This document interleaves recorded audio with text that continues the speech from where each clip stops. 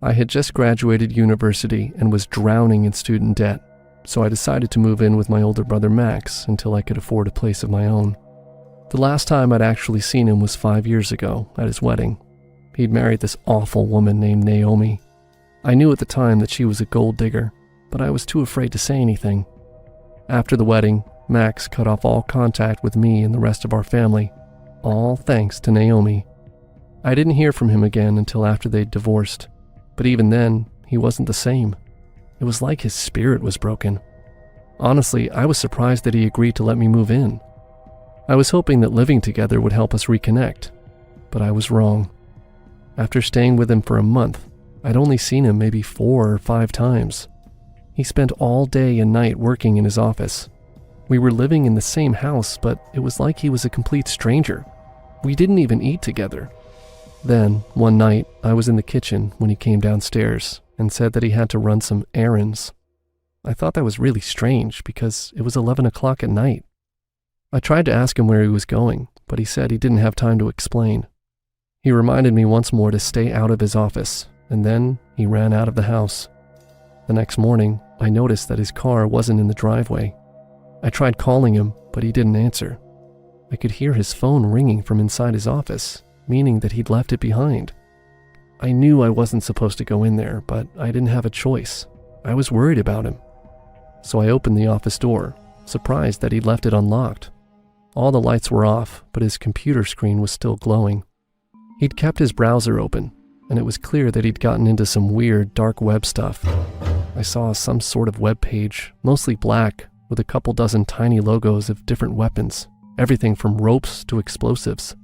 4 of the weapons were highlighted: chains, a baseball bat with nails sticking out, 2 different knives, and a blowtorch.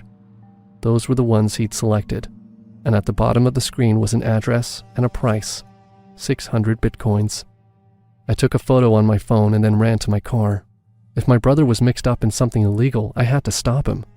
Armed with some mace, I drove to the address, which was an old warehouse just outside town. The place looked completely abandoned, except for Mark's car parked behind some dumpsters. I instantly regretted not calling the police. This was not a safe place, but it was too late now. I had to go inside and see for myself. I crawled through a gap in the chain-link fence and found a side entrance that was unlocked. Very quietly, I snuck inside. The inside of the warehouse was divided into several dark rooms, each filled with old factory equipment and metal cages. It was very quiet, except for a soft clinking of chains from somewhere in the back. I followed that sound until I made it to a metal door. I gathered up my courage and stepped inside. Right away, I saw a woman chained to the floor. Half of her face was horribly burned, but I could still recognize her. This was Naomi, Max's ex-wife. She was so out of it that she didn't notice me at first. In front of her was a table covered with the weapons that Max had ordered on his computer: the knives, the baseball bat, and the flamethrower. I was so disgusted by what I saw that I was frozen in place. Suddenly, Naomi's chains banged against the ground. She'd seen me. She reached forward, silently begging me for help, and I saw that 2 of her fingers looked broken. What had Max done to her? I scooped up the key on the table and ran to Naomi. I had to free her. I crouched down and asked her what was going on. She tried to answer, but I couldn't really understand. Still, I didn't need an explanation to know that Max had spent all night torturing her. With her fingerless hand, she gestured toward a door to the side. I assumed that Max was in there. I had to get her free before he came back. My hands shaking, I unlocked her chains and helped her stand up. She mumbled something at me that sounded a bit like, "Hurry."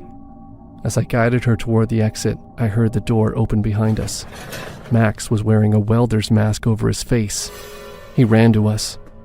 I wanted to think that he wouldn't attack his own sister, but after what he'd done to Naomi, I didn't know what he was capable of. He was running at full speed. Without thinking, I grabbed the baseball bat on the table and swung it into his stomach. The nails dug into him, and he instantly crumpled to the ground. Had I killed my own brother? I felt terrible.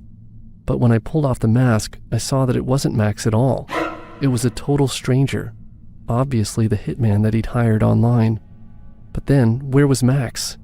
Naomi kept gesturing toward the side room, so I stepped over the body and peered inside. There was Max, asleep on the couch. He was smiling. I guess he just wanted to stay here while the hitman tortured his ex-wife. I pulled out my phone to call 911, but Naomi touched my shoulder. "Go," she tried to say. She looked at me, her one good eye pleading. That's when I made an awful choice. "Okay," I said, and I left her there. As I walked out of the warehouse, I looked over my shoulder and saw Naomi grab the blowtorch. When I was outside, I called the police, and as I waited for them to come, I could hear someone, a man, screaming through the walls.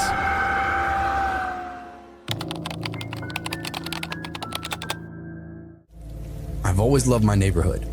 It's quiet, friendly, the kind of place where you can leave your doors unlocked without worrying about anything. I've lived in these suburbs pretty much my whole life. They've always been cute, quaint, and exactly what people expect when they envision Midtown America. We don't all know each other's names or anything. This isn't Mayberry. But we did all have a good understanding of the community and how things flowed. Crime was at a minimum, at least from what I recall.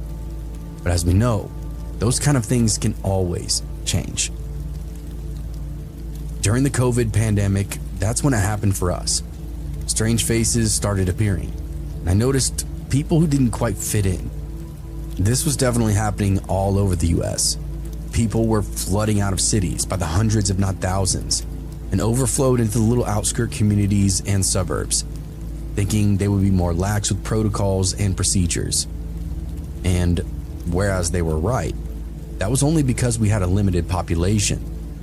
Once an extra 10,000 people rolled into town, filled up the hotels, and started sleeping in their cars on the streets, things changed and we had the same laws and restrictions as those big cities. At first, I thought it was just my imagination, but as the weeks went by, I realized that something was off. It wasn't anything major, but definitely found its way onto my radar. I was working from home at the time, and with less to do. I found myself keeping an eye on the neighborhood. And that's when I saw this beat-up old car with rusted wheel wells and shrouded windows. It just looked like trouble, parked in front of the Johnson house, where high school-age kids lived. I thought maybe it belonged to a visiting friend, but something about it just made me uneasy. This was the thing that had me feeling off, as I'd never seen such a questionable car inside our neighborhood. I kept an eye on it, but didn't see anyone or anything. "Hey, hun, come check this out," I called to my wife, nodding towards the window. She came over and peered out onto the street. What am I looking at?" "That car, doesn't it just look off to you?" She frowned. "Maybe it's just a friend visiting the kids over there," she asked, pointing to the Johnson house. Yeah, maybe you're right," I said, dismissing it. "I just came to this weird conclusion, it looks off." We agreed that it was out of place, but there was nothing else really to do, not unless we wanted to call the police, and I wasn't that invested. It just felt definitely overboard in the moment, crossing a line, so to speak. It's probably nothing anyway, but we made a note to keep an eye on the street and see if it left. It did, sporadically, coming and going at random intervals, and all without ever seeing the driver. It was mysterious, but not the end of the world. So I ended up just forgetting about it. It was probably just COVID paranoia clouding up my brain. Fast forward a week, I noticed the police are now patrolling the neighborhood. Now that was unusual. We never saw cops around here unless it was a speeding ticket or a lost cat. I didn't put two and two together at first, just figured it was a random patrol. Or maybe they were looking for some troublemaking kids. Not the first time a group of high schoolers would tear through backyards to get away from whatever nonsense that they had orchestrated. They patrolled one day and then the next. And by day 3, I remembered that weird car and thought, maybe something is up after all. Then I saw an officer taking a report from the house next to the Johnsons. My curiosity was piqued at this point. What else did I need, It was pretty obvious that something was going on at this point, and I was being nosy and wanted to know the severity. I watched from my window as the neighbor explained something in what looked like vague detail to the officer, who was writing it all down. "What's going on?" I asked my wife, as we watched the officer nodding and taking notes. "Maybe somebody reported a suspicious person," she suggested. "Or maybe they were having a party over there. Aren't we not supposed to have gatherings larger than 6 or something like that?" She was right. This was pretty early on in COVID, and we did have those stupid rules in place like that. I'm suddenly put back at ease. It probably had to be something with COVID, probably something really stupid, and here I had myself all worked up. Still though, I kept an eye on the scene until that cop left and everything went back to quiet. My wife and I settled in, hung around, had dinner, and forgot about the weirdness just outside. We sat down to watch some Netflix for the evening and found that we couldn't get anything to work. The internet was connected, but the speed was non-existent. Nothing would load, only spinning buffer circles. After a few minutes of tinkering, we didn't know what else to do. A couple of calls to friends, to customer service, and nobody had an answer. We tried resetting the router, and that worked, but only for a minute. Finally, we gave up and just hung out on the couch. As the night wore on, I couldn't shake the feeling that something was definitely weird and off. I kept glancing out the window. That's when I saw them out there again. An unmarked police cruiser, parked down the lane, partially hidden. My heart began to race as I realized whatever was going on, it was serious this time. Could that have been what knocked out the internet? "Hey, hon, come take a look at this," I whispered, nodding to the police car. She peered out the window, her eyes widening. "What are they doing out there?" I shook my head. "I don't know, but I'm definitely going to find out tomorrow." We huddled at the window for a little bit longer, waiting to see if anything else happened. It didn't. Nothing stirred, no lights, no sounds. We talked about it amongst ourselves again, maybe thinking it could be connected. And if it was, how? And above all that, why? Why was all this weird shit happening all of a sudden? Again, I know we were probably just a little on edge from being literally invaded with COVID refugees and all kinds of other awful stories about squatters and the like. Or even the whole communities being taken over by wackadoos. As we went to bed, I couldn't shake that feeling still. Something's going on in our quiet neighborhood, and I was determined to get to the bottom of it. "I'm going to talk to the neighbors tomorrow," I told my wife as we settled in. "Maybe even the police too." She nodded with her eyes still fixed on the window. "All right, hon, but be careful." I nodded, but as I drifted off to sleep, I couldn't shake that feeling. The feeling that we were caught up in something that we definitely shouldn't be. The next morning I popped up, got myself ready for the day, and then just bided my time until I thought it'd be appropriate to cross the street and start my line of questioning.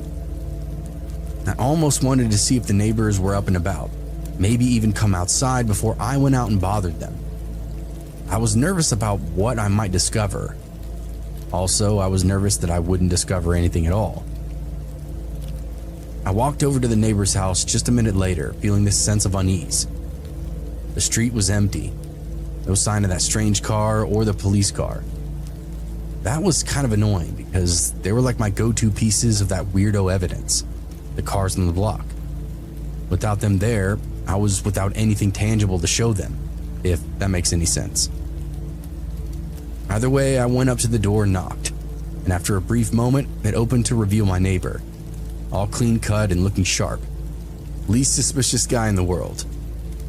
"Hey man, what's up?" I asked, trying to sound super casual. "Not much," he replied, stepping aside to let me in. "Just dealing with some weird internet issues." I nodded sympathetically. "Yeah, we've been having some trouble too, but the police were here, right? What was that all about?" He hesitated, looking around nervously. "To be honest with you, I'm not really sure. They just asked us some questions about our web activity and then took a statement." I frowned. "That's weird. Did they say what it was about?" He shook his head. "No, they just said it was some kind of security matter." We talked a bit more and I mentioned the car, but he didn't know anything about it. He said he was just having web trouble, pretty much the exact same issues that we were having. And then his internet service provider actually reached out to him, advised him to unplug his modem and his router, everything that made the network, and wait from there. He thought it sounded like a scam or something, but it turned out it was a legit company, so he did as instructed. The next day, the police showed up, confiscated the equipment, and that's the last he's heard. We said our goodbyes after that, and then I went on my way. I left his house feeling more perplexed than ever. As I walked back home, I decided I'd try my internet again. Maybe it was working now. But when I connected, I found that it was still not working properly. It said connected, but I couldn't access any websites or send messages. Whatever it was like it didn't want anything outbound at all.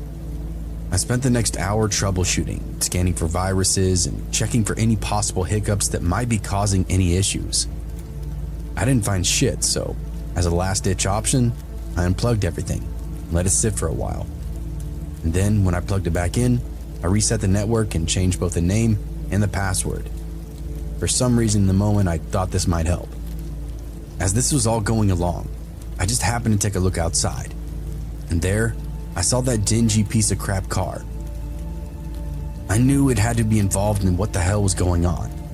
2 houses with no internet, police patrolling at all hours.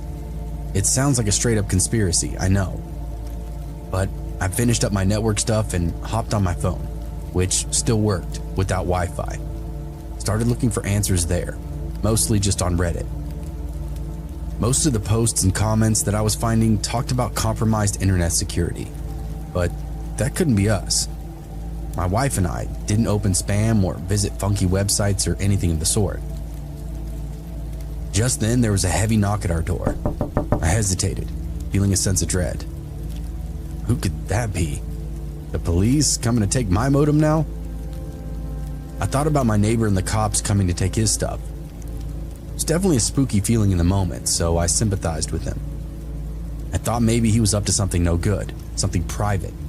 Maybe the cops caught him and were in the middle of a bust or something.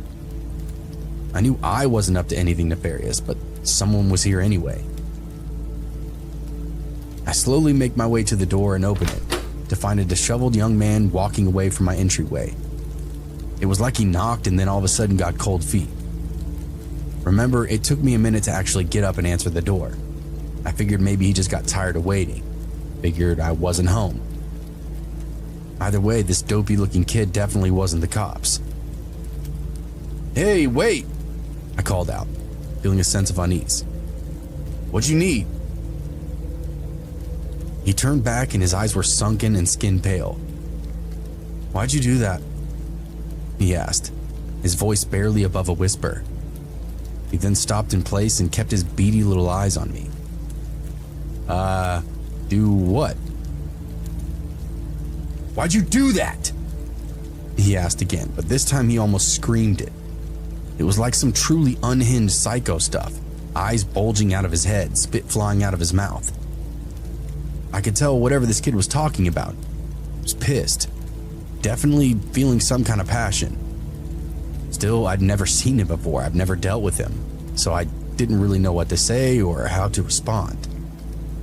He shook his head and walked away, leaving me even more confused and uneasy than ever. As I watched him disappear into the distance, I realized that I was definitely out of my element with all this. Internet issues, the police visit, the strange car. It has to be connected. It was all closing in on us. I'm not a cop, I'm not an investigator, I'm not even really a fighter. I just felt the weight and proximity of something potentially dangerous. I wanted out. I wanted police on site immediately. I stepped back inside, my heart racing with fear. What is going on and why am I now being targeted? As I waited for my wife to come home, I couldn't shake that feeling that we were in grave danger. The slow burn of unease had turned into a raging fire of dread. I figured the cops would show up any minute to throw me in the slammer, but for what? Who knows? Maybe someone was framing me right then and there. loading all kinds of crazy illegal shit onto my computer and tablet without me even knowing about it. Because that could happen, right?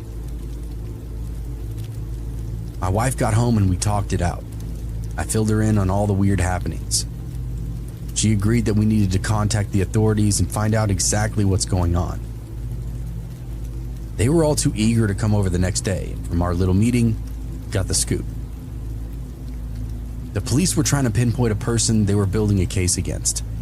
It turned out to be the guy that knocked on our door that day. His name was Kevin or Keith, something like that, and he was a newly displaced COVID refugee, homeless and half out of his mind. The thing about Kevin was that he was a techie, and he had an overflowing well of knowledge on computers and computer science. Kevin had been driving around the Midwest, bumming internet here and there. It started with coffee shops and random stores, gas stations, really anywhere without an unprotected link. Some of these networks blocked access and permissions though, so Kevin got pretty good at routing these firewalls and restrictors. Over time, with prolonged drug use and a dwindling relationship with reality, Kevin started going down all kinds of rabbit holes of conspiracy. He also stopped sleeping apparently, just aimlessly driving from town to town, state to state. As it went on, he started using private networks, as he figured out how to get into most of them. Some kind of weird backdoor access, with all the people who hadn't changed their stock network password.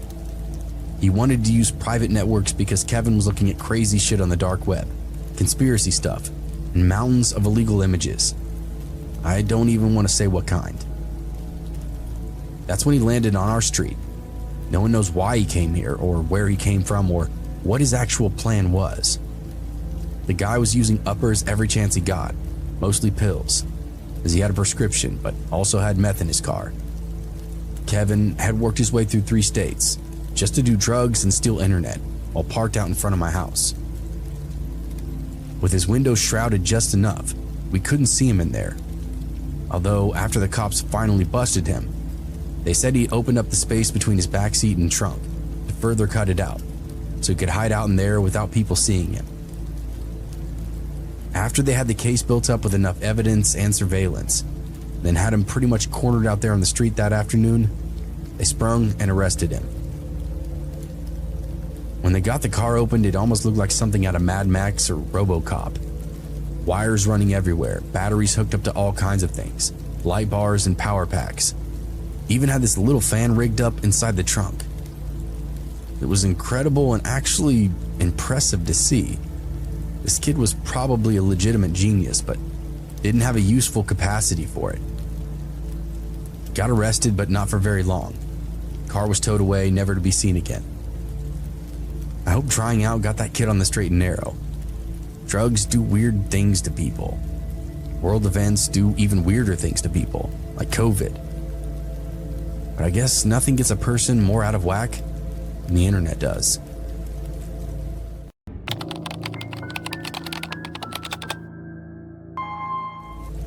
I have a story that's about the dark web or something adjacent to it. I'm not really sure, but it was definitely one of the scariest things that's ever happened to me. This was in 2013 or 2014, my sophomore year, because none of us could drive yet. I'm a girl and most of my friends were girls at the time. Like to wander around downtown until our parents just made us go home. We all kind of lived close, so it wasn't a big deal to meet up at the corner and then just harass all the nice people out for an evening stroll. The art district downtown was our playground in high school. We'd spend hours exploring the vibrant streets, admiring murals and sipping coffee at elected cafes. There wasn't a lot to do where we lived, so it was either roaming the city or getting kicked out of the mall. We all preferred to be outside, so we stuck to the sidewalks. One evening, as we strolled by a dimly lit alley, we stumbled upon a group of kids that were huddled up around something on the wall. With our curiosity piqued, we decided to return later and investigate for ourselves. It was really weird, whatever they were doing, because as we walked by the alley entrance, they all stood upright, acted all nonchalant like we couldn't see them.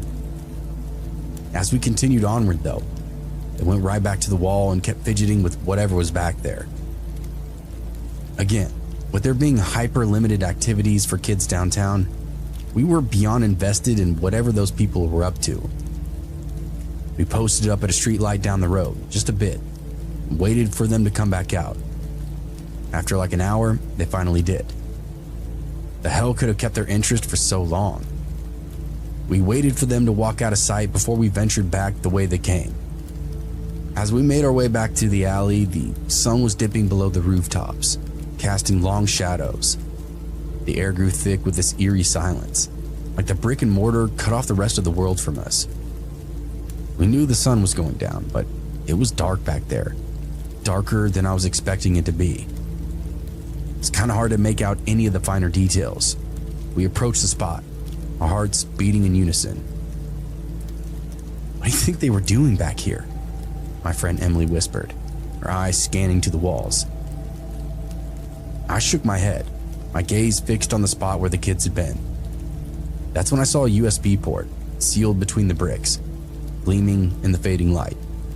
It's totally sealed in the brick, just a port for someone to come up and hook up to. Guys, look at this, I called out, my voice barely above a whisper. They all gathered around me, their faces reflecting in my own mix of fascination and trepidation. The port seemed out of place, like a secret hidden in plain sight kind of thing. The hell could it be for? One of the strangest things I'd ever seen. Who put it there and why? Why make it accessible? This is freaky, Emily said, her voice trembling. I laughed and pushed her shoulder, trying to make light of it.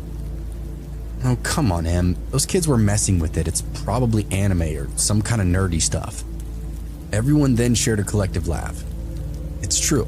We did see other kids playing with it, so it's not like some greasy guy in a trench coat was loitering back here, trying to get us to hook up to it. Still, I was super curious, so I had to ask. Should we see what's on it? I don't know, Emily said. Come on, it's probably nothing, I shot back. My friends exchanged nervous glances, but I was resolute. Rummaged through my backpack, producing a couple of adapter cables. Are you sure this is a good idea? My friend Sarah asked, her eyes widening with concern. She was already known for being a buzzkill, so I didn't really pay her any attention. I smiled, my heart pounding with excitement. Come on, it'll be fun, guys. With a deep breath, I plugged the USB into my iPhone. The device buzzed to life, downloading gigabytes of data. I couldn't wait to see what kind of weird stuff we might discover, or maybe some secret diary. Who knows?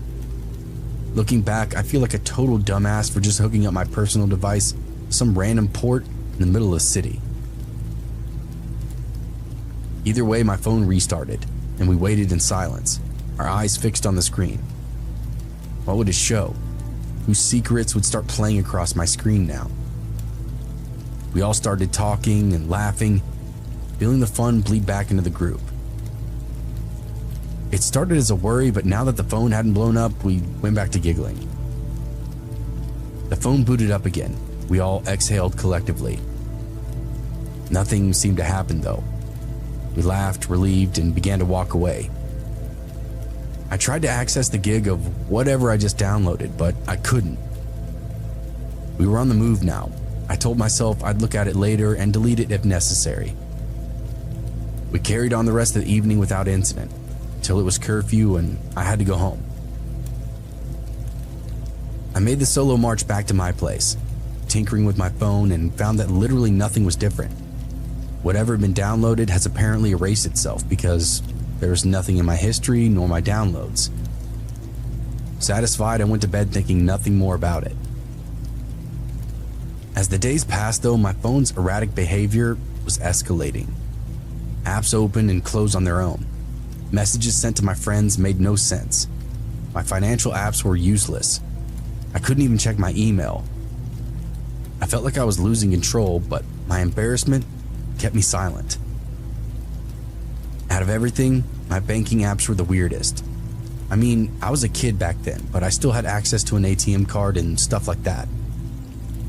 Was worried that whatever had gotten into my phone might be able to get into more delicate areas of my life, and from there, God knows what. Still, being a dumb kid, I took zero precaution. Just forgot about it like I did everything else. We had a good laugh about the random texts my phone would send, as they were either wordy or total gibberish and would fire off at any hour of the day. Super weird and funny for whatever reason. Then, my laptop joined in on the chaos. It froze one day, then rebooted. The login screen taunted me with the same menacing message. All your secrets belong to us.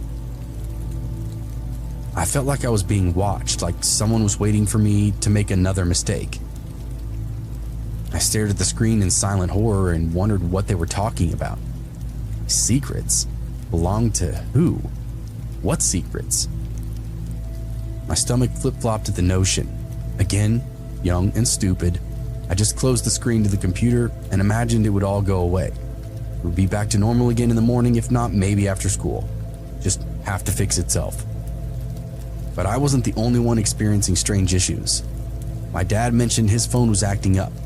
My mom was struggling with the internet. As the week went by, I was hearing more and more about the weirdness in our home.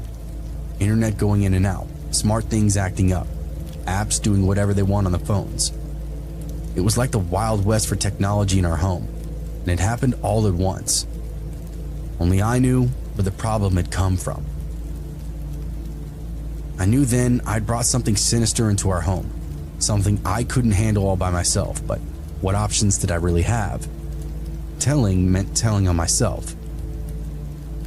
One night as I lay in bed, our security system blasted to life, and I can't express how terrifying it was to be woken up by something so overwhelming. Alarm systems like that are so loud they rattle your teeth. They thump inside your chest and displace every piece of hair on your head. It's a very uncomfortable feeling, even when you're awake, so for that to go off in the middle of the night had me on borderline hysterics. The alarms sent us scrambling into the living room, our hearts all racing. My dad quickly checked the doors, but there was nobody there. Tried to disable the alarm, but it wouldn't budge. I could see his face getting frustrated in the red glow of the screen. Punching his code in over and over, nothing happening. It was like a nightmare, but it wasn't going away. Then the unthinkable happened. The alarm ceased, and a voice spoke through the intercom, its tone very chilling. Hello? Can you hear us? What? Who is this? My dad screamed into the intercom. Hi. We just wanted to say that all your secrets belong to us now. My eyes peeled open and I went numb, literally collapsed against the wall and slumped to the floor. My mom came over to console me, screaming for my dad to call 911. He killed the power to the security system somehow and the speakers went silent. It was then I broke down, confessed everything to my parents. They were shocked, but quickly sprang into crisis mode, taking down notes on everything that I could tell them. They're furious, naturally, but we were already in the thick of it. There's nothing else to do. We all slept in the same room that night, just to be sure nothing else crazy was going on. The next morning, they contacted the police and all kinds of different damage control experts, namely their personal taxes and financial people, even a cybersecurity guy. They made a report and then got the lowdown on everything that could go wrong and how bad it actually was. Ultimately, we had to replace all our devices and some smart tech around the house. From there, we needed all new logins, emails, and super strong passwords. Everything was on VPNs and encrypted in our house, way before there were ads about it online. It's a huge pain in the butt, very long, strenuous, and expensive, but came as the recommendation. The USB port was extracted from the wall, but it yielded nothing. The investigators said it was nothing but a dead drop with some angsty essays written by teenagers and young adults. Even some crappy poetry, a couple of random codes for random things. No malware, no virus, no nothing like that. It was as if it jumped onto my phone and wormed its way through our stuff, and it only existed there. It was all very creepy to think about. We had to replace every device, change every password, and endure a long, grueling process to secure our digital lives. It was a nightmare, one that I foolishly invited right into our home. As we struggled to rebuild our digital security, I realized how lucky we were. Our finances were intact, our private lives remained private, and we avoided the shame of being hacked. There are some true horror stories of people losing everything to scammers and hackers, so to come out unscathed was really a blessing. I learned a hard lesson. Never mess with things you don't understand. Never underestimate the power of the unknown. It was almost like taunting a raging bull, and I was powerless to get out of its way. The internet is much the same. You don't ever want to turn its eye on you. From that day on, I treated electronics with respect, never taking their security for granted. The memory of that USB port and its sinister message remained etched into my mind, a constant reminder of the dangers lurking in the shadows of the digital world. Dangers we can't even perceive. You wouldn't want all your secrets belonging to them as well, would you?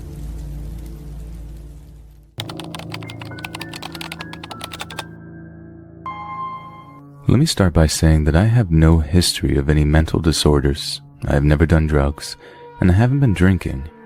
Also, on my father's side of the family, we have a tradition that I've known about for most of my life, that every firstborn son has the initials JCM or JDM. Knowing this, I picked out my son's name a few years back, and it's unique, one I've definitely never heard before. Let's move on. About a year ago, when I was 21 years old, I shared an apartment with two female roommates, Kaya and Amber. It was late in the afternoon, and I had just gotten off of work and was headed home. When I opened the front door, there was a little boy crouched on the floor that I'd never seen before. I closed the door, and he ran up to me with a smile and hugged my legs. I said hello, and he looked up and said hi. I asked him who he was here with, and he said with you. I called out to Kaya and Amber, thinking maybe they had to babysit a brother or nephew or something, but nobody was home. The place was empty. I asked who his mom was, and he told me to stop being silly. Confused, I asked him what his name was, and then my heart dropped. "Daddy, it's me, Jergen." The same name I had picked out for my firstborn son. I'd never told anybody that name. Nobody. I asked him where his mom was, and he got a really sad look on his face and said, "She's gone." Suddenly a rush of pure dread filled my body, and I fell to the floor and began to cry like a baby, head in hands, sobbing. I have absolutely no idea why. When I looked up, Jergen was gone, and I felt completely devastated, like my entire world was falling down around me. I called out to him, but there was nobody in the apartment anymore. I've never told anybody about that night, but I found this channel and felt like I should talk about it. If anybody knows what could have happened or has had a similar experience, please let me know.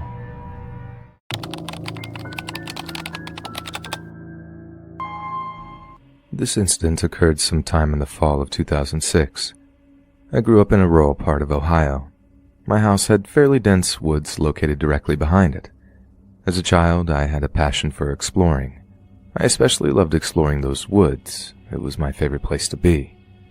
Prior to this incident, I had wandered through those woods many times, always with my mother's permission. There was one tree in particular that I frequently enjoyed to climb, usually about to the halfway mark so I could perch myself on one of the heavier branches and just relax as I listened to the peaceful sounds of nature. Climbing that tree for the very first time was quite an accomplishment. From that position, I could partially see the back of my house. On that day, after a fair amount of exploring, I carefully scaled my favorite tree. I seated myself on a sturdy branch and took in the view. Naturally, being late in October, the sun inevitably began to set within a few minutes. I always felt a little saddened to see the darkness approaching. The woods were like my own little sanctuary. I could entertain myself out there for hours. When darkness began to fall, however, my mother would stand at the edge of the woods and call my name until I obediently returned home, so not to be stranded out there after dark. After watching the sun set until I could no longer see it, I began my descent down the tree. I was nearly at the bottom when I heard my mother's familiar voice calling my name. I thought nothing of it at first, as this routine had occurred plenty of times before. Then I realized something strange as my feet touched the ground.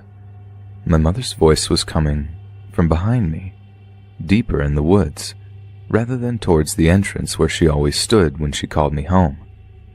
My mom had never entered those woods before, at least not with me. I was eager to find her and show her all of my favorite spots before it grew too dark. That's when I realized something was off. How could she have gone into those woods ahead of me? Certainly I could have missed her, but as I said, she never entered those woods. She continued calling my name, but there was something strange about it. She sounded absolutely frantic, almost angry. Fearing that I was in trouble for reasons currently unknown, I froze in place.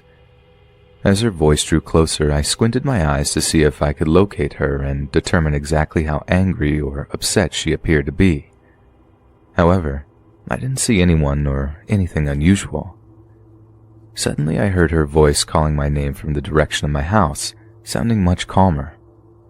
Seconds later, from somewhere within the woods yet again, it wasn't an echo. I wasn't imagining things. I was literally hearing her beckoning me from the edge of our backyard, as well as ahead of me. My legs suddenly turned to jelly. I couldn't quite comprehend what was going on. "Come here, right now," the voice that I originally believed to be hers screamed from just ahead. I realized that whoever or whatever was mimicking my mother was drawing closer. I didn't question which voice was actually my mother's, as there was something about the way it sounded that unnerved me.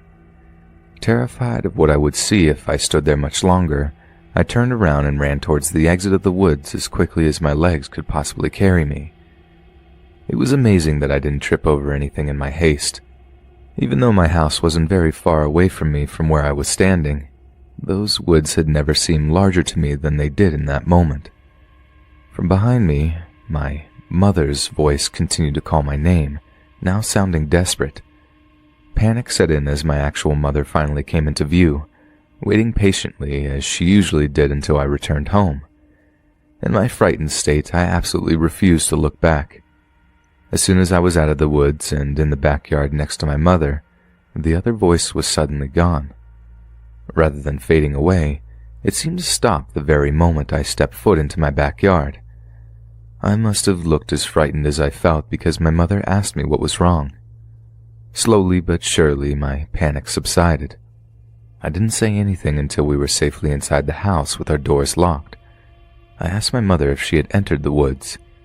Appearing confused by the question, she told me that of course she didn't. With that confirmation, I hesitantly asked her if she had heard anyone else calling my name and yelling. The answer to that question was also no. Although I was still very much shaken up, I managed to explain everything that happened as clearly and rationally as possible. My mother was surprisingly nonchalant about the whole situation, explaining that I must have imagined it, that I was spending too much time out there by myself. The incident in those woods had stayed with me to this day. I can still hear this voice as clear as a bell. Whoever or whatever is calling my name sounded exactly like my mother, but I know it wasn't her. Not only was she waiting for me outside, but the voice also sounded strange in a way that I still can't fully explain. I didn't go back into the woods until I was 17 years old, and even then, I never hung out for very long. I've carefully gone over every possible explanation, but none of them seemed entirely plausible. It certainly wasn't my mother playing a prank. There was no way she could have pulled it off, not to mention the fact that she's never been one to play pranks. I also highly doubt that it was anyone else because, as I stated before, we lived in a very rural area. The closest neighbor was at least a mile away, and I wasn't personally acquainted with any of them. How could they have known my name and where to find me? We've since moved out of that house, but my mother and I occasionally discuss the incident. She still claims that she never heard or saw anything unusual out there. I know it probably shouldn't, but what happened in those woods continues to bother me. I spent many hours out there prior to that day and never had anything out of the ordinary occur. The best explanation I have at this point is a doppelganger or possibly a demon, but I'm unsure. If anyone has a possible explanation as to what might have happened, I'd love to hear it.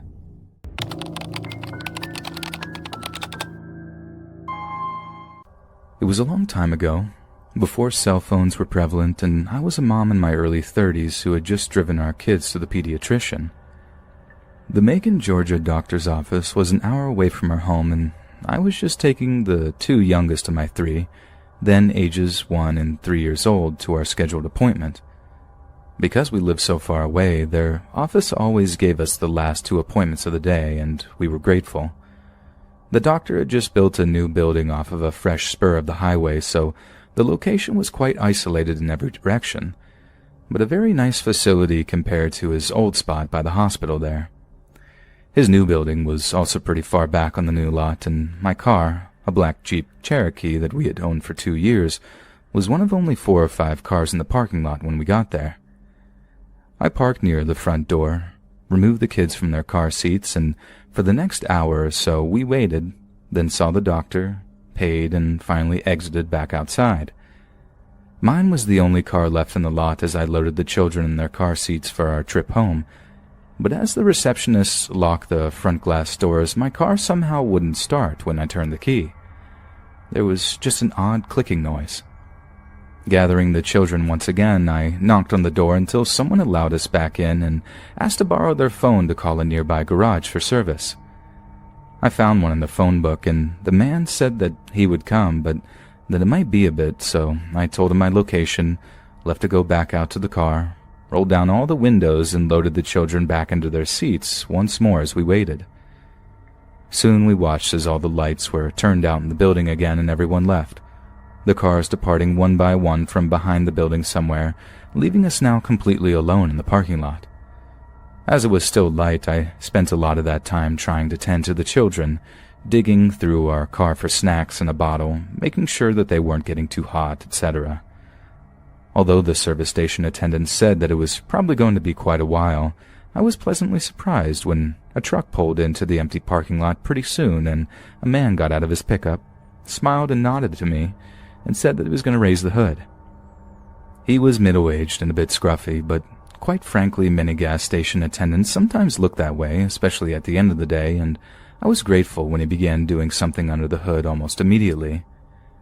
I sat down again in the driver's seat with the door open, waiting for him to tell me to try the engine, but he seemed to be taking a long time checking the connections, and I longed for him to just grab jumper cables, yet he never did. Without getting out of the car, I asked him what he thought was wrong, and he said, "Oh, it's just a loose wire, not the battery," and continued doing whatever it was he was doing. I couldn't see his face at all from where I was sitting, and his hands were slightly visible through that long, horizontal slit between the windshield and the raised hood as we waited. More than once he said it was merely a loose wire, and if I would just come up here really quick, he could show me which one it was, so it would never happen again. I remember kind of smiling and shaking my head, saying that sadly there was no reason to show me anything as I didn't know anything about cars. I just thanked him and continued to stay in the driver's seat, again just waiting for the inevitable signal to try to start the ignition that was most surely coming any moment. At one point I remember thinking that he was definitely flirting as he spoke, but I was trying above all to be polite and kind as he was indeed helping us.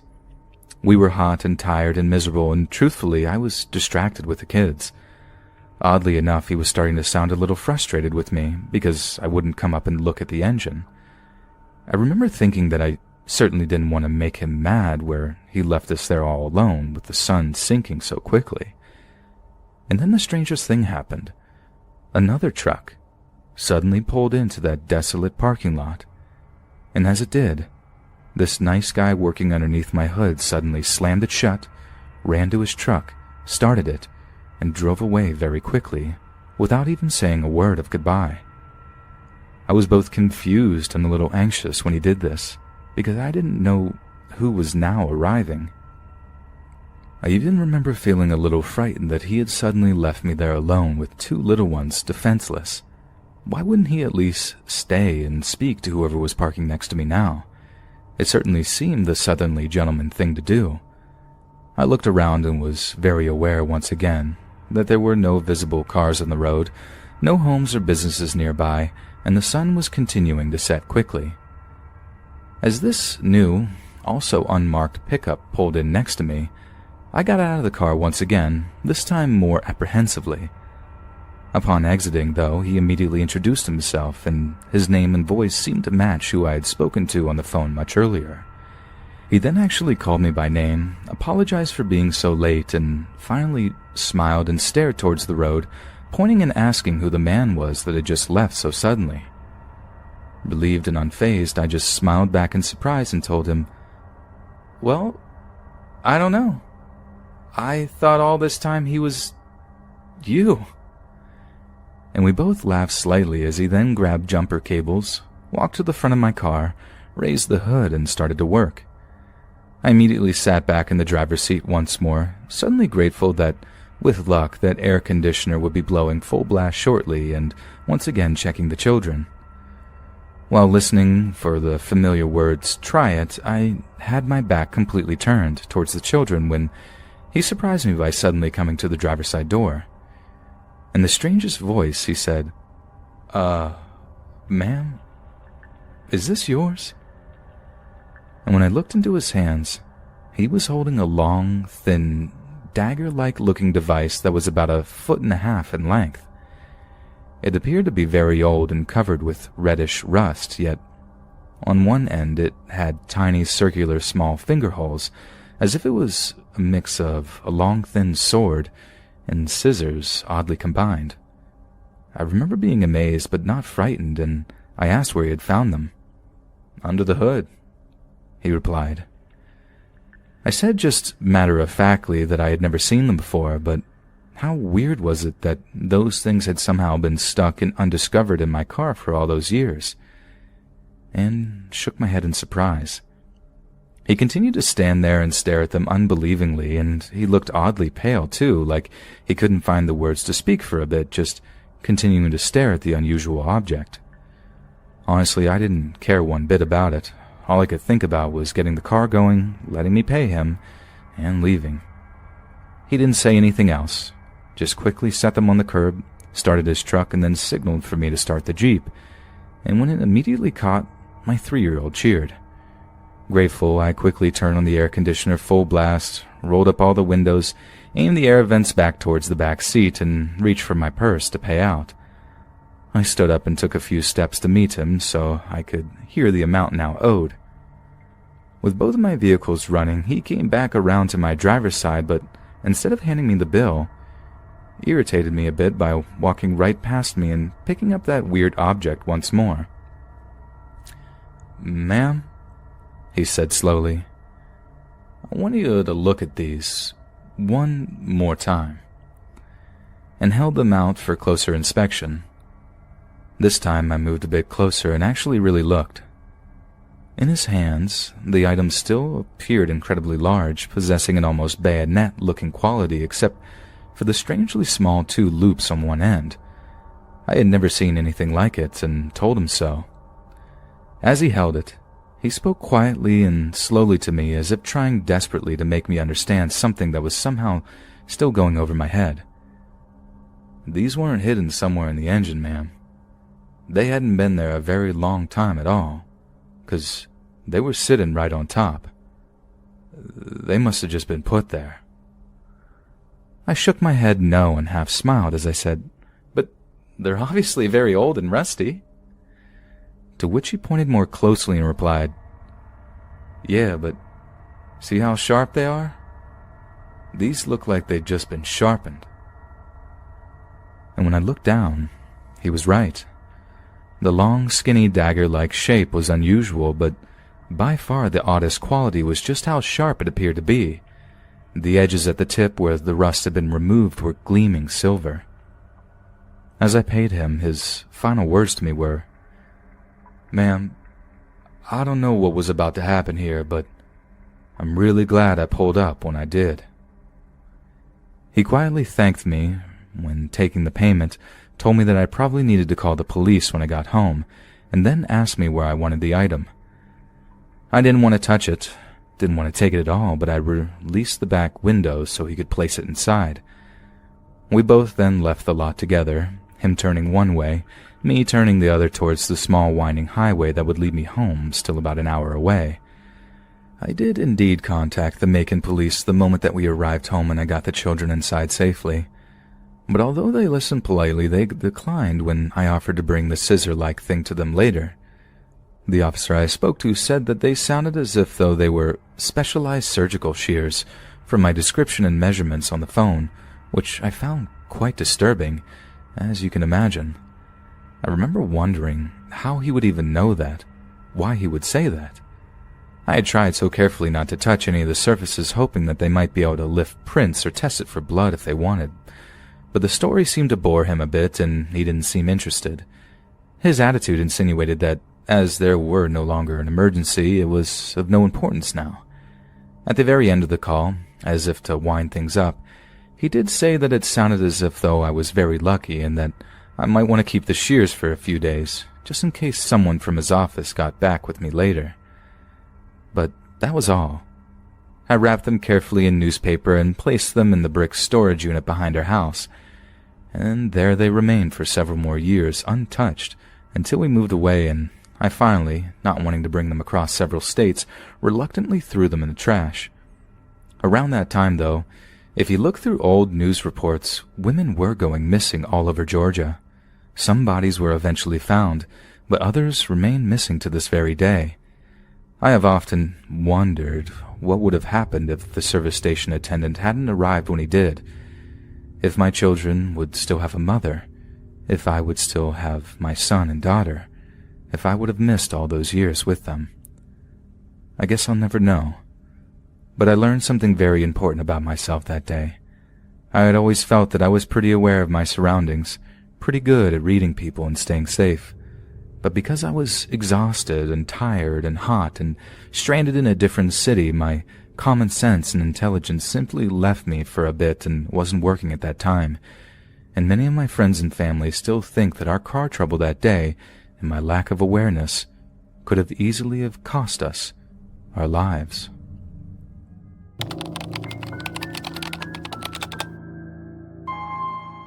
Chat rooms I've always been okay with. It's the idea of turning my camera on that always freaked me out. I think just chatting, just using text gave enough distance, enough, anonymity to let you talk freely and not really worry about what you were saying, especially if the person you were talking to was a stranger. But when you're on camera talking to them, well, that's something different. Then you kind of feel like you're being observed or scrutinized or whatever. It's uncomfortable.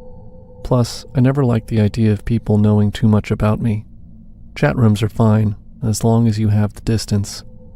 I think before what happened, my paranoia about cameras was started by my dad. He'd always have a piece of black electrical tape over the lens at the top of his laptop. I actually used to laugh at him about it. "When the camera's on," I used to say, "you can tell because there's a little green light that comes on at the top. If the light isn't on, the camera isn't on." My dad's usual mega paranoid response was to shake his head and laugh. "You really think that's true? You really put your faith in that one little light bulb? As if the people who can hack phone lines or build a computer in the first place couldn't just switch the light off if they wanted to? Nah, I think I'll keep the camera covered, thanks." What was hilarious about this was that my dad talked like he had classified documents and top-secret military information on his battered old laptop, as if the CIA and the FBI were going to hack into his computer just to look at the photos from his latest camping trip with the guys, or read endless documents about different types of fishing tackle. It was actually hilarious. Still, I did take to putting a piece of tape or a post-it note over that little glass circle that represented the camera lens on my computer. I may have laughed at his paranoia, but I also caught it as well. With the lens covered and the camera not enabled, I'd use chat rooms happily. Sometimes with friends or in group forums, sometimes with complete strangers where I would be careful to hide my name and not give out too much information about who or where I was. I felt fairly confident that I was anonymous, until one day, about 3 months ago. I'd been chatting to a guy, a stranger, online for about an hour, and he seemed quite cool. After a while, he asked if he could see what I looked like, and I said no, that I didn't like being on camera online or sharing photos. When he asked why, I just said that it made me uncomfortable, and almost as a joke, I shared my dad's thing about the tape over the lens. The guy sent some smiley face emojis to show that he found the whole idea amusing, but then started to get all weird and conspiracy theory on me. "You know," he wrote, "if they wanted to use the camera, if they wanted to see what you were doing, who you were talking to, all that kind of stuff, they could." When I asked, a little sarcastically, who they were supposed to be, there was a long pause. Eventually, when he responded, his response sent a chill down my body. "They is me," he wrote. I thought about ending the chat right then, but we had got on up to that point and part of me thought it might be a joke. Either way, I still glanced up at the tape covering my camera lens. After a moment, he replied again. "Nice dog. Is it a corgi?" I smiled and asked him what the hell he was talking about, explaining that I didn't have a dog and that I had never had one. "Well, you're holding one in that photo on your desktop," was his reply. I felt my blood run cold. It was true. On my desktop, as part of a collection of photos I was planning to edit, was one of me clutching my friend's corgi dog, Bella. I typed back hurriedly. "How did you see that? How can you have seen that? Are you some kind of hacker or something?" No response. "Anyway," I wrote, "that isn't even me." His 3-word answer made me swear off chat rooms forever after that. "Yes, it is," he wrote. Then, just for a few seconds, quick enough for me to see it, but not long enough for me to screenshot it, an image flashed up on the monitor. It was me, in my room, wearing the exact clothes I had on at that moment. What was worse, far worse though, was that the photograph was taken from a different angle to my laptop camera. I slammed the laptop shut, screamed for my dad, and spent the next 4 hours searching the room for a camera. My dad even went out and bought a metal detector to go around the room to try to find it. There was nothing, but my dad offered to switch rooms with me so that I would feel more comfortable.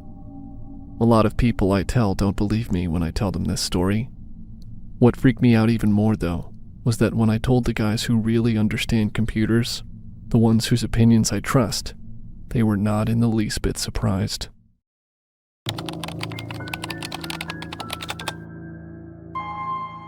In real life, I'd say I'm generally quite a shy and introverted person.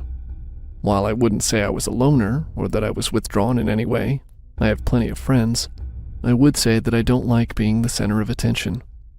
I'm happy for others to hog the limelight or dominate the conversation, and content to just hang back and let them be the focus. Online and in chat rooms, it's a different story. Mostly because in chat rooms, I'm never myself. I love talking in chat rooms, especially with strangers. Not because I'm self-obsessed or because I'm particularly switched on by meeting new people, but because I have the freedom to roleplay, even if the other person doesn't realize that the roleplay is happening. At different times and with different people, I'll adopt completely different personas, become a different character. These personas are like characters I've invented. The people on the other end of the line have no idea that they're talking to a 19-year-old girl from Texas unless I tell them, but sometimes I don't. Sometimes I pretend to be Jessica, the 34-year-old part-time model and fashion designer from Beverly Hills, who's obsessed with designer labels and certain TV shows. Sometimes I pretend to be Maddie, the 25-year-old rocker chick who's into the Ramones, reads Nietzsche, and has deep conversations about philosophy and religion. Sometimes I even pretend to be boys, like Chad, the college jock who's on the wrestling team, and talks to strangers about his problems with his equally fictitious girlfriend Tiffany. For the person on the other end, there isn't a difference. As far as they know, they really are talking to Jess, Maddie, or Chad. They carry on the conversation as if the character I've invented is real, and I get to practice a bit of storytelling and fantasy. Up until around a month ago, I would have said you should try it, because it's fun. Now, I'd say you shouldn't. One Friday, I got a call from a friend of mine who started the conversation without even saying hello. Instead, she just jumped right in with, "What's with all the friend requests?" I remember thinking this was a strange way to start a conversation, but before I could respond, my phone started to buzz with another call. and another, and another. Texts, notifications from different social media accounts, all flooding in at the same time. I decided to ignore them until I finished this conversation and asked my friend what she was talking about. She said that she had received 3 friend requests on Facebook and 4 new followers on Instagram, all from different accounts with different names, but all with my picture. "Who the hell is Maddie or Jess?" she said as I felt my legs turn to jello. I told her I'd call her back and checked my other messages. They were from my other friends, all furious at me for hurling abuse at them. Apparently, they had received the same friend requests from people with the name of the characters I created, all with my photo. When they accepted it, they got a torrent of the most hideous abuse and vile pictures posted on their timelines. Disgusting images and the kinds of phrases and threats that you wouldn't wish on anyone. I won't repeat them here, but trust me, they would be enough to get you banned from most platforms. For a moment, I struggled to work out what was going on, but eventually in time, I figured it out. Someone had realized that I was playing all of these characters in chat rooms and had decided to teach me a lesson. The only way that would be possible, I thought, was if they had somehow hacked or cloned my computer, or if they had actually seen me using the chat rooms, on my phone or on my laptop, and decided to play a cruel trick on me, to ruin my friendships with other people, and paint me out as this vile person. I ran anti-spyware software through my computer and found nothing. It hadn't been hacked, or at least didn't look like it had. Then I thought back to when I might have left my phone or laptop unattended. Thought about who might have had access to them while I wasn't around, and could have figured out that I was playing several characters at once. Who might want to play this cruel trick to isolate me from my friends, and why? Remember I said about the first friend who called? The one who asked, "What's with all the friend requests?" Well, I left my laptop at hers one night after we were studying together. It's the only other person who would have had access to it. Let's just say, she is no friend of mine anymore. Our official merch store is finally here. If you want to support more of our channel, check out our merch shop. The link is in the description down below. See you on the next video.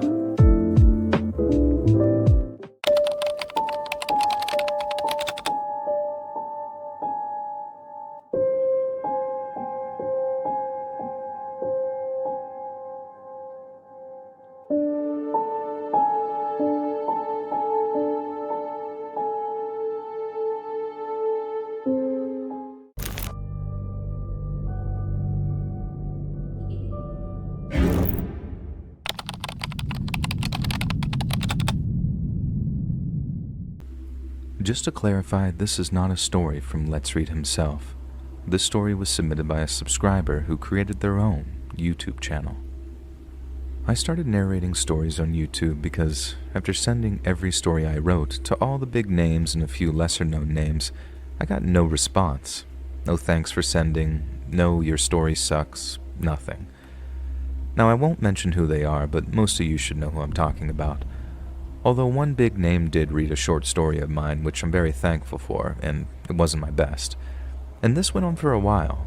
After months of frustration, I finally realized that it wasn't going to happen, so I decided to narrate my own stories, create a YouTube channel, pick a name, and then post them myself. How hard could it be? And so I did.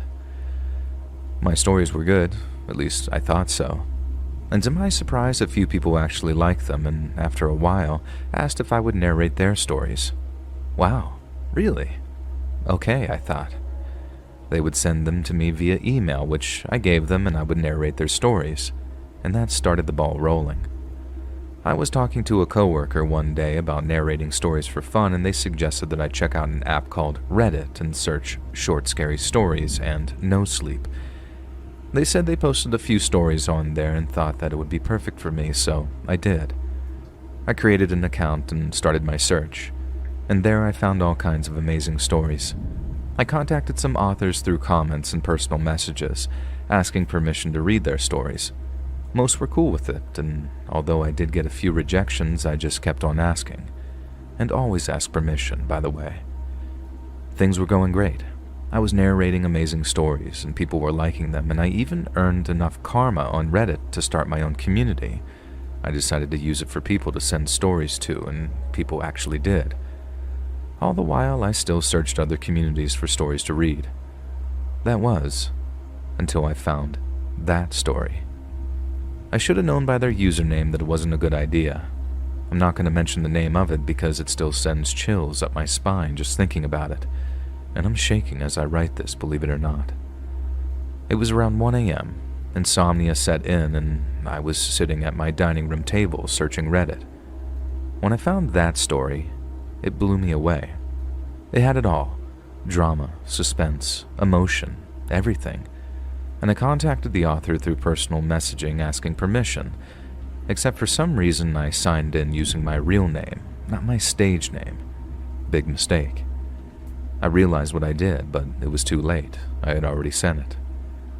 Anyway, mere seconds went by and I actually received a reply. "Yes, I've been waiting for this," they said. Thinking they'd been waiting for someone to read one of their stories, just like I was, I replied, "Thank you," and planned to go on with my night. Until I received my own personal message from the author. "Hi, my name's Susan. Want to talk?" I figured, what the hell? I'm not doing anything else. What could it hurt? So I sent back, "Sure."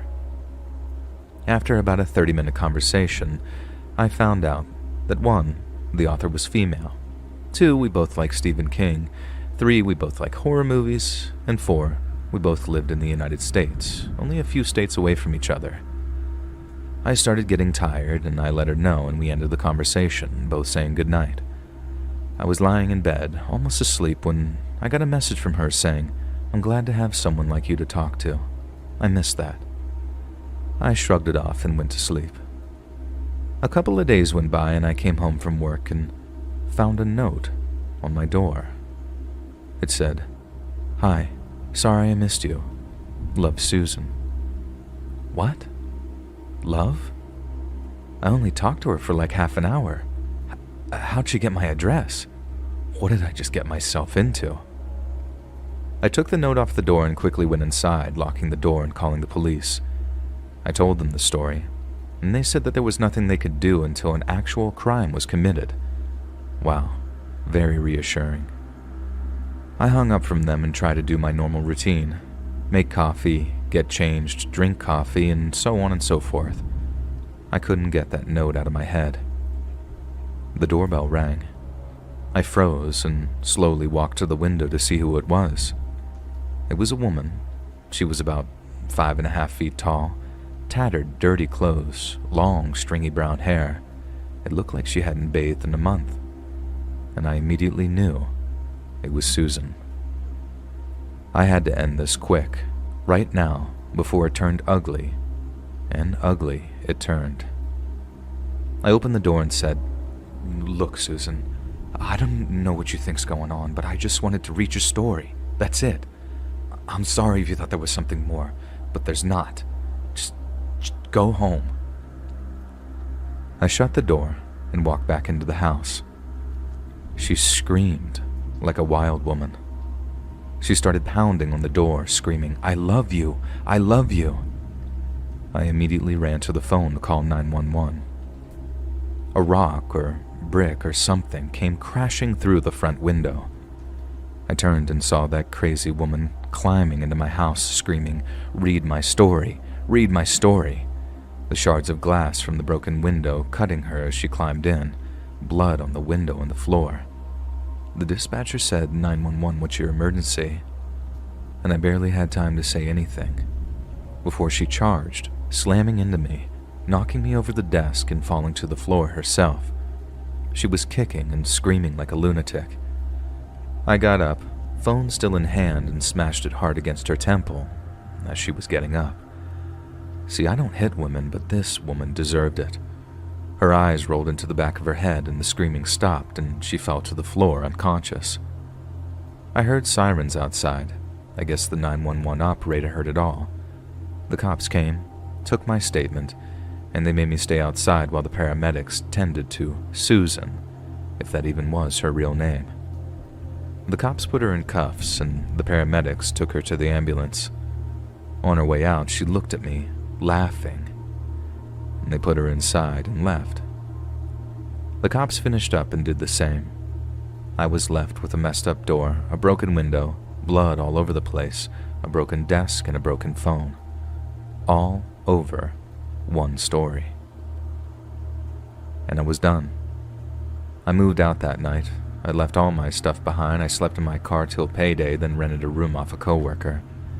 And I never narrated another story again. So, if any of my subscribers are reading this and wondered whatever happened to me, now you know. This is why I stopped narrating stories on YouTube.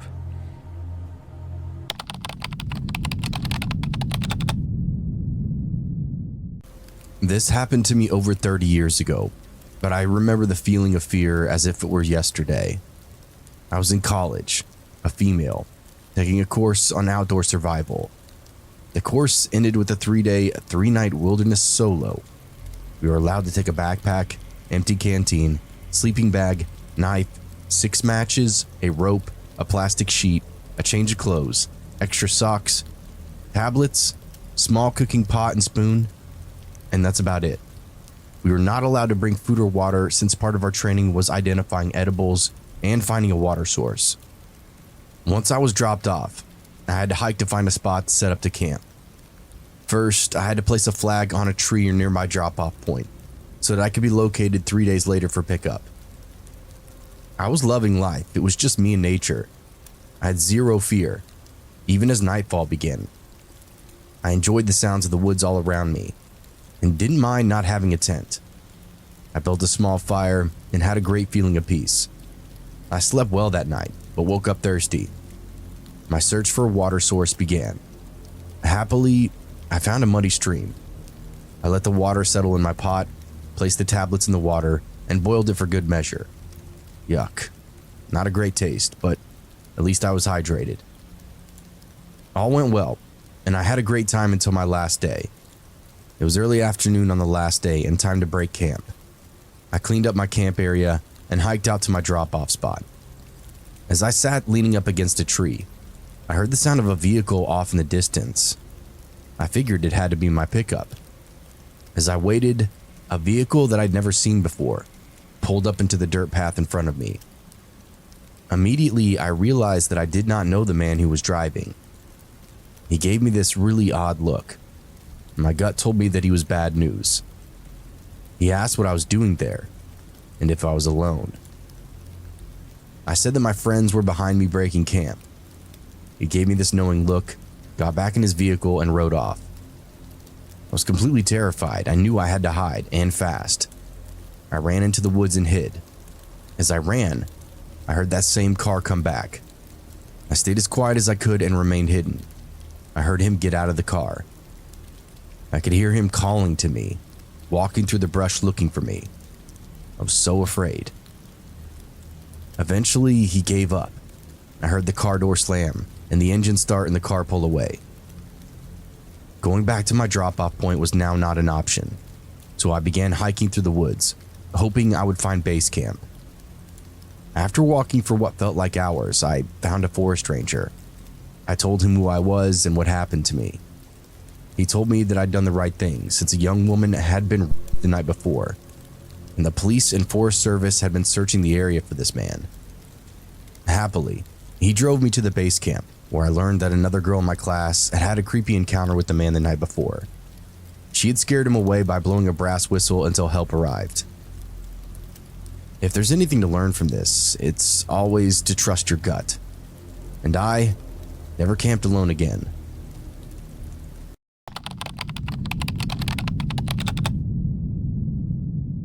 I grew up in the Chicago suburb of Skokie, which is about 10 to 11 miles north of downtown Chicago. I had a pretty regular, uneventful childhood. Almost everything before the age of 11 is a blur of just happy memories. I wasn't bullied in school. I never broke any bones falling off my bike. I was just kind of ignorant, a happy-go-lucky preteen boy with not so much as a care in the world. That all changed one Saturday after a visit to my grandma Pearl's house. I remember I was almost at the end of 5th grade and we went to my grandma's house one Saturday for dinner. I loved my Grandma Pearl, but my God, were her trips to her place boring for me.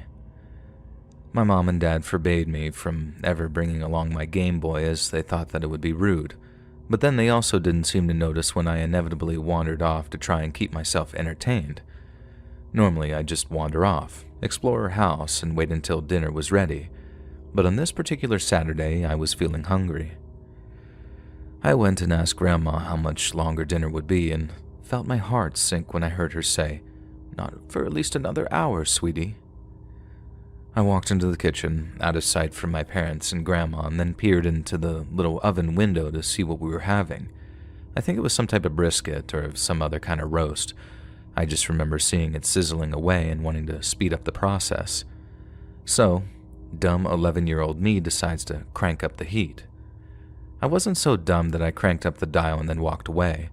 I stayed put in the kitchen, keeping an eye on the meat as it got browner and browner. Eventually, I started to smell a slight burning, but it still smelled okay, and the meat hadn't gotten black or anything, so I just went back to what I was doing, then figured I'd just check back in a few minutes. I don't know if something occupied my attention a little too long or if the temperature of the meat was suddenly such that it burst into flames, but the next thing I remember, I could see black smoke coming out of the oven, so I panicked.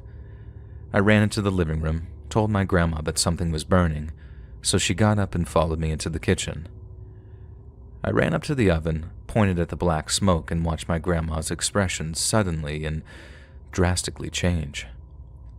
I knew I was going to be in trouble if they found out that I ruined dinner, but the way my grandma started acting really scared me. I'd never seen her look so, I don't know, not mad, but horrified. And because I don't know what she was feeling, I assumed the worst and thought that my sweet old grandma was about to explode on me. Only she didn't, and I can barely even describe the feelings of fear and confusion I felt when she suddenly laid down on the kitchen floor and curled up into a ball. I remember how her eyes were wide, staring off at nothing as she sort of whispered something that I couldn't hear. There were only a few moments of that confusion before my parents appeared in the kitchen, my dad stepping over my grandma to deal with the burnt meat situation, while my mom kneeled next to Grandma asking, Mom, are you okay?" I had no idea what was happening. I just knew that I'd somehow caused it all by burning dinner, and I felt god-awful about it. Dad drove me back home. He was irate with me, but I was pretty angry at myself, too. All I wanted was to eat dinner a little easier, and now I'd be lucky if I got a PB&J after being banished to my room for giving my grandma a heart attack. That's honestly what I thought it was at first, and even when my dad said it wasn't a heart attack, I still had this terrible feeling that something equally awful had happened, something that was all my fault. My dad stayed home after I went up to my room and lay under my covers just crying, while my mom stayed with my grandma to make sure that she was okay. She returned home later that night, by which point it was way past my bedtime, but even so, they wake me up, sit on my bed, and have a little talk with me. I won't tell you everything they said to me, or this would take hours to write up, but the long and short of it was, my grandma had lived through World War II. My parents gave me a full history lesson right there in bed and explained why the smell of burning meat had upset my grandma so much. I remember being absolutely gripped with horror the entire way through. I couldn't believe that people could be so evil to each other over something so small and arbitrary. And it killed me to think that my own selfishness had brought back such horrific memories from my grandma, who had escaped a place called Sobibor in the 1940s. She moved to America when the war was over, met my grandpa, and the rest is history. I guess my mom and dad thought the best thing to do was to just be honest with me, having probably realized that my fear of the unknown would hurt worse than the dark truth. I suppose in hindsight it was the best thing to do, but it still messed with my head so bad that I barely slept a wink that night. I called my grandma the next day to apologize for scaring her, and told her that my parents had explained all that she'd been through. She obviously didn't want me to know, and I guess my mom and dad were complicit in shielding me from that ugly truth.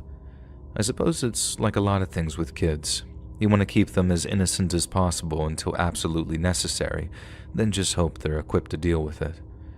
Truth be told, I didn't even know I was Jewish, or at least had Jewish ancestry. My mom didn't practice her religion, and her parents didn't mind if she married someone who didn't either. It wasn't like she was ashamed of her heritage or anything, she just learned that a lot of Jewish holidays brought back awful memories for my grandma, so our place became a kind of safe space for her. I'm not a religious person myself, none of that really interests me, but just like my mom, I still have a reverence for those that came before, or as my grandma called them, the survivors.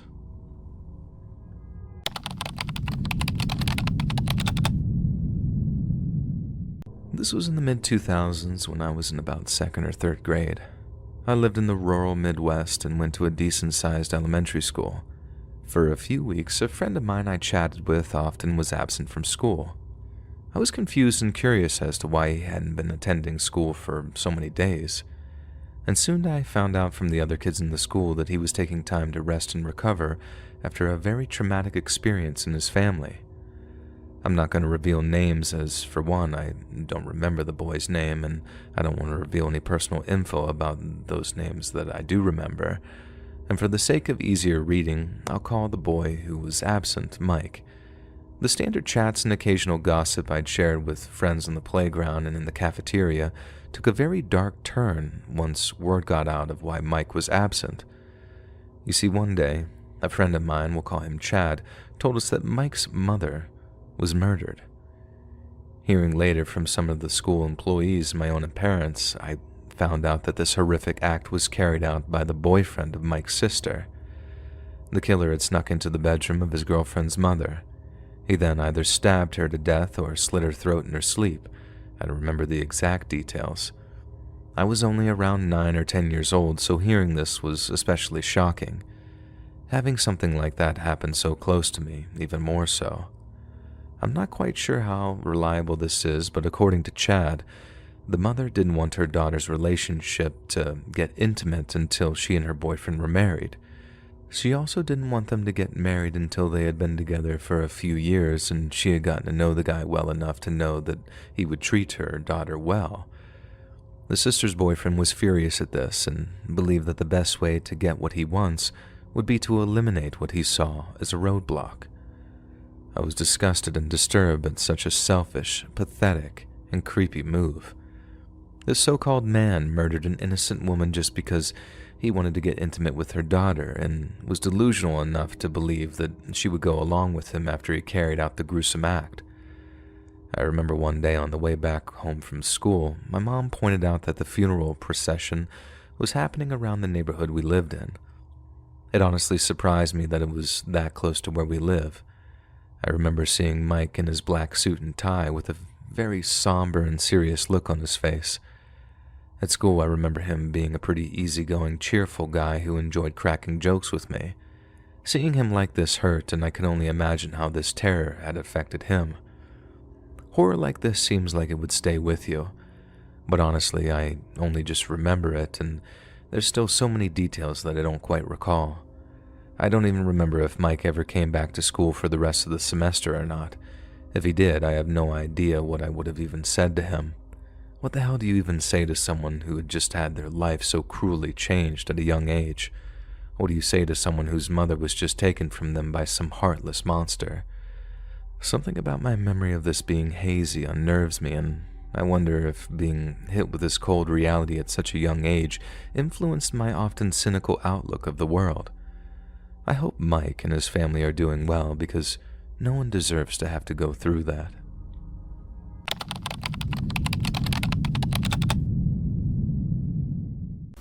I live in a small country where things still go bump in the night, and that doesn't go for just creepy local legends. Dark strangers, cartels, I think you get the idea.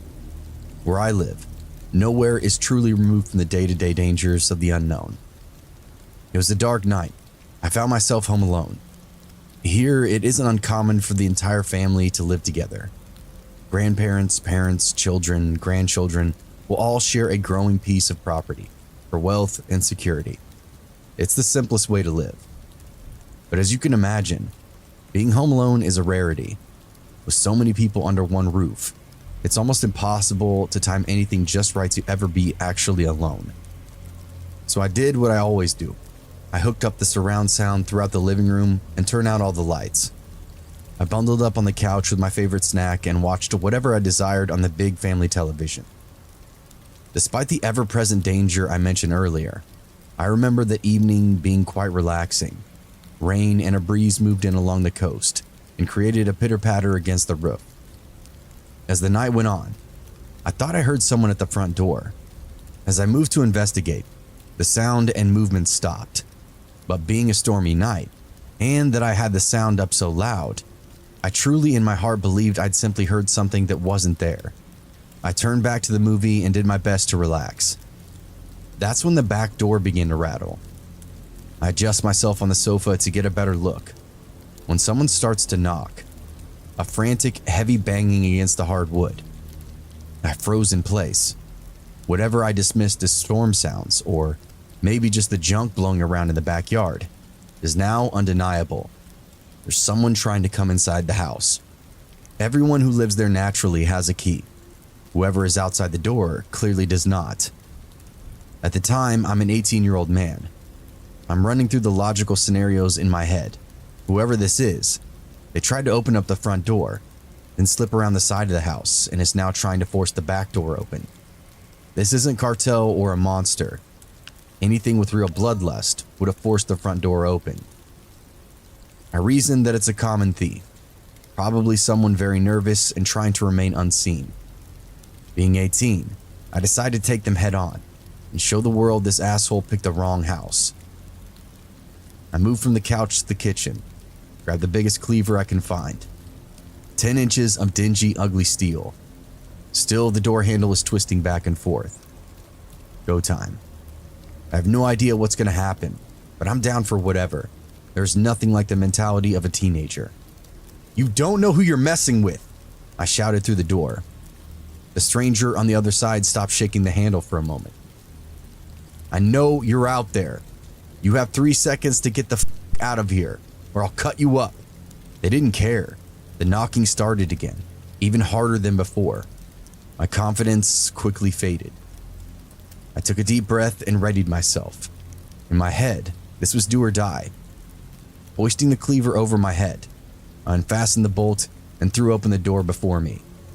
It wasn't a burglar or a gangster of any kind. It was my sweet little grandma. She stood there soaking wet with an expression of agitation, but also unmistakable terror. "What are you doing?" she shouted at me. "Me? What are you doing at the back door?" I asked. "I thought you were an intruder." No. She laughed as she stepped inside the house. I went and paused the television while she shut her coats by the door. She explained that she'd gotten home during the storm, tried knocking for a while. That was the noise I heard at the front door. I guess she knocked for quite a while because she finally gave up and decided to try the back door. The front entrance has a little cover, so she figured that even if it were locked, at least she would be out of the rain. That's when I started to hear the commotion and decided to go to war with whatever was outside. Glad I didn't though, because I seriously almost killed my grandma.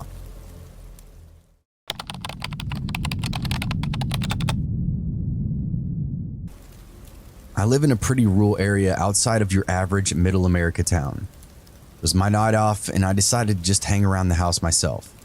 I got some things done around the yard, did a little self-care, and then settled in with dinner and a movie for the evening. I like to be low energy every now and again, but still I have the tendencies of a night owl.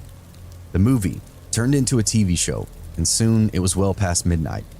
I hunkered down with my phone and a blanket and let the night really begin. Just as I'm zoning out, someone starts pounding on my front door. Not a knock, but a full force blow against the wood. I freeze for a moment, but then I make the easy assumption it's my boyfriend coming over for a spontaneous booty call. This was common behavior for him and one of the reasons I did like staying up late. I barely had to stand up from the couch to be able to see through the small glass window in the front door. Now, I really do freeze. My heart is the only thing I can feel in motion, steadily slamming up my throat. Staring back at me through the pane was not my boyfriend, but an older, bearded stranger. It was the most unfamiliar face I'd ever seen. This little window in the door was weird because if you were up close and trying to look through it, The prismatic glass skewed the optics, made it impossible to know what you were looking at. You had to have some distance between yourself and the window, like I had right now, to make out what was actually on the other side.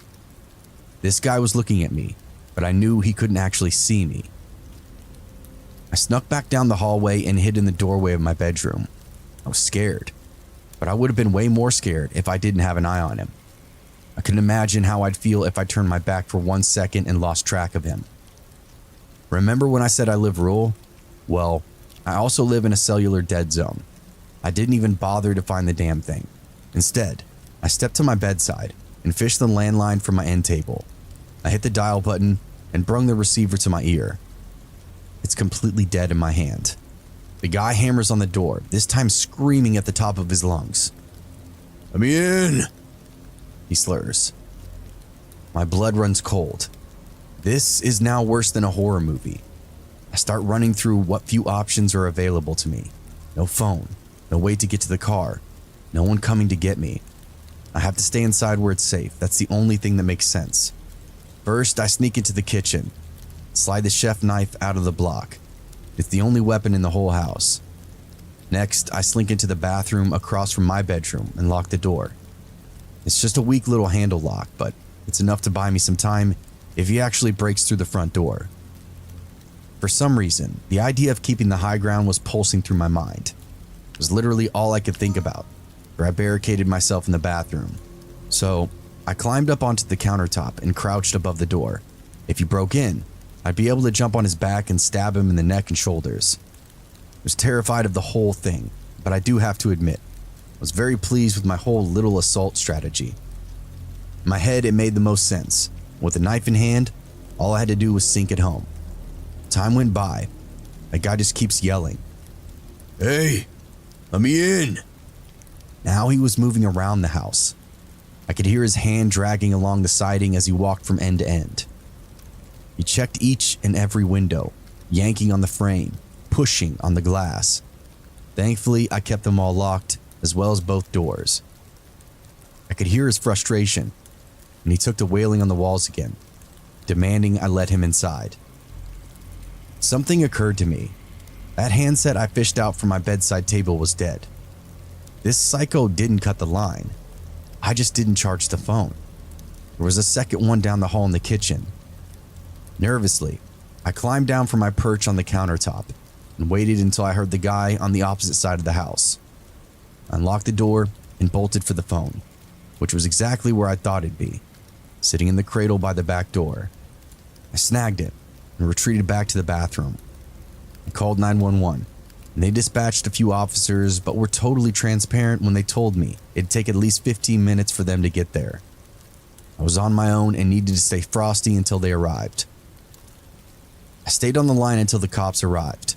They could hear the guy pulling and kicking at the doors, screaming for me to open it. The longest 15 minutes of my life. When they arrived, they apprehended the man immediately.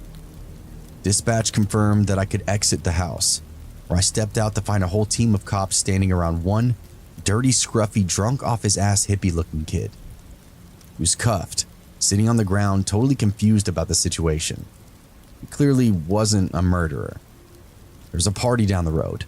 This kid stumbled off to take a piss or something, got lost in the dark, and thought my house was the spot. He convinced himself that everyone had locked the doors and was hiding somewhere. It turned out to be a big misunderstanding, but still, it was absolutely terrifying. To this day, nothing compares to what I felt that night. Remember to keep your phones charged and at the ready.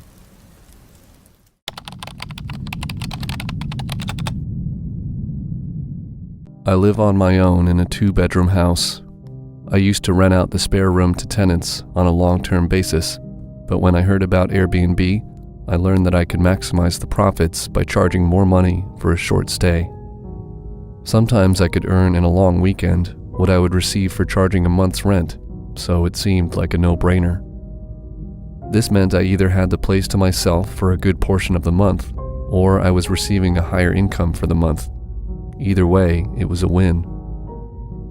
This one night, I received a booking from a new Airbnb user called Ella. When I say new, I mean her profile didn't have any feedback or anything indicating she had used the platform before. She had booked for 2 nights, and this was fine with me. Airbnb was pretty established at this point, and I would always take photos before and after to save arguments of damage. Plus, I had cameras installed in all the communal areas to protect me from damage or theft. The room I rented out was an ensuite bedroom and included a microwave and kettle in the room, so there was no real reason to leave unless you were leaving the house. Ella arrived, and at first glance she seemed nice, nothing unusual. We made some small talk, and she said she was just visiting some friends for the weekend and needed somewhere to crash. I showed her around and carried her bag up to her room and handed her her key and left her there. I usually just stayed in my room when people were over. The living room was off limits to guests, but usually when guests hear the television, they take it upon themselves to come in and chat, whereas people seem to respect the privacy of a bedroom a little more. That night I heard Ella walking around the house. She didn't make a lot of noise or anything, but I could hear the creaking of the floorboards as she tiptoed down the hall. I soon fell asleep, as I had been working all week, and when I woke in the morning, everything seemed normal, nothing unusual about the house. I saw Ella leaving and wished her a good day. It was that night where things got really weird. I heard Ella come home and remember looking at the clock next to my bed. It was 1:15. I could hear 2 voices, Ella's and someone else's. I had explained the rules of no other guests in the house without asking me first, so I jumped out of bed to tell her there would be an additional charge for anyone else. I opened my bedroom door and there was Ella, standing on her own. I looked down the hall and there was no one there. Ella looked at me stunned as to why I had shot out of the bedroom door so fast. "I'm sorry, I thought I heard more than one voice," Ella replied. "It's okay, it happens all the time." I smiled and closed the door. What did she mean, it happens all the time? I thought this was an odd thing to say, and it kinda gave me chills. I was convinced she was talking to someone though, so I thought I would check the camera footage. The footage didn't record audio, as I thought that was a bit invasive, but as I watched the playback, Ella did appear to be talking to someone. She was smiling, laughing, and even looking to her side as if someone else was walking through the house with her, but as far as I could see, she was alone. Then I heard a loud thud, which sounded like it came from the hall, more specifically, outside my room. I felt a bit weirded out from watching that video of Ella walking through the house talking to someone, so I switched to the live feed. Ella's face was right in front of the hall camera. I shouted to her to ask if she was okay. She turned around and walked back into her bedroom without saying a word. I never saw her for the rest of the night. I didn't sleep for the rest of the night either. Sunday morning, I heard Ella's bedroom door close and heard her walking down the hallway, and then I heard the front door close. Most people thank you and say they had a nice time, but not Ella. She just left. Sunday night, still weirded out by the night before, I thought I would check out the cameras from Friday night too. Ella had been walking around the house for 3 hours in the middle of the night. But Ella didn't just walk around. She urinated in my kitchen sink, then went to the fridge and drank my orange juice straight out of the carton. Then she helped herself to my food, placing her hands in the likes of my cereal boxes and biscuits. She didn't even wash her hands after urinating in my sink. Then she walked just out a shot of the camera. I could see her arms moving, and then she walked over to the freezer, opened it, put her arm inside, then closed it. Did she just put something in my freezer? I went to the freezer to check it out, and this grown-ass woman had taken a shit in her hand while in my kitchen and put it in my freezer. I was absolutely in shock at what I just saw. I reported her to Airbnb and submitted the footage. I received some compensation, but this girl was a freak and not right in her head. I think she was banned from the platform after that, and since then, I've had no more weird encounters. Not yet, anyway.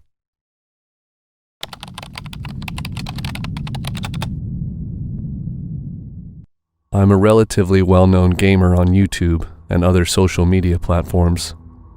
I'm not super famous or anything, but I do have a decent following, and for this reason, I would like to keep my identity anonymous.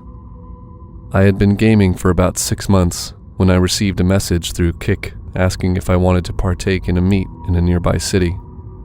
Truth be told, I thought it was a scam from the get-go and asked for some more info, and a man who called himself Henry said that I wouldn't need to pay for anything and that he would be renting out an Airbnb for us all to stay and game in.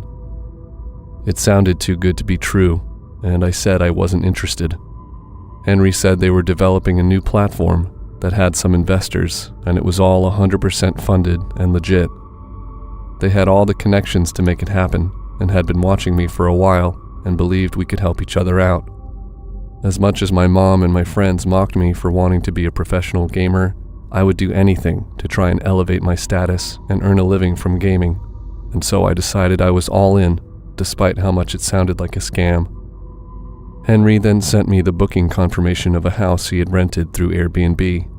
The receipt read $1,200 for a weekend. This was crazy, and it looked super cool. The fact it had been booked and paid for proved the legitimateness of the event. The rooms all had double beds and ensuite. There was a hot tub outside in the garden, and there was nothing for kilometers around us, so we could be as loud as we wanted.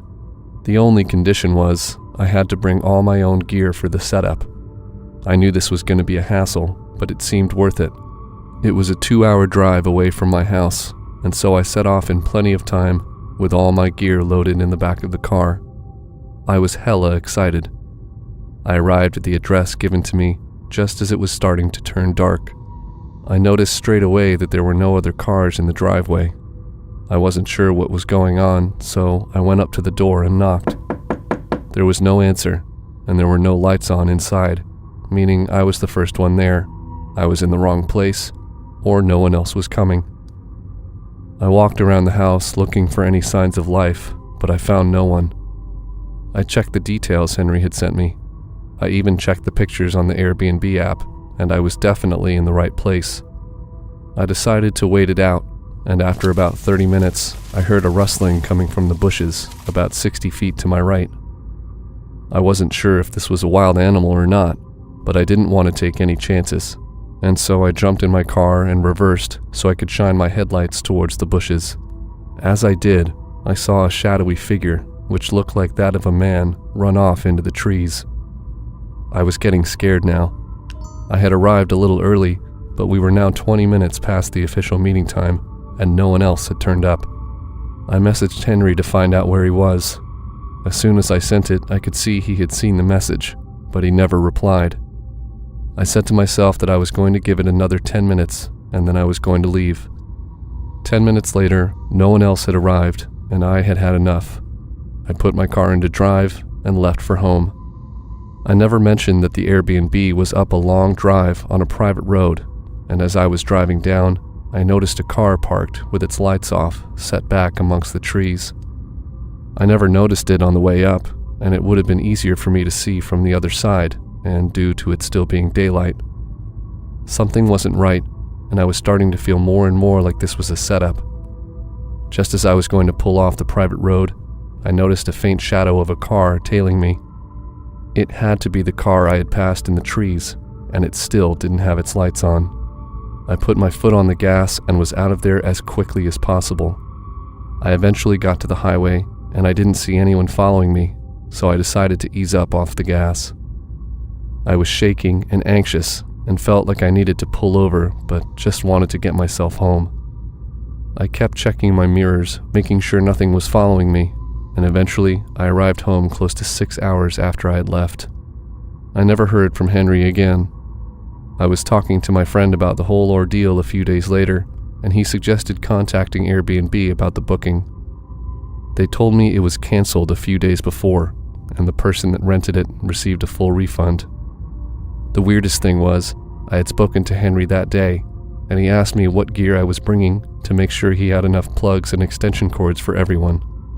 I think they planned on stealing my gear when I was there, as they knew I had over $2,000 worth of equipment.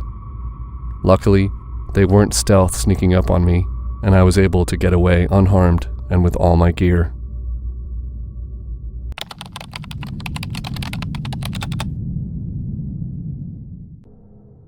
On Valentine's Day of 1992, I was a 23-year-old wannabe musician living just outside of Redding, California.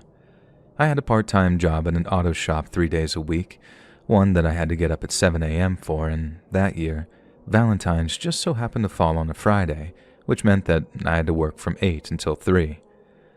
But I'd also promised my then-girlfriend that I'd treat her to some special Valentine's Day dinner, complete with gifts and a trip to the movies. Meaning that I had around 1.5 hours to get home, freshen up, pick up all my girlfriend's gifts, and then pick her up at work on time. I wasn't looking forward to doing all that rushing around. I was kicking myself for not being more prepared, and I remember driving to work hoping that I might be able to clock out early or something. But then, when I show up at work, all the shutters are down and my boss's truck is nowhere to be seen. I figured that he was probably running a little late, which was way out of character for him, but I didn't immediately assume anything was wrong or anything like that. I just stayed put in my car, leaned back in the seat, and tried to catch a little extra shut-eye until I heard his truck roll into the lot. Next thing I know, I'm catching myself falling asleep, and when I open my eyes, it's almost 8:30 a.m. I've been sitting in that parking lot for almost 35 minutes, and my boss, who practically lived at the auto shop, just hadn't shown up for some reason. I had his home phone number written down somewhere, but this was in a journal back at my apartment, so instead of just sitting there like an idiot, I drove back to my apartment and gave him a call on my home phone. There was no answer at his place, so I left a message on his machine, then basically kind of just sat there, not knowing what to do. On the one hand, if my boss was sick or was off doing something and hadn't planned to open the shop that day, then it was no big deal at all. In fact, it was a blessing, because I had time to go buy my girlfriend her gifts and whatnot. But then no one called me, and I felt like I'd have known if we were going to be closed that day because I wouldn't have been all stressed out about the time. So instead of doing just nothing, I decided to give one of my coworkers a call, just to make sure that we weren't opening like an hour later that morning or whatever. But then he says the same thing. He hadn't gotten any calls, and as far as he knew, we were opening up at the regular time that morning. I then tell him about showing up to a shut shop and our boss not showing up even though I waited a while. I remember how there was a bit of a pause on the line as my coworker thought it over for a few seconds. And then he asked me, "Are you free to do something right now?" I obviously didn't have anything else planned, but then I also wanted to know what he was about to ask me, so I told him something like, maybe. It depends on what that something is. It turns out all he wanted to do was head over to our boss's house to see if he was okay. And since I figured that it'd take minimal time at best and was definitely the mature call, I agreed to head over there with him. About 10 to 15 minutes later, he pulls up outside my parents' place, honks his horn, and I run out and jump in his passenger seat. My coworker seems kind of tense, but other than that, we're still just two dudes on their way over to check on our boss. 'Cause like I said, not just showing up for work like that was way out of character for our boss. And the drive over to his place takes maybe 20 minutes, long enough for my coworker to get pretty worried, I think. I was still kind of looking on the bright side at the time, thinking maybe we might get the day off or something, and I suggested to my coworker that on the way over. He shot the idea right out of the sky, though, saying that the auto shop was our boss's life, how he only ever took Sundays off, and how if he was sick, he would have 100% called us to let us know and probably run things ourselves. And by the end of his little speech, I felt like a total jerk for even thinking about a day off, and was glad that I'd taken him up on the whole checking in on our boss thing. So, a few minutes later, we're turning off onto the road that our boss lives on, and although the houses aren't exactly huge, they're all nicely spaced out with privacy fences, big green hedges, and all that kind of stuff. We get to the house that belongs to our boss, and the moment we pull into the driveway, both me and my coworker get this really bad feeling, because our boss's door is just wide open and his truck is nowhere to be seen. I remember we both sat there on our seats, not saying a word, just looking at that wide open door. It wasn't some big red flag or anything, but that level of worry definitely got ramped up just a little more.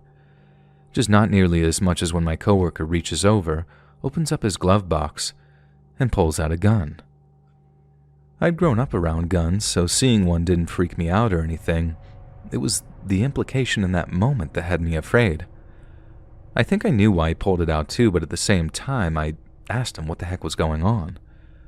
My coworker told me to wait in the car, which immediately had me thinking, why the hell did you ask me to come along then?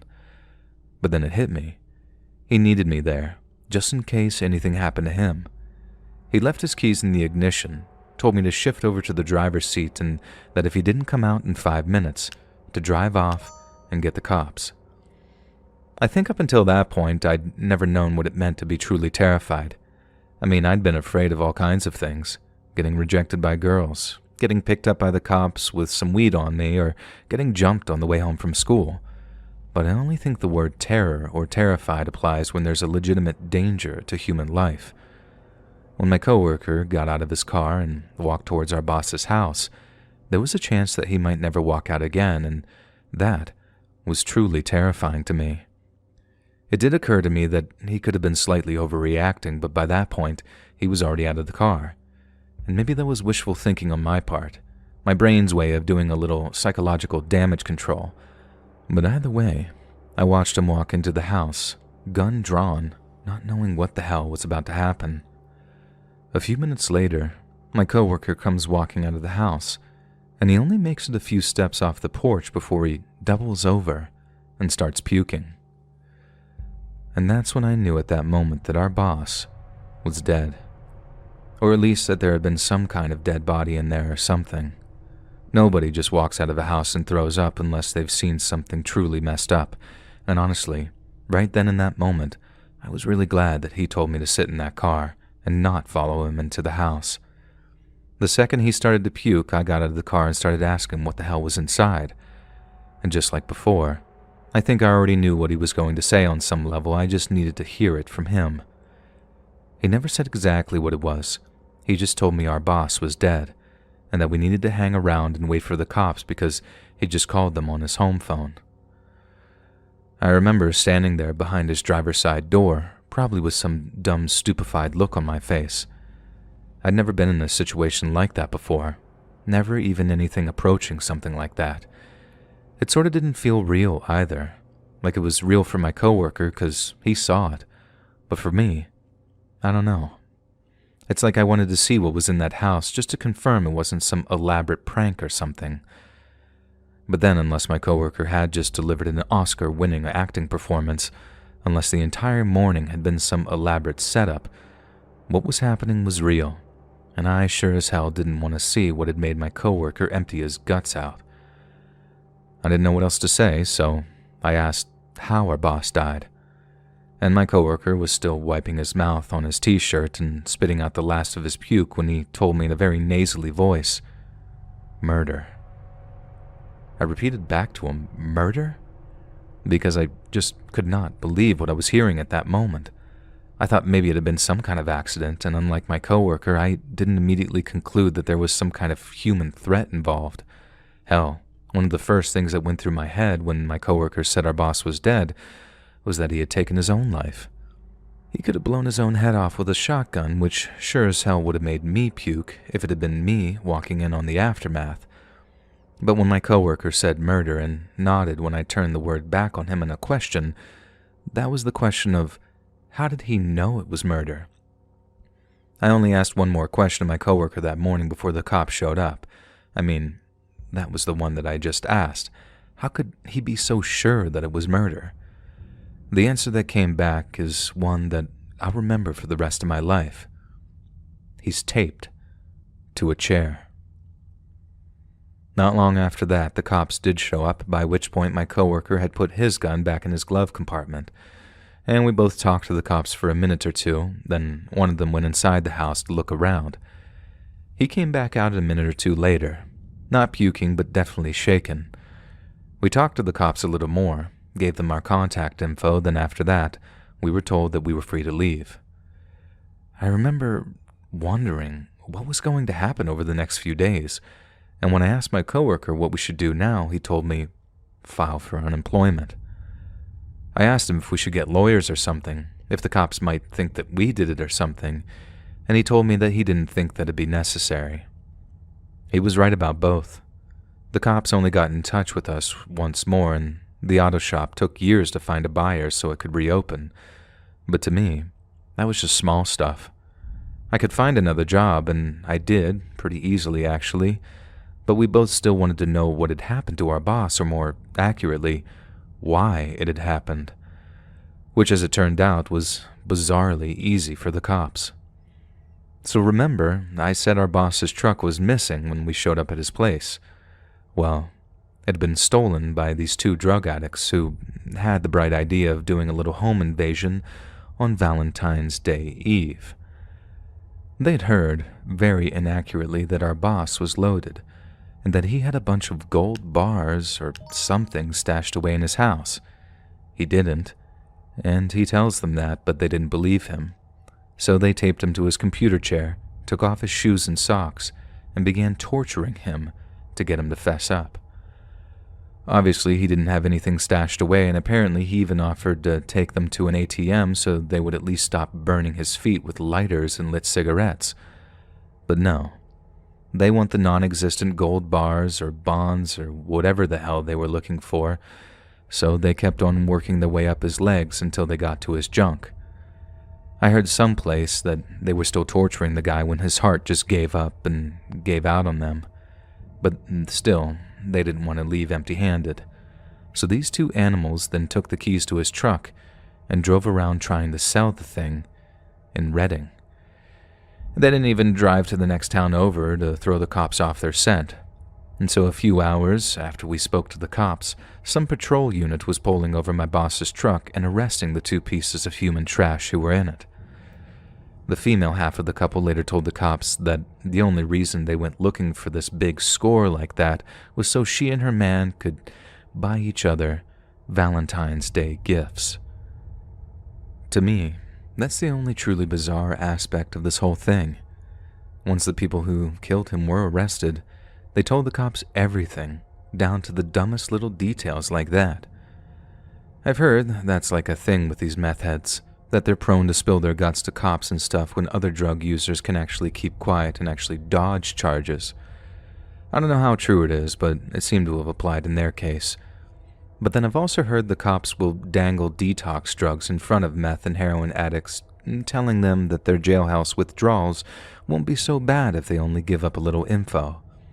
The point is, all the details came out in the months that followed, and I remember seeing the news about the pair getting sentenced around the holidays of that same year. Both got life in prison. But if you ask me, they should have dug a hole under that goddamn prison and thrown those two animals in there with no food or water until they just shriveled up and died. Anything else, in the face of what they did to my friend and my boss, seems like a slap on the wrist.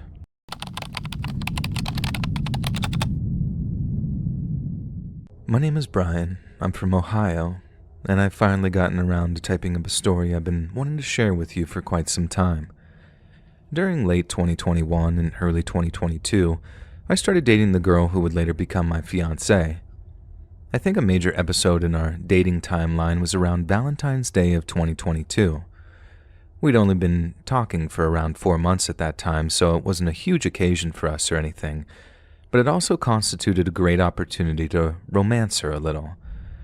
We both had work on Monday, which was the 14th, and that didn't really leave much room for whining and dining. So instead, we made plans to have dinner on the 12th, which was a Saturday night, so we could actually make the most of the occasion. I didn't mention anything about Valentine's Day, although I'm sure the implication was clear. But what I also didn't mention was that I was planning on booking a table at an extremely high-end fine dining establishment. I then went out and bought a whole bunch of her favorite snacks, just about anything she'd mentioned enjoying during our text exchange. I figured a bunch of small, fairly low-key gifts like that would demonstrate that I was a good listener, which, as much as that's kind of a dating cliché, is still super important in a relationship. Anyway, I make all the arrangements under the pretense of our destination being a surprise, and come the Saturday in question, she's under the impression that we are headed to this Italian place we'd been to once or twice before. Then, all of a sudden, I hit her with the old switcheroo, then take her to our actual destination, which was the fine dining place where I'd booked us a tasting menu. I'd never been to any place like that before, so I was actually super excited to try all the fancy food that was on the tasting menu. Even arriving at the restaurant and having the European waiting staff take our coats and escort us to our table, I could totally see why people pay for that kind of experience. It's not just all about the food. It's about the atmosphere and the service coming together to create truly special memories. And you can bet your bottom dollar that me and my future fiancé got a special memory of that night. It just wasn't the one we expected to have. So I think we're on our 4th course of 18, having a great time when the maitre d' seats another couple at the next table over. They look to be doing the same thing as us, having their early Valentine's dinner, only around 10 to 15 minutes after they sit down. The mood at their table became far from romantic, though. It started with a few sort of rude comments, things that made me and my future fiancé look up at each other with this sort of awkward kind of expression. But as the minutes ticked on by, things started to get worse and worse. They kept the volume down at first, but things got pretty vicious real quickly, to the point where one of the waiters came over to try and calm the situation down. It worked for like a minute, then the guy said something under his breath to the girl, and she stormed out of the restaurant.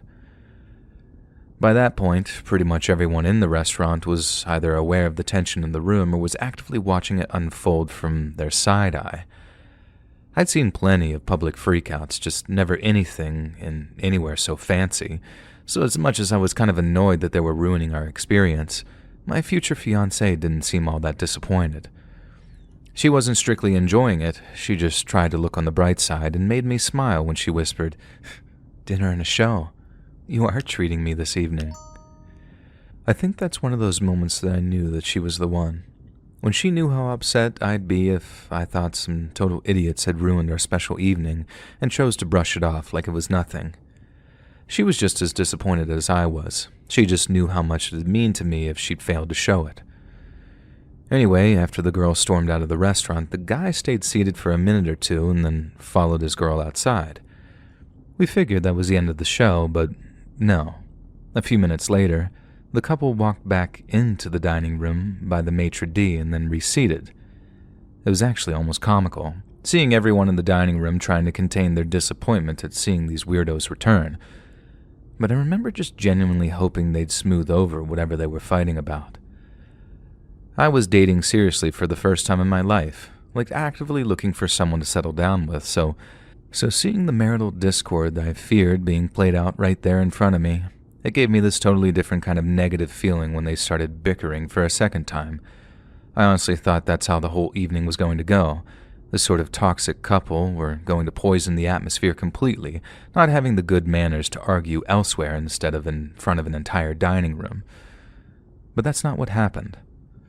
All of a sudden, the girl gets up again, just like she did when she stormed out just a few minutes before. But then instead of just walking out of the restaurant, she stops, turns around, and takes off one of her high heels. The guy that she's with isn't looking at all. He's doing that thing of refusing to look back as she's walking away. Maybe out of pride, or maybe because he was looking at the menu, I don't know. But either way, he's about the only person in the dining room who doesn't see his girlfriend or wife or whatever pulling off one of her high heels, then taking hold of it like some weapon. By the time we all realized what she was planning, it was too late for anyone to do anything. The girl swung that shoe right at the guy's head, so the heel connected full force with his skull. And the sound that it made was nuts, way more muted and dull than I had expected, not a crack or a crunch at all. And then, instead of collapsing onto the table in front of him or just falling limp out of his chair, the guy just goes rigid. He almost propelled himself out of his chair, sending all kinds of glasses flying off the table in the process. Then, when he hit the floor, he started shaking and convulsing like he was having some kind of seizure.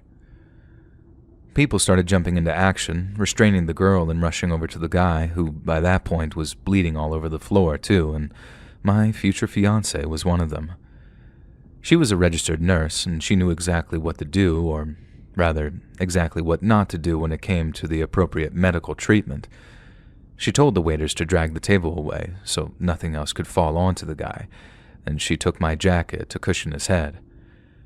After that, she basically just stayed with the guy until he stopped having this seizure and the EMTs arrived to take him to the hospital. I don't know what happened to the girl.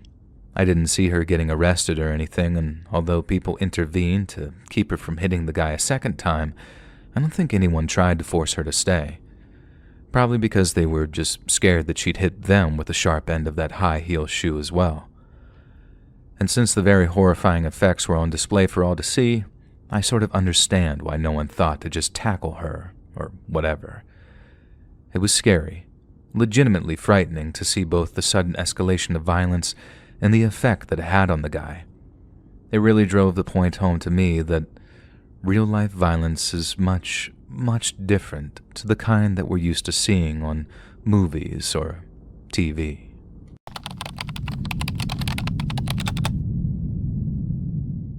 A few years ago, I met this guy on Tinder that I really liked, and we eventually went on a few dates together. We were talking for weeks, and our first date was nice, but then our second date fell almost exactly on Valentine's Day, and if I'm being honest, I was pretty excited about it. I just had no idea how things were about to take a pretty drastic turn. During the time we were talking, there were a lot of little red flags. He would tell me he drank too much, but I was a lot younger and naive back then and tried to give him the benefit of the doubt. We were in our early 20s, so I figured he just liked to party and it wasn't a problem. But what he didn't mention was the very specific effect that alcohol had on him. So on the night of our date, we were in a bar getting drinks and stuff, and he pulls out his phone very rudely, I might say, in the middle of a conversation. I asked him what was so important, and he tells me something like, "I'm trying to find us a way out of here." As you can imagine, I respond by saying, "You're doing what?" Thinking that it might have been like a joke or something. But no, he was deadly serious and started telling me how the security guards for the bar were, and I'm using his words here, after him. So I'm like, okay, let's go back to my car so maybe we can just go somewhere else, naively believing that he genuinely had beef with one or two of them. My car was parked pretty far away. I was staying pretty sober at that point because we had gone to multiple locations that night, so it took us a few minutes to walk there, but in that time, my date gets it into his head that multiple people are after him. I'm talking like random people on the street. Then once we're in a part of downtown that wasn't so busy, he started to think that I was out to get him too. I was trying to call his friend who was nearby to come get him, but he took my phone away from me because he thought I was calling the cops. Then, when I demanded that he return it, he started physically threatening me. I got so scared because I thought, if he hurts me here and leaves me here, nobody's gonna find me until morning, and it was really cold out. His friend eventually came and got him, and I left. Once I was safe, I was jittery all night from the anxiety, having been in rocky relationships in the past. I told him about it the next morning, and he didn't remember any of it, so I broke things off shortly after because I just did not have the time or energy to be dealing with anything like that. I feel like if I'd have carried on dating him, it'd only be a matter of time before he turned on me, physically, I mean, and then it wouldn't be so easy to just walk away. Not that I wouldn't be able to, he just struck me as the kind of guy who wouldn't let me leave.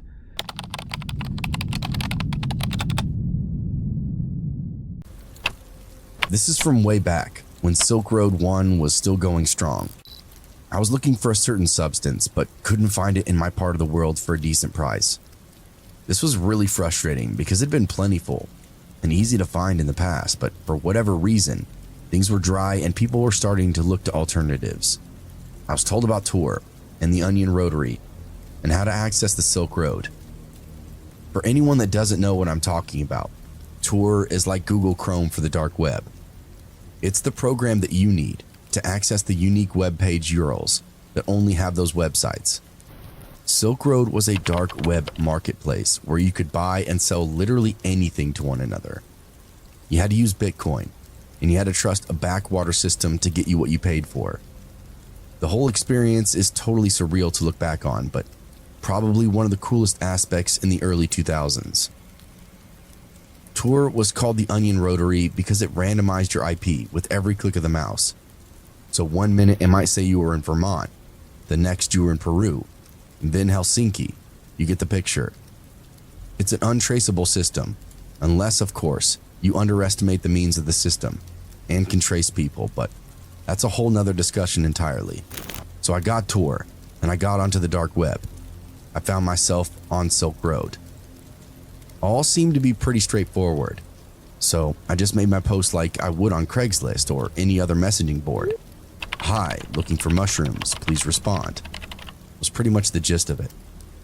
It felt sketchy and stupid, but out of options, I gave it a whirl. When I checked the next morning, I hadn't received any messages, and I pretty much wrote it off. The hell was I thinking anyway? But after a few days, someone did respond. They had an offer and requested to message me, which I accepted. We parlayed the details. Suddenly, I found myself agreeing to send this stranger around $800. This was way more than I originally planned on spending, but for whatever reason, I found the person I was talking to charming. Drug dealers seemed to have that effect on me, so that's how I knew this guy was legit. I only had $200 set aside for the purchase, so the additional $600 was biting into my rent and bill money.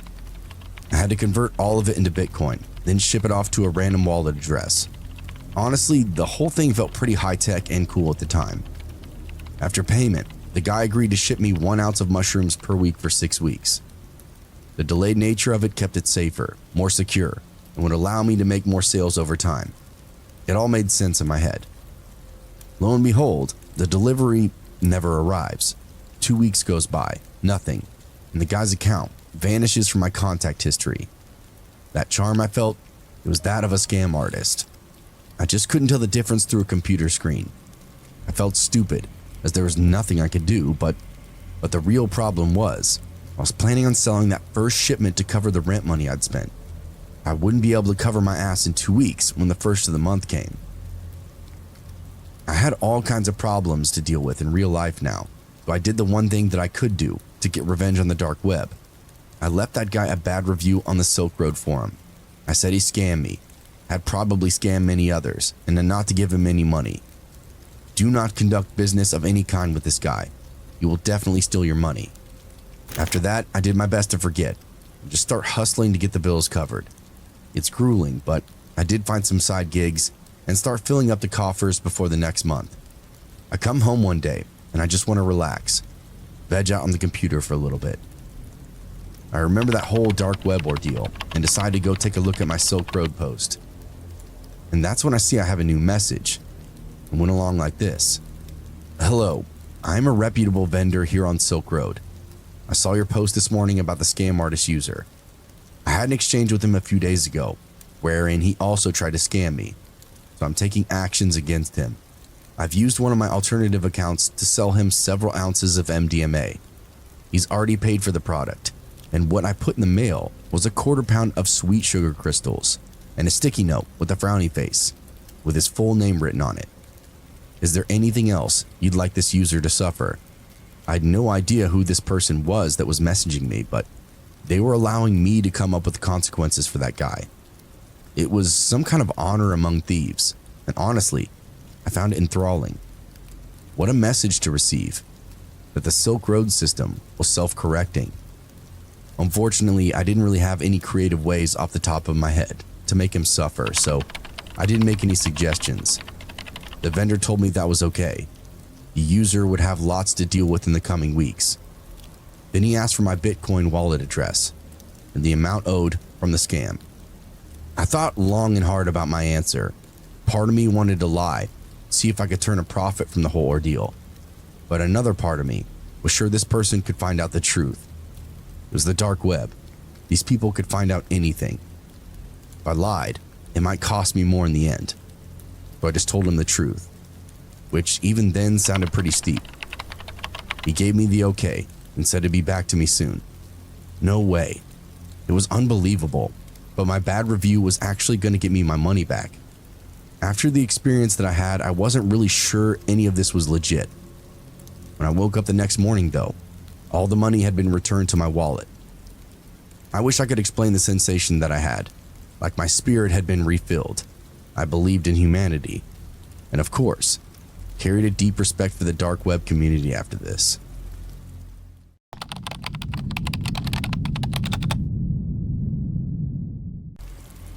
While randomly clicking around Tor one night, I found a site with a riddle and a text box to enter the answer. After figuring out the puzzle, it took me another page that had a message to decode and another text box. Basically, every page was a puzzle, and it got harder every time.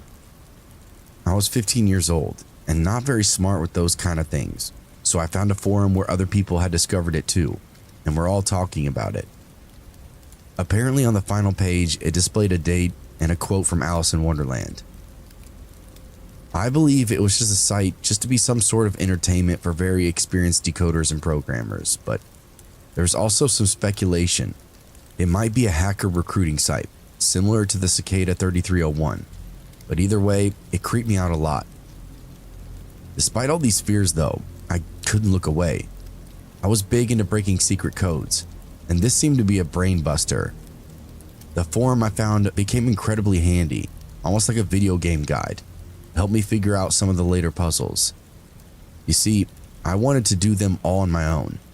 Any good code breaker knows that there's possibly more than one way to solve a puzzle, and the results could yield different outcomes. I'd spend a few hours after school each day, trying to figure out the latest riddle. It didn't take long.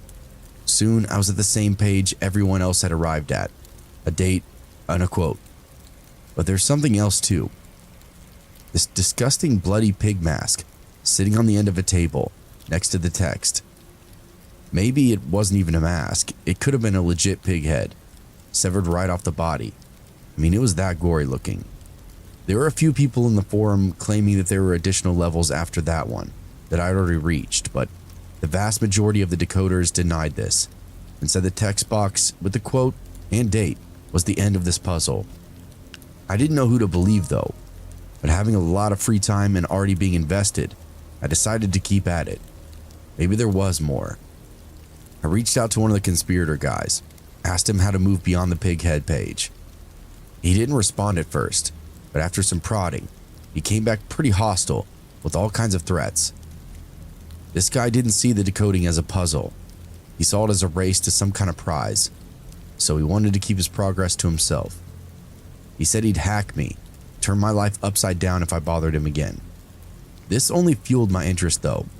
As you probably figured out, I was a supreme nerd throughout high school, somewhat versed with the dark web.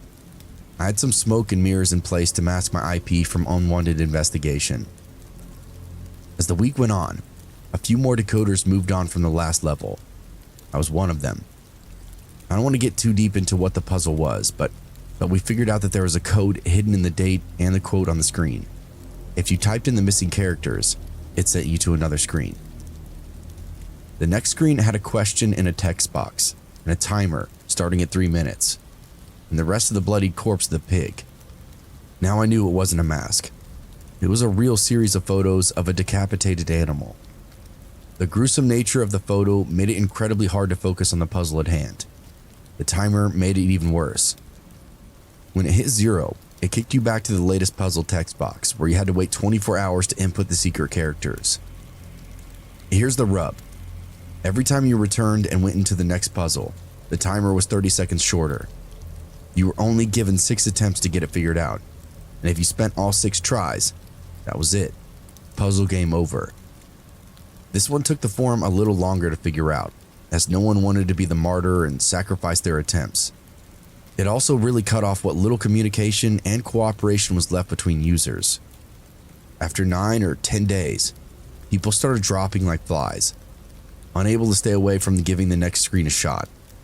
People were going nuts in the forum area after they lost. I tried to be as patient as I possibly could, spent night after night trying to piece it together on paper rather than waste my tries. It wasn't good enough though. Eventually, after conversing with a few puzzlers that were still helpful, I decided to give it a run, see if it worked out for me. I didn't really believe this would end in fame or riches, so I didn't think I'd lose out on anything. It was just a fun pastime for me. Needless to say, I failed, quickly at that. All the stuff I came up with on paper crashed and burned as soon as my screen was frozen on the previous puzzle, doomed to only lurk in the forum now. It was whatever. I hung around for a few more days to see if anyone passed, and got bored and moved on. The dark web is a deep place. There are lots of other things to see. In my defense, I didn't totally fail. I actually saved my last attempt just in case anything came to me, or in the event the answer got posted somewhere. Still, I forgot about the whole thing as I moved on to other strangeness on that web. Not even a week went by when I got an email from an encrypted account. And I don't mean that message itself was encrypted, although it probably was. I mean the actual email account itself was unreadable, untraceable. I had no way of responding because to my email sender, the account that sent it didn't exist. I had a bad feeling the second I saw that mysterious point of origin. It had one simple message. Hey, keep at it. You were really close and we'd like to see you succeed. Give that last try a shot. From your friends on the other side. I started to sweat before I even finished reading it. All the precautions I took were meaningless. Someone from the dark web had found my personal email account and then reached out to me. This meant they knew my name, house address, really everything about me. Privacy was non-existent. Suddenly I found myself afraid of the electronics inside my house. This was when my interest in the dark web really soured. I quit with it altogether. I didn't really do anything online after that. I'd unplug my Wi-Fi as soon as I was home and if no one was using it. I changed my passwords to things that I had to use, like stuff for school. I was so nervous after that email that I could hardly sleep at night, just waiting for my life to fall apart. What would it start with?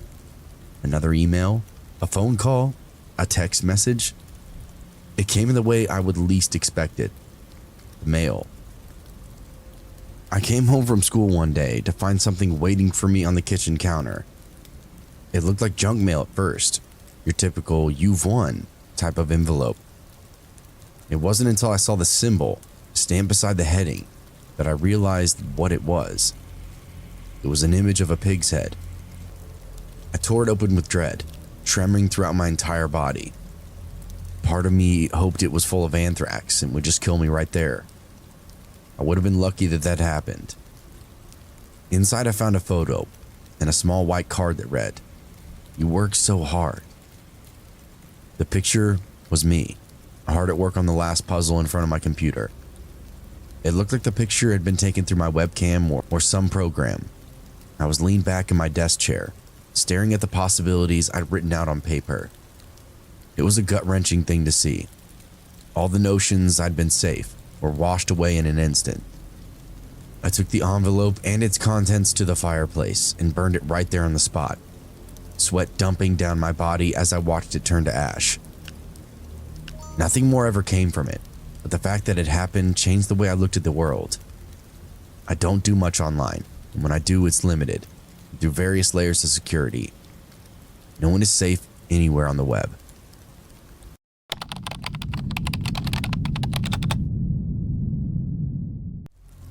I'll never forget hearing about the dark web and all the crazy stuff that you could find on there. My friends and I in high school loved the legends of the internet. Spent a lot of time cruising places like Reddit and 4chan for weird stuff, both old and new. We weren't really after anything specific, we just liked the shock factor aspect and the unpredictability of what you might find. I think my generation was really drawn to this kind of behavior because of things like LimeWire. I mean, we were the first wave of kids to be handed electronics, an internet connection, and then just left to our own interests. This was the first era where a person could hear something and then go to the web and learn more about it.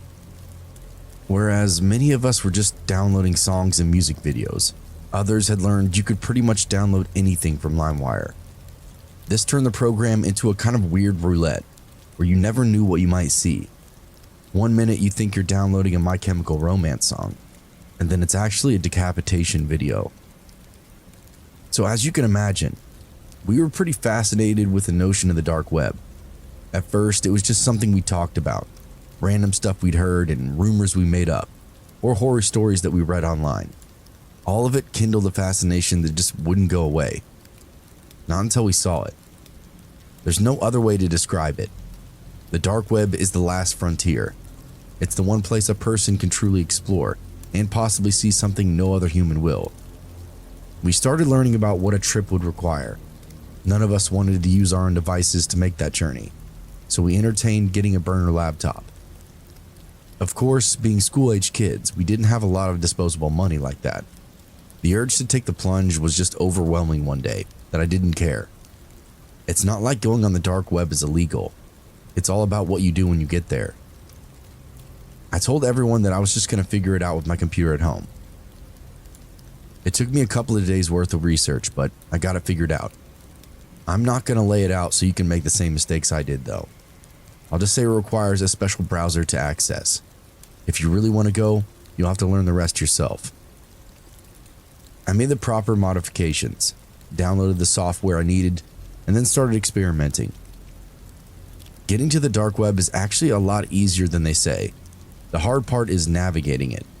There aren't any URLs like the regular internet. You have to know the highly specific web addresses in order to find the site.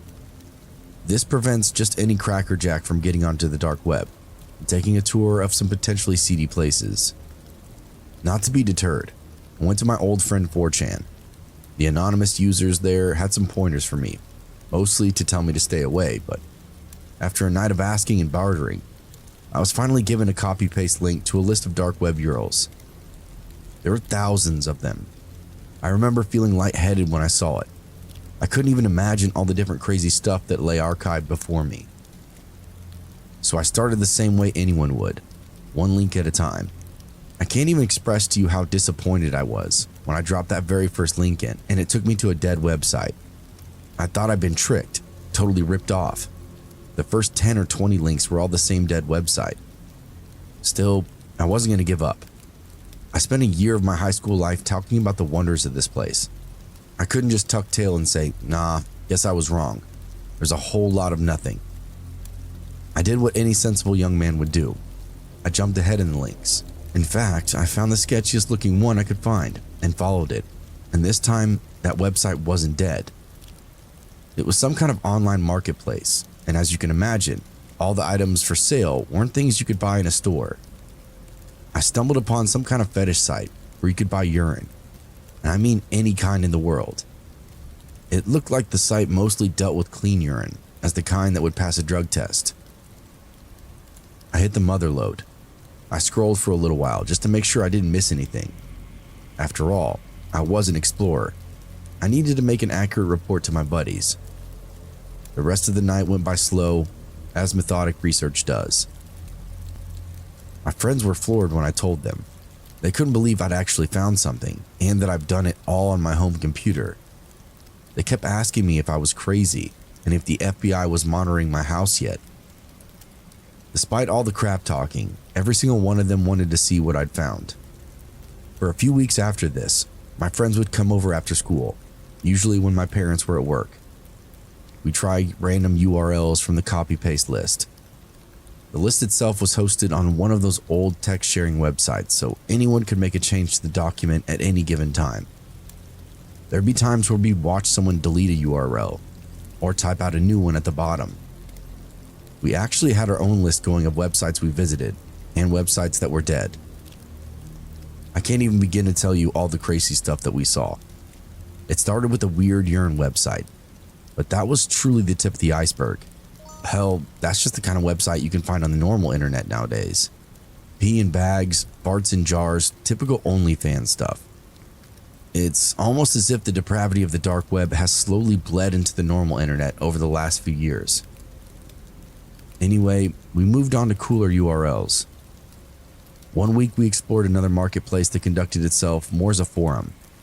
It wasn't goods that were being moved, but a service. The members of this forum claimed to be hitmen from a variety of backgrounds, all with different skill sets and different types of targets that they were comfortable killing. This last part varied greatly, and it was reflected in the price tag. Average killers willing to kill average people were asking for about $20,000 in either American or Mexican currency. The higher prices were in the ballpark of $100,000 to $50,000 up front, and then $50,000 after the kill was carried out. These were typically for the more high-profile targets. The seller accepted only American or Russian currency. It was definitely mind-blowing to see, but there was no way to actually verify any of this. Part of us was convinced that it was all just people role-playing, just pretending to be what they said they were. We got curious, so we made an account on a Hitman forum. It didn't really require a whole lot. As you can imagine, less is more for a Hitman forum. It seemed to be a way just to network, and then the actual details and money would be exchanged later, most likely in person. We perused the website, but we didn't find anything we considered proof that what we were seeing was actually real. While poking around the website though, a little blue bubble appeared in the top right corner of my screen. It kind of looked like an eyeball, but it was only the size of a pinky nail. I didn't think anything of it at first, honestly. I just thought it was something with the browser, like it needed an update or something, and just kept on exploring. It wasn't until we were done for the day and everyone was going home that I noticed it again. Even after closing the programs we used to surf the dark web, that little blue bubble was still in the top right corner, now set against my monitor background. I did everything I could to scrub the bubble from my computer, but to no avail. Restarts, long-term shutdown, antivirus scans, software purge, everything. It was a part of my computer, and I guess I just had to deal with it, which turned out to be not an issue. Being a young dumb kid, forgetting about the bubble was like second nature to me, and believe it or not, we kept on exploring the dark web, despite that little eye looking out at us. Another couple of weeks went by before we found a website that greatly interested all of us. It was a black market for hackers and data pirates. There were resumes for hackers on there, a list of things they could do for you, even some stuff they could teach you. It was like a hub for keylogging and backdoor sneaking. For whatever reason, being on this website didn't scare us, even though this seemed to be the spot where the bad stuff would really happen. We hung around that website for a while until one day, that little blue bubble disappeared from the corner. We all looked at each other and laughed, letting the fright pass over us, and then kept on exploring. The webpage grayed out. A text box popped up on the screen. We all started whooping and hollering as if we just finished a video game level, despite having no clue what we just stumbled upon. The message went something like this. Hello, I'm one of the administrators for this website. We log everyone who passes through the best to our ability, but I've continued to monitor your activity since your first appearance on our website. I've seen you on our servers every day, and I've come to the conclusion you have no interest in buying or using any of the services listed. I suspect even if you had an interest, you would have no way of paying for it, because you're a group of high school kids who bit off more than you can chew. The guy went on to explain that we weren't in any kind of trouble, and that the admin team didn't mind them looking around, but others would. Because of the sensitive nature of the website, lots of real hackers lurk just below the surface. And since I was on my home computer, using my family's internet without any kind of virus protection, my connection to the dark web was comparable to a flashing red sign with all of my personal information on it. I had no idea that my presence on each website was a flagship for people to come and take advantage of me. He then said if I took more precautions to protect my connection, I would be safe and secure in my exploring. He went on to ask if I had noticed a little blue bubble on my monitor screen. I typed back yes. It had been there for a week or two. The administrator explained that I picked up a hitchhiker on one of these dark websites, and that the person was tracking everything I did. They couldn't see me through the screen or anything, but they could see everything I did on our home internet, likely in an attempt to blackmail us. The administrator explained that when he looked into my connection, he took the liberty of removing my hitchhiker. "You should get off now if you know what's good for you," was the last message that I received from them. We all looked at each other with that same sense of disbelief. Being high school boys, we needed more than just a spooky message. One of my friends leaned over my shoulder and typed, "How do we know this is legit? Anyone could be making this up." The admin proceeded to respond with my full name and address. the whole names of several other friends inside the room, the school that we all went to. We frantically closed out the browser, and I can tell you that I've never been on the dark web since.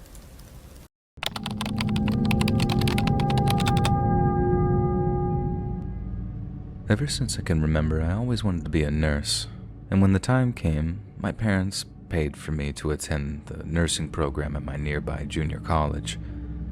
My last year of high school should have been a sign of what was to come, and despite all of my hard work, it just really wasn't to be. I managed to complete the first year, but my grades were so bad that I wasn't allowed to re-enroll for my second year. My parents were disappointed to hear this, but no one was as sad as I was. I felt like a failure for a long time. After a few months, I pulled myself together and began planning my next move. For the moment, I had no real clear path with my life, but I was certain of one thing. Above anything else, my parents deserved to be paid back. They naturally insisted that it wasn't necessary, but I made up my mind already and nobody was going to change it. But without a job, this was just not going to be possible, and therefore I began the search the following day. It wasn't long until I was hired at a small diner downtown.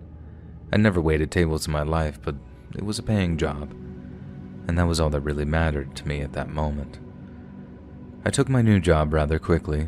It wasn't as difficult as I really expected. The shorthand was the hardest part, but once I'd learned it, everything else was pretty much gravy. I'd been at the diner about 3 months when this guy, John, first came in for lunch. John, quote-unquote, as he asked that I call him, was this older guy. He was thin and wiry, and that first Sunday, he just so happened to be seated in my area. And from there on, he made it a point to always be seated where I was working. I could tell that he was special from the start. I felt unusually comfortable speaking to him. We'd exchanged names before I even had a chance to get his coffee. It was like I was speaking to a family member, and despite his reserved manner, he was very honest about his life and the mistakes he'd made. On one of those Sundays, I mentioned his tattoos and he proceeded to tell me all about them. I was shocked when he said that he'd served 20 years in prison earlier in his life. My perception of what a criminal looked like changed greatly after meeting him. His teens and early 20s were chaotic, and his abuse of alcohol and drugs led him into a life of crime. One day he found himself neck deep in a plot to actually rob a bank. The robbery did not go well, obviously, and after a member of the public was injured, he had to go on the run. He was eventually caught, and his reluctance to name the rest of the gang meant that he was given the maximum penalty. And after serving the majority of his sentence, he was released, I guess, in the early 2000s. But since that time, he had been keeping his nose completely clean, and most of his life was now spent between work and church, and he had just left services that Sunday when he first dropped into the diner. If I was a religious person, I might think that we were destined to meet. It was during one of his other Sunday visits where my reason for waiting tables was brought up. John asked why a girl as intelligent as me was serving food. I told him about my dreams of becoming a nurse and my failed attempt at school. He talked about regrets and failures in his life. On his way out that day, he urged me to give it a second try at school before I got too old. In his mind, all I needed was a little life experience, and I'd do better the next time. I knew that he was just being nice for my sake, but I'll admit that his energy was very motivating. I thought my dream was in the past, but hearing his encouraging words proved me wrong. Psyched up or not, that phase of life was going to have to wait until I paid my parents back. And for the present, work was my focus, and I continued working every shift available, and every Sunday, John and I would grow more familiar with each other. This lasted for roughly 3 months until he stopped showing up. I guessed that he was sick or busy or something and figured that he'd come back the next Sunday, but when that next Sunday arrived and he was nowhere to be seen. After 3 weeks of no-shows, I just gave up hope. It was a sad day when I realized that he wasn't coming back. He'd kind of become a father figure to me in that brief time, and his encouraging words had lifted me from the hole of disappointment that I'd been in for the past year. Unfortunately, life is a series of meetings and goodbyes, I guess. I picked myself up and just carried on with my work. Soon, I'd all but forgotten about this John guy, and 5 months passed, and one afternoon I was doing something in the back when The head cook said someone wanted to speak to me. I walked out and saw a middle-aged man standing by the cash register. He introduced himself as a police officer from our local department. When I asked what he wanted, he handed me this manila envelope with my name written on it. He proceeded to tell me that John had left it behind for me. I was naturally confused and asked what it was. He couldn't tell me, and I was beginning to get annoyed with him. When I started to press him for it, he made it clear that he couldn't say anything else other than that John was dead. I'd suspected that this may have actually been the case, but hearing it out loud started to really hurt a lot. I didn't have the heart to go on after that, and I just simply thanked the detective and he left. With the envelope in my hand, I went back to open it. I now wish that I never had. Inside was a stack of money with a bank band wrapped around it, and my mouth grew drier as I counted it. I recounted it several times and came up with the same amount, $10,000. Along with the cash, a note was included and it read, "If you're reading this, I'm dead. I'd wanted to give it to you myself, but my old life caught up with me. Take this and pay your parents what you owe them. Use the rest to go back to school. You're too smart to be waiting tables at some greasy spoon. Life is too short to have regrets. Good luck and don't give up on your dreams. You got this." At the bottom of the page was his full signature, a name I'd never gotten the chance to learn, and there was a ton of emotions flowing through me in that moment. His faith in me was touching beyond belief, far more than I ever had in myself. My mind drifted from the money for a brief time, but a sick feeling quickly came rushing through me a moment later. What was all this? Where had John gotten all this money from?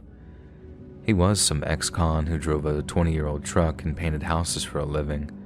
I read back through his note, and a chilling line got my attention. My old life caught up with me. What did he mean by this? Did he rob a bank or steal it from somewhere else? My heart began pounding out of my chest, and I'm terrified that somebody may be looking for this money and it leads them to me. I've also considered the possibility that it's all a setup by the police, and maybe they think I was part of the theft and are waiting for me to do something else. I'm not a criminal. I don't know how these types of things work. It's been 2 weeks since I got the envelope, and I still have no idea what to do with it. I still go to work every day like normal, but I'm always looking around for something to happen. I hate to involve other people in this, but I think I need advice from you guys. What do you think I should do? The money would solve all of my problems and set me up for the future, but I can't shake the feeling that something bad's gonna happen. Let me know what you think, and I could really use all the help that I can get.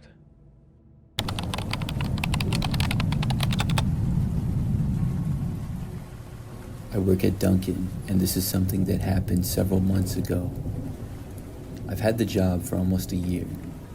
The location that I work at doesn't seem to be that busy most of the time. I guess it's not in the most populated area, but we do get a good amount of people during the morning rush.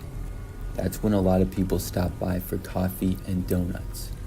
But other than that, we're pretty quiet for much of the day. On the day of this story, I was working a shift that started in the morning and ended in the late afternoon. So when I got there, I think about 10 a.m., we were somewhat busy. The busiest time of the day had passed, but I was working with 2 other coworkers.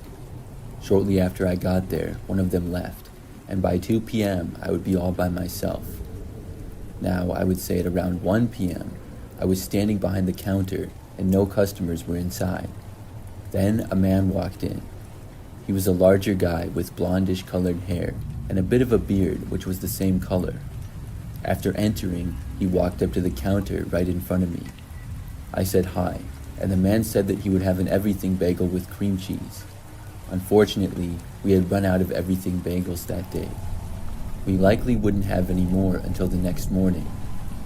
After I told the man we didn't have any everything bagels, I thought maybe he would order something else. Instead, he just said okay and walked out. Now, about an hour went by. We got a couple customers in that time, but not many. Then the same man walked in. When I realized it was him again, I found it a little bit interesting. He walked up to the counter once more, and ordered the same thing as before. I told him we still didn't have any of that kind of bagel. Without saying a word or even showing any kind of emotion, he just left again. Now I found this to be strange. I didn't really know what this guy's situation was, but it only gets weirder. About 30 minutes after that, the man came back. The same as the first 2 times, he walked in and approached me at the counter. He asked for an everything bagel again. I told him we still didn't have any and wouldn't for the rest of the day. Then I asked him why he kept coming in here and ordering it. The man denied ever being in here before. He said this was his first time. I thought that he was joking, even though he wasn't smiling and actually seemed serious.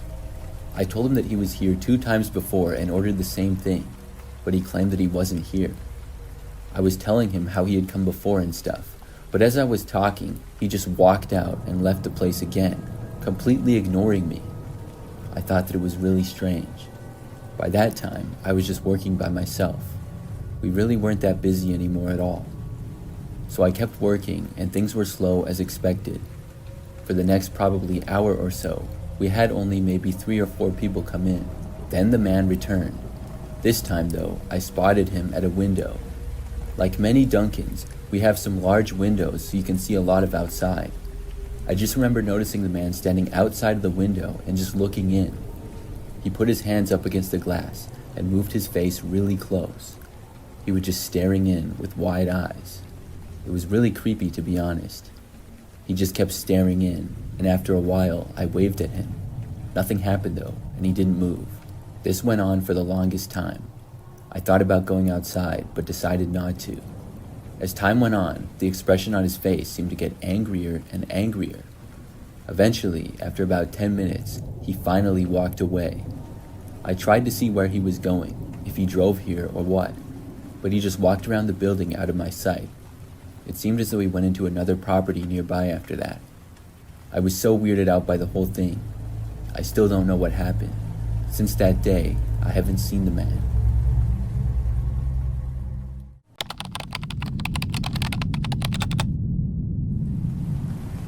I used to work overnights at a 24-hour Dunkin. I'm not sure whose idea it was for us to be open 24 hours, but nobody ever came in late at night. At least not to the location that I worked at. It was actually kind of nice though, because I never really had to do that much work. By the time I left, the morning employees would be there. They would take care of the busy time in the morning. That's when everybody would be getting coffee and stuff before work. But I didn't have to worry about that. I would just help the few people that got coffee in the late night and overnight hours. One night I was working, and obviously by myself. I think that it was about 2 o'clock in the morning at this time. We hadn't had any customers in a while. I was just chilling behind the counter, sort of in the back. I remember hearing the door open, so I moved closer to the counter to see who was there.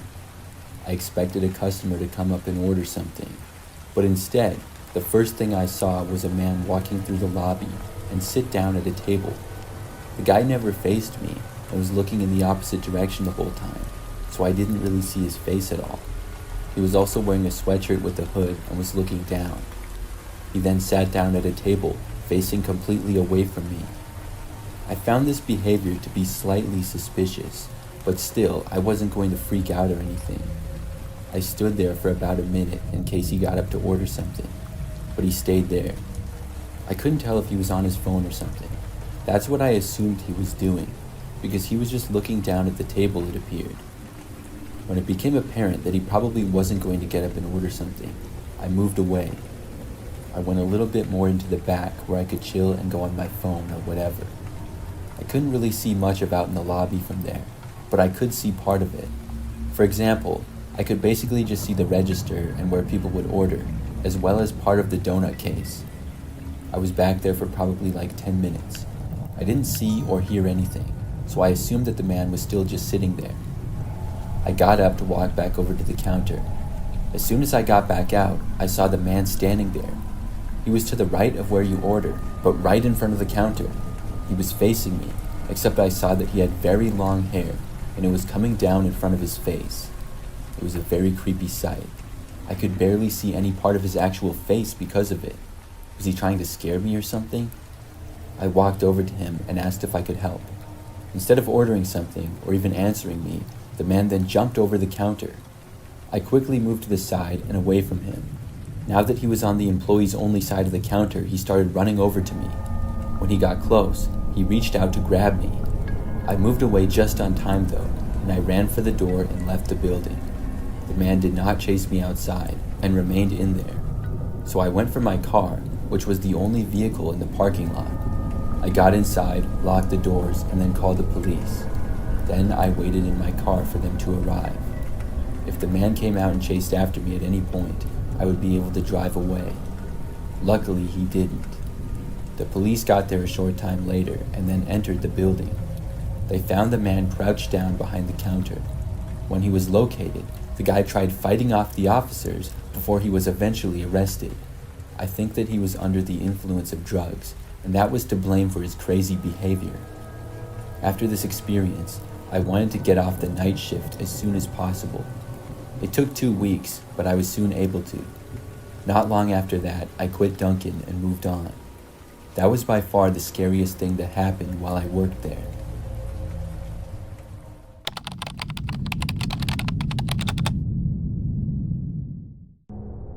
I started taking evening walks around campus in my final year of college. It wasn't long before I began noticing that it helped me keep my weight down and clear my head after a long day of work. After graduation, I kept up the practice and continued doing it to this day. While many of those around me had become diabetic and hypertensive, causing them to become dependent on multiple medications, I have none of those problems.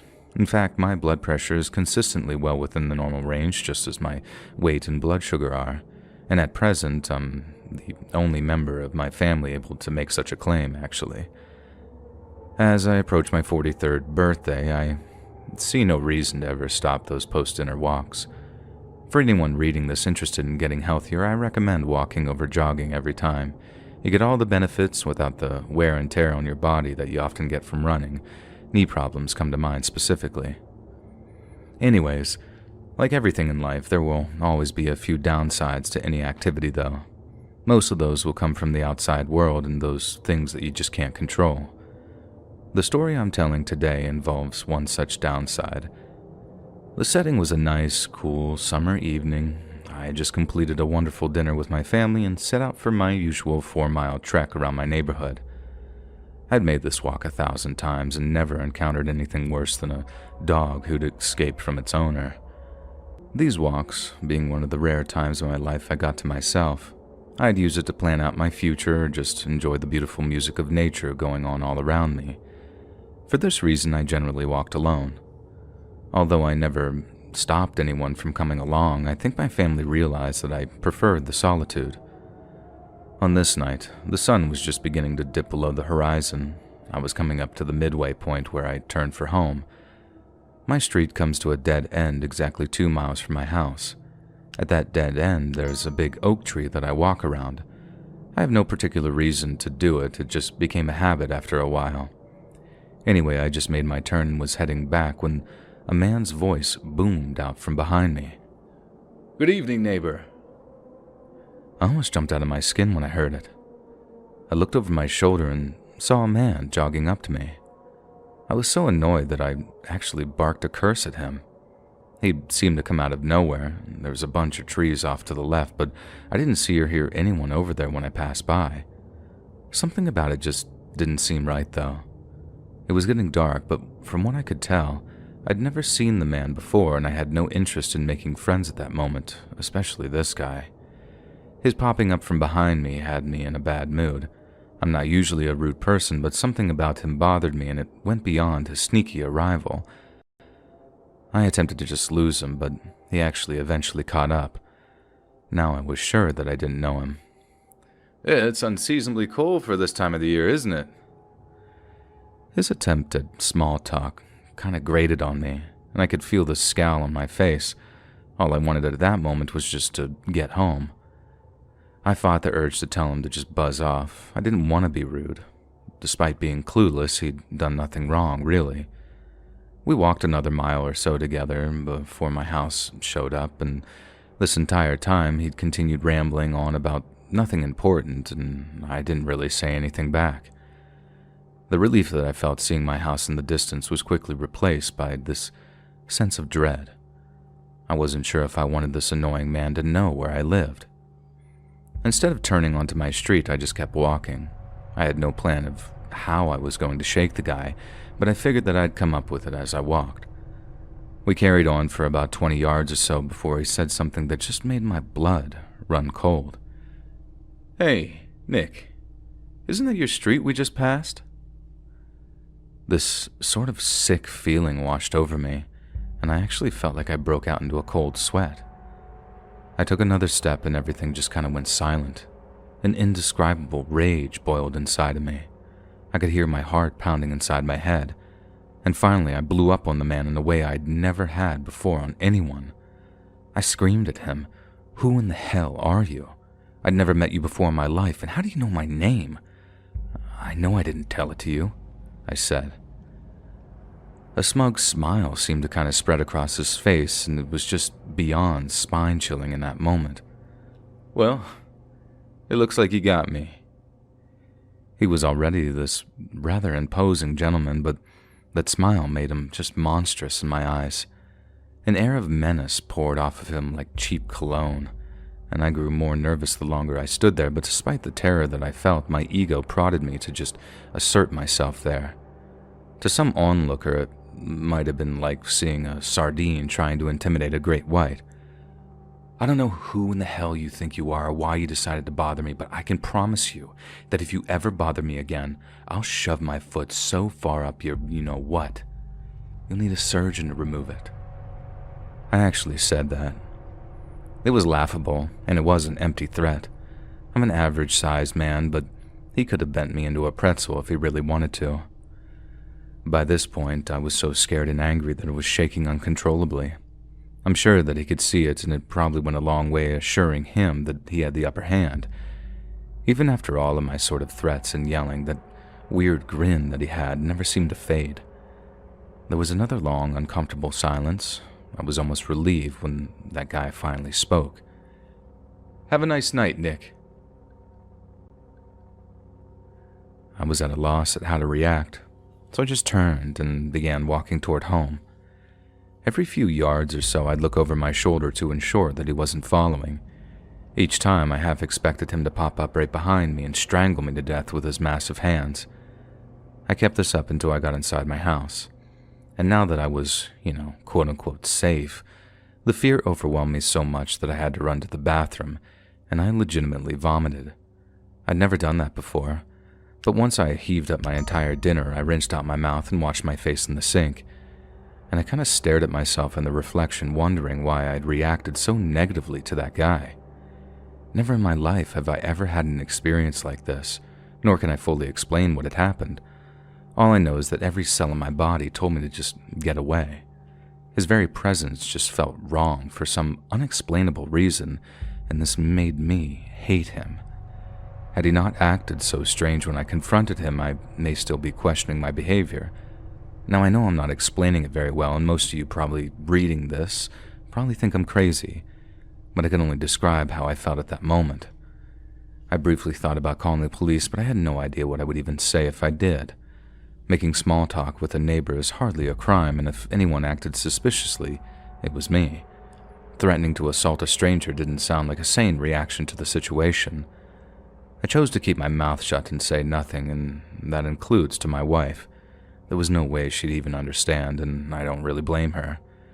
After that incident, I began carrying my handgun with me in the evenings and changed the route that I took. Fortunately, I would never have another experience like that again, but I would see that man one more time. It had been 5 or 6 months since he and I had spoken. I was doing a good job putting the incident behind me. One afternoon, my wife and I were unloading groceries from the car, and a silver 4-door sedan slowly drove by. The driver waved at us, and being the friendly neighbor that I usually am, I waved back. I barely lowered my hand when I realized that the driver was that same stranger. All those awful feelings came flooding back. That horrible smile burned into my mind, and I'm not sure how long I was really standing there, and my wife's voice pulled me back to earth. She asked if I was okay and said that I was white as a sheet. Rather than dredge up the whole story and risk looking like some insane person, I told her that I was probably just dehydrated. She accepted the excuse, and we went back to unloading the car. 5 years have gone by, and I haven't seen this guy since. Even though I've had all this time to think about it, I still have no idea why he and I crossed paths that day. He obviously sought me out, but that's all I can be certain of. I've had some minor disagreements with a few neighbors, but nothing that I could think justified hiring someone to intimidate or even stalk me. He never gave me a message or threatened me like you'd think a person like that would. Unless he shows up again or someone brings it up, I can only conclude that he chose me at random to just bully. And now that I've finally told people about what happened, I intend to make this the last time that I talk about it. Hopefully, sharing it here will allow me to let it go once and for all, and it can be forgotten about forever.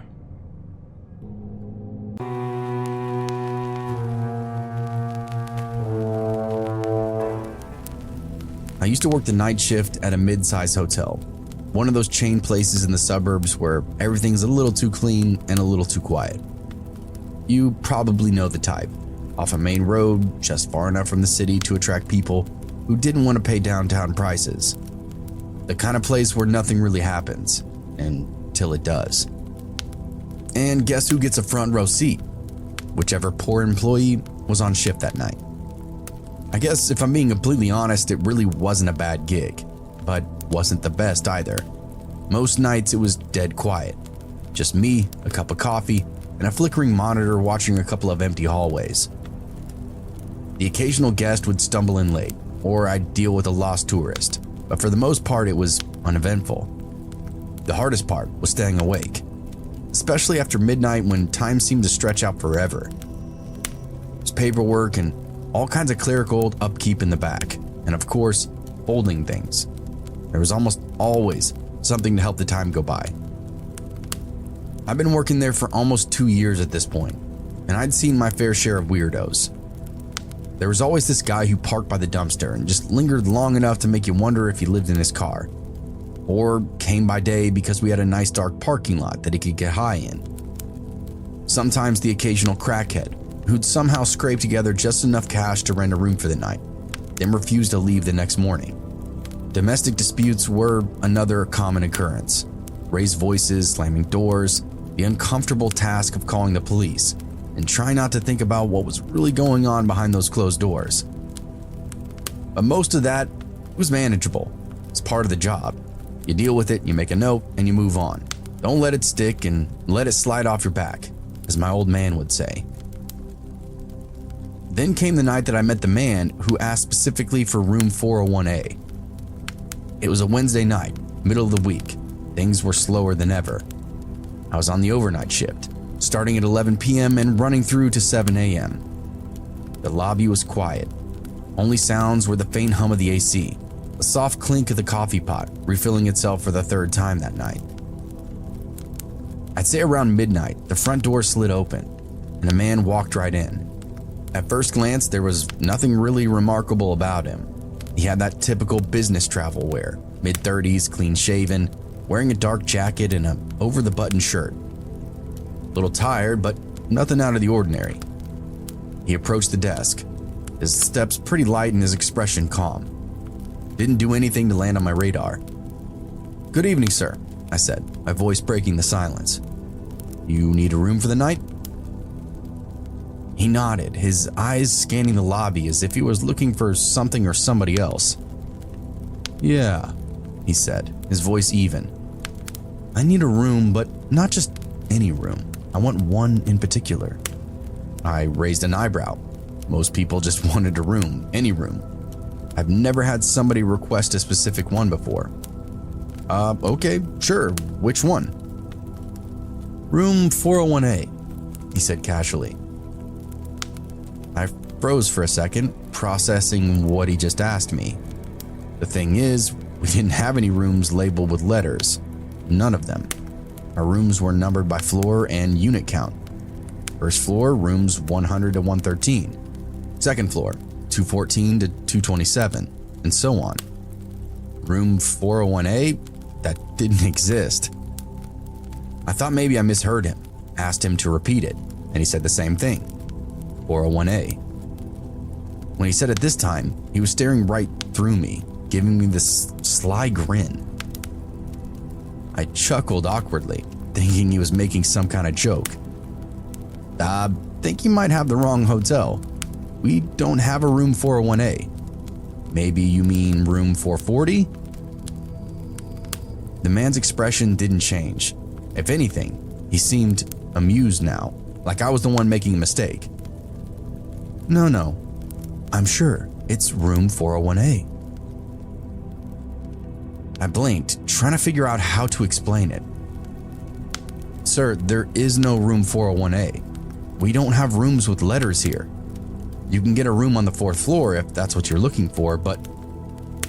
His demeanor shifted instantly. His calm, mild energy evaporated, replaced by something darker and much more aggressive. He stepped closer to the desk now, his eyes narrowing. I asked for room 401A. Are you telling me you don't have it? I took an involuntary step back, my heart racing. This wasn't just a guy who got the wrong place. He was serious, dead serious, and his frustration seemed to be growing by the second. Suddenly, it then occurred to me he could have a knife or a gun. Look, sir, I said, trying to keep my voice steady. I don't know what to tell you. We don't have a room 401A. It's literally not in our system. Look, maybe you got the wrong hotel, or maybe there's been some other kind of mistake. I can get you a different room easily. How about room 440? It's available and it's on the 4th floor. His eyes locked onto mine, cold and calculating. He didn't say anything at first, just stared at me like he was committing every detail in my face into his memory. Then he slowly leaned in, lowered his voice to a menacing whisper. Lying, he hissed. I know that room is ready, and you're gonna regret keeping it from me. Before I could respond, he stepped back and straightened his jacket, walked out of the lobby. The automatic doors slid shut behind him, leaving me standing there shaken and confused. I spent the rest of my shift on edge, jumping at every noise I heard. I kept expecting him to come back and start yelling or worse, but he never did. That night passed without incident, and by the time my shift ended, I almost convinced myself it was just some weird misunderstanding. Maybe that guy was just crazy, or maybe he was playing some kind of prank that I didn't understand. But that wouldn't be much of a story, would it? Because it didn't end there. Exactly 1 week passed, and the memory of that strange encounter slowly began to fade. Sure, I kept my eyes peeled during my shifts, half expecting that same man to show up again. But nothing out of the ordinary happened again. The hotel had its usual flow of late-night guests, some weirder than others, but nobody came looking for a room that didn't exist. By the time that next Wednesday had rolled around, I almost had written that whole thing off. People like him do show up sometimes. I've had my share of crazy customers over the years, paranoid guests who thought the government was watching them, couples who got into fights and tried to drag me inside their drama. This guy was really no different, just another nutcase who probably confused us with another hotel. That night I clocked in for my shift at the usual time, 11 p.m. sharp. My coworker Jason was finishing up his shift. It looked like he had a long day. He gave me a tired nod as I walked in. Quiet night? I asked, hoping for a smooth, uneventful shift. Mostly, Jason said, stretching his arms with a yawn. But some weird guy came by earlier, dropped off a key card. I frowned. Key card? Yeah, he said it wasn't for this hotel, but figured we'd want it back. Thing is, it's one of ours, just an old one. It looked like it'd been through hell. Now I was interested. We changed our key cards a few years ago, but a few older ones were probably still floating around. It wasn't unusual for people to hold on to them after checkout, but most of the time, they were useless after being deactivated. Jason handed me the key card. My heart skipped a beat when I saw the number that was printed on it.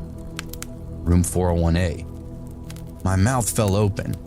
I must have stared at that card for a whole 60 seconds. mind racing to make sense of it. "Are you sure this is ours?" Jason shrugged. "It does look like one of the old ones.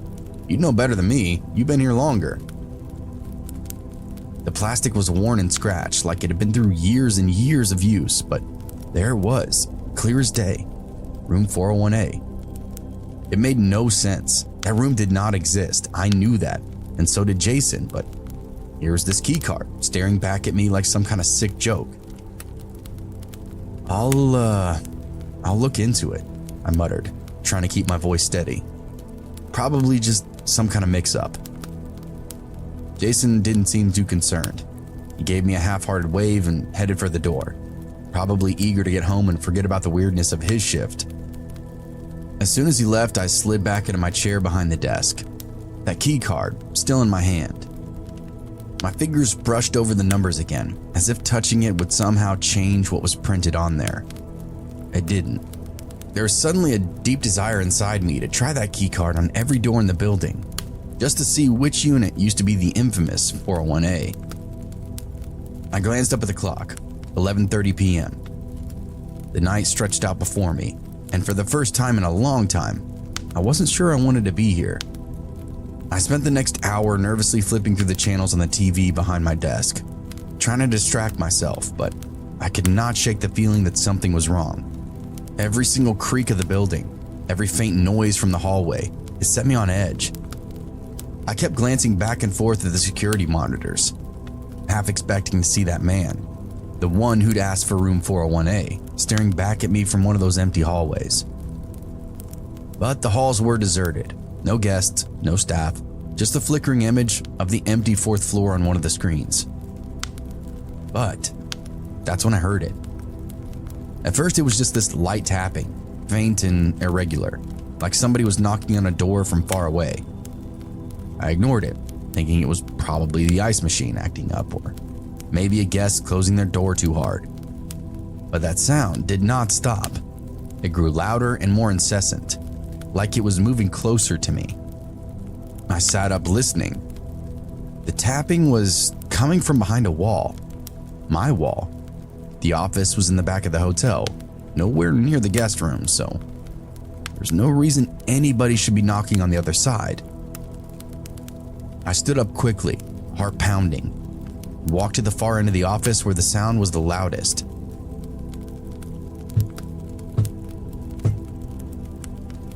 It was slow and methodical, almost like somebody was tapping out a message. I pressed my ear to the wall, trying to figure out what it could be, and the noise stopped. I froze, waiting. Breath caught in my throat as a second stretched out before me. The silence becoming unbearable. The phone rang. I jumped and nearly knocked the chair over as I rushed to grab the receiver. "Front desk," I said, voice a little shaky. For a moment there was nothing, just silence on the other end, and then breathing. Slow, deliberate breathing. Like somebody was standing just inches away from the phone, listening. Hello?" I said again. "Anybody there?" That same breathing continued for a few more seconds before the line went dead. I slammed the phone down, my heart racing, and checked the caller ID on the phone's display. No number, just a string of zeros, the kind you see when somebody's calling from inside the hotel. I stared at the phone, waiting for it to ring again, but the room was silent. Too silent. That tapping had stopped, the eerie breathing now gone. I glanced at the security monitors. Still nothing. The fourth floor was empty. Halls still eerily quiet. I tried to convince myself, okay, it's just a prank. There's a guest messing with me. Or maybe the guy from last week was playing some long game to freak me out. But there was something in the pit of my stomach that told me this was different. This wasn't just some drunk guest or a faulty phone line. I spent the next few hours in a state of heightened alert, checking the security footage every few seconds, pacing the office, listening for any other strange sounds. Every now and again, I thought I'd hear faint noises, footsteps in the distance, the sound of a door closing, but nobody or anything ever appeared on the monitors. Then around 3 a.m., the phone rang again. I picked it up cautiously, half expecting the same breathing that I heard from before. But this time, there was a voice, barely even above a whisper, but I could hear it clearly. "Room 401A," the voice said. "It's waiting for you." Then the line went dead. I stood there, receiver still in hand, mind now racing. The voice on the phone had been so calm, so matter-of-fact. But it wasn't just the words that chilled me, it was the tone. It sounded like somebody who knew something that I didn't, like they were in on a secret that I was about to uncover, whether I wanted to or not. That was enough for me. I holed myself up in the main office and just waited for dawn. No one came in, and I didn't make any effort to get anything else done. When the sun came up, I left a note with my notice on it, and left the second my relief got there. No job out there is worth that kind of headache. And I never saw that asshole again. Never got any more weird calls. But for one night, I would have told you that I believe in ghosts. When I told this story to some friends a few months later, they had a theory that pretty much fit the bill. They thought maybe 401A could be code for something. Perhaps that guy wasn't trying to buy a room, but something else altogether. Either way, I don't want to know what that was.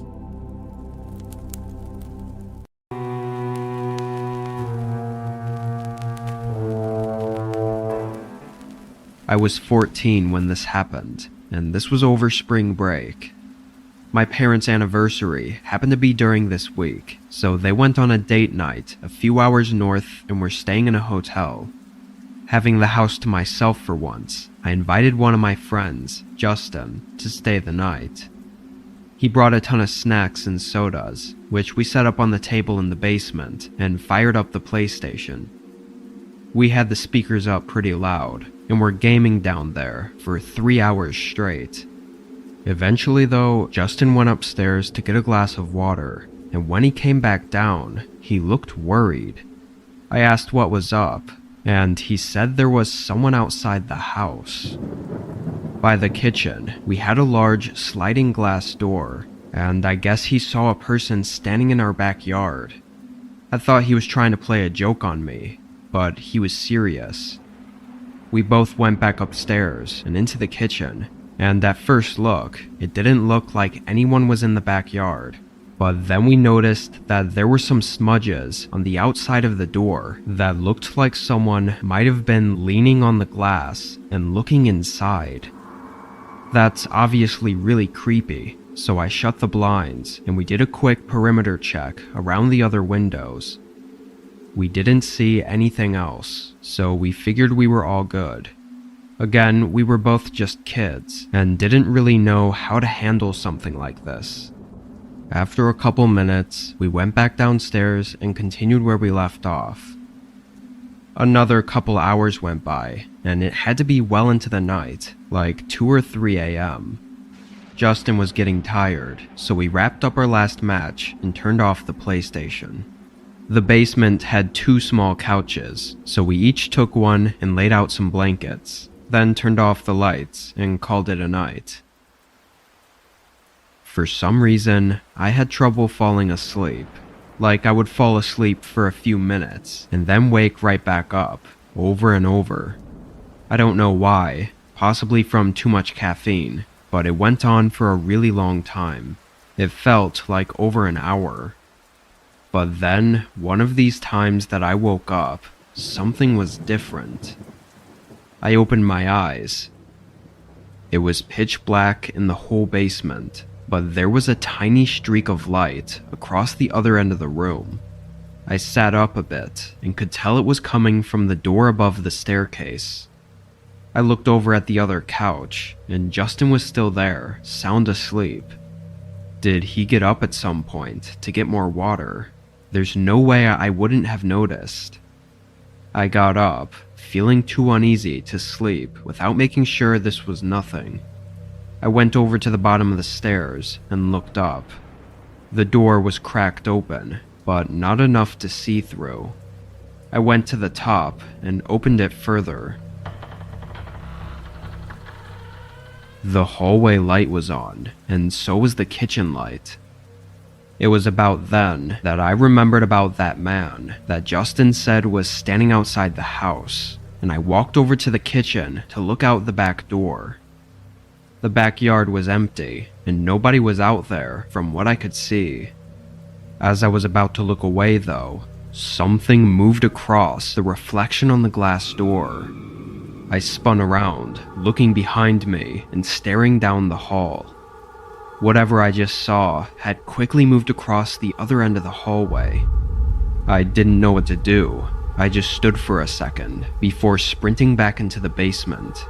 I woke up Justin, and after a quick explanation, he was just as terrified as I was.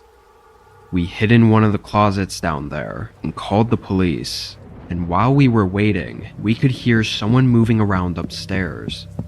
It was like they were running around the house looking for something. It got quiet after a few minutes though, and when police showed up, the person was gone. They found that the small bolt that locked the back door was snapped off, so that's how they got in. Other than that, we don't know anything. For several years after this incident though, every few months we would find those same smudges on the back door of someone clearly looking inside. It wasn't until we finally got a security camera that they left us alone, at least as far as we can tell. It's been over a year since we've seen any signs of them. What they wanted is still unknown.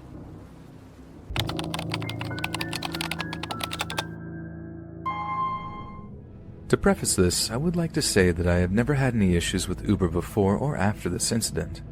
This was simply an isolated incident that was weird and a little scary. I live in a college town, and when I was going to the university, I used to take Ubers everywhere that I couldn't walk to. The parking security at my college were ruthless, and I didn't need a ton of parking tickets tacked onto my mounting debt. Not very cost-effective, but a surefire way that I'd get where I needed to be without losing my parking spot or getting accosted. The night of this particular incident, I had been at a friend's house about 5 miles from my dorm. I called an Uber as usual, and I was picked up by a guy in his mid-20s. Followed standard safety procedures, asking his name, checking the license plate, asking what my name was, all clear. Guy is definitely an Uber driver. I get in and immediately this guy begins conversation. I don't mind talking to my Uber drivers. I figured it's just polite, but this guy starts our drive by asking question after question. There was the standard, where are you from, and are you in college? Super normal, right? Then, how much do you weigh? This threw me off more than a lot, seeing as that definitely isn't a normal thing to ask a stranger, but the guy had a thick accent and seemed unfamiliar with the area. He was ignoring maps, taking weird turns here and there, but was ultimately headed in the direction of my dorm. I answered his question, following up with a sort of nervous chuckle and telling him that wasn't really a question he should be asking a lot of people. Just a joke, but still. But you're beautiful. Probably just the ideal weight for me. Alright, red alarm bells. Grade A, inappropriate. I should have said something snippy back, but all I could do was just sort of laugh. I respond with, ideal weights fluctuate. Stupid, right? But I froze up. Maybe it was just his culture or something. I turned the question on him to sidetrack him from that weird comment, and it turns out the guy's from the Ukraine. He doesn't need an invitation to start talking about himself, and I lapse into the standard uh-huhs and wows to keep him on track. Honestly, this trick works really well when you straight up can't avoid someone who might be flirting with you. They get so caught up in themselves that they forget you're listening. However, this guy seemed to take me asking vague questions as me taking interest in him. He starts staring at me through his rearview mirror, catching my eyes for uncomfortable amounts of time. He's still driving, but I notice that we're starting to take a super roundabout way to my dorm. Of course I'm nervous now. The roads are deserted, It's incredibly late and I'm alone. But I try and brush it off as a cultural thing again. Maybe I got too chatty, maybe it's my outfit, etc. I pick up my phone and pretend to text, and this guy takes the cue to pry further. Do you have a boyfriend? Yep, we've been together a year. Wow. Ever want to try the market out? You're so young. Nah, we're really happy. It's a shame. Really a shame. He's still trying to maintain eye contact, leaning towards the back seat. I hum or something in response, and to my joy, I see we're finally approaching my dorm. The guy super slowly creeps to a stop at the curb, and I belt out the standard "thanks for the ride, I'll rate you 5 stars," and go for the door handle. This guy hits the lock button, and I'm locked in. I whip my head around at him, and he's turned all the way around in his seat, seatbelt off, and grinning like he just won the lottery. I'm freaked out. Your doors are still locked. He ignores me, still grinning, and asks bluntly for my phone number. I decline as politely as possible, even though I feel like knocking his lights out. No sale. He asks again, this time more forcefully, and adding, "I would really love to get to know you better. I can meet you right here tomorrow if you want." Once again, I decline, reminding him that I have a boyfriend and he most definitely would not like that. "So you're not allowed to have friends? We can just be friends. Lots of girls around here have friends." At this point, I'm in full panic mode. What he said sounded innocent enough, but he was borderline cornering me into his back seat and was boring holes into me with his eyes. I was afraid he'd drive off with me if I said no again, and I had no means of fighting on me. I'm tall, 5'11", but my limbs are like noodles. This dude had biceps like basketballs. There was no way I'd be able to fight him off. He asked for my phone number again. I don't decline, but blurt out, "Unlock your door." He starts to protest, but I repeat myself, pulling the door handle a couple of times. I raise my eyebrows at him, try to give him my best entitled face. "I said unlock it." Finally, looking crestfallen, he turns back around and slowly puts his seatbelt on and unlocks the door. I bolt out of the car, slamming the door and breaking into a sprint until I'm finally locked into my dorm room. I'm freaked out for another hour or two, but I'm able to go to sleep. I woke up the next morning to a text from this guy, who told me I was the most beautiful woman he had ever met, and how he wished I hadn't left the car. Immediately, I block him and report him to Uber. I haven't heard anything from the guy since.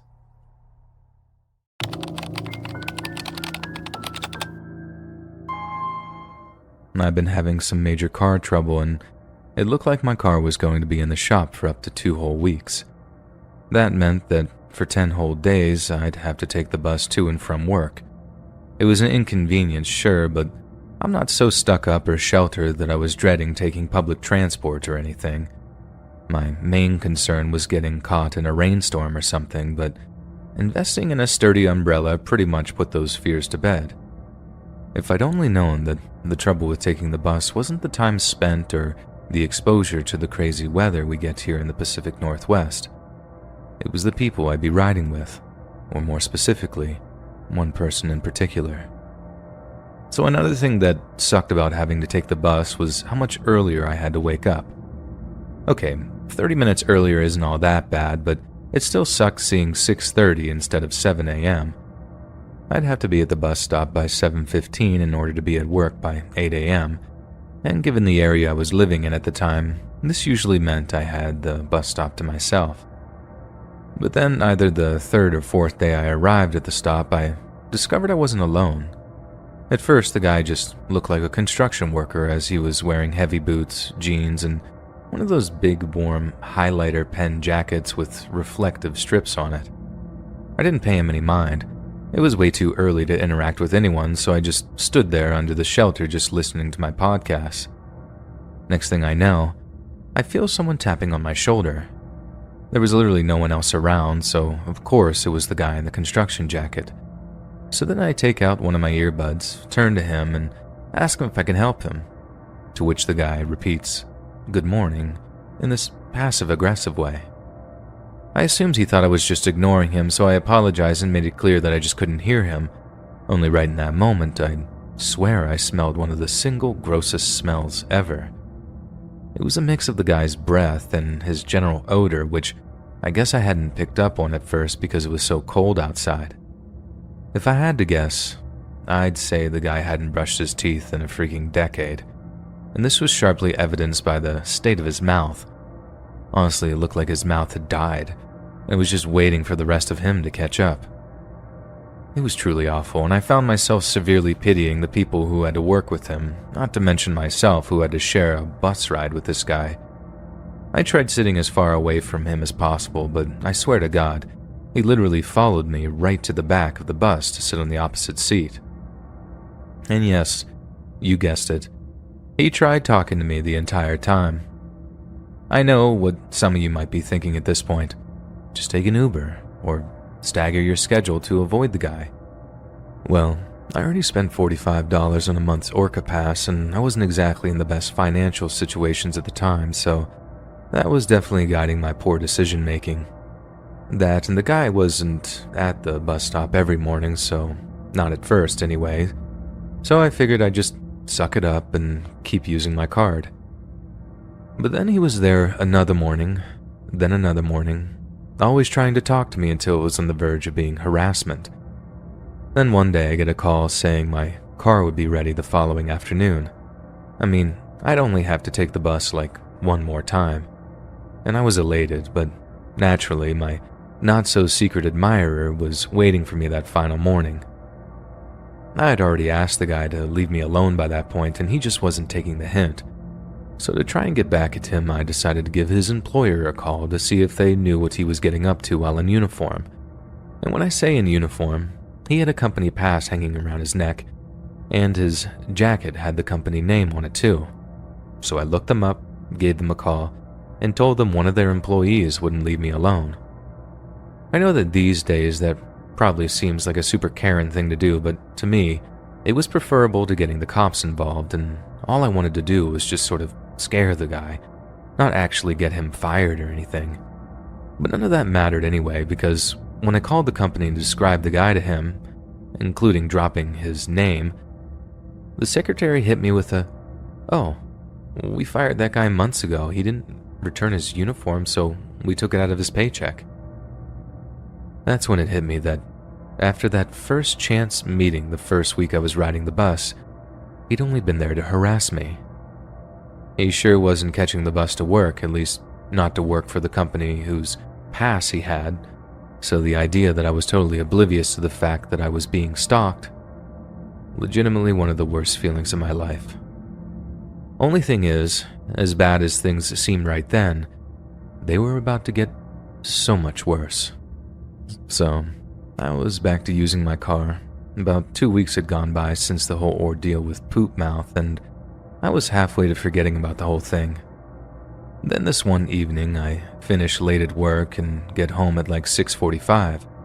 It's dark, it's cold, and I'm starving, and all I want to do is just curl up on the couch and go to sleep. My apartment at the time had 2 locks, each requiring a different type of key. You unlock the first one so you could use the second to actually open the door. But when I go to unlock the first lock, it seems like my key is jammed. It wasn't. It's just that lock hadn't been locked at all. It wasn't out of the question that I'd just forgotten to lock it that morning, but it was like a built-in part of my routine. It seemed really odd that I'd just neglected to do it.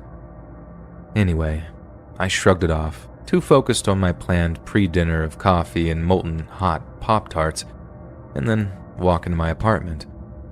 And that's when I smell it. It was that same rotten mouth smell that had clung to the bus guy like a dark cloud. It's weird how your brain just files those kinds of smells away, and the moment you smell them again, certain memories just come flooding back.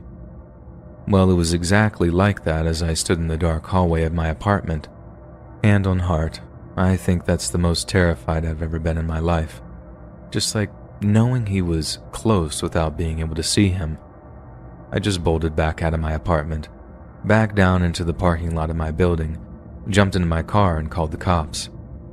The whole time I'm looking up at the second floor windows of my apartment, just waiting to see him moving around my apartment or something, but there was nothing. It got to the point where I thought I might be going crazy, that maybe it was backed up sewage or something and I just had the dumbest panic attack in the history of panic attacks.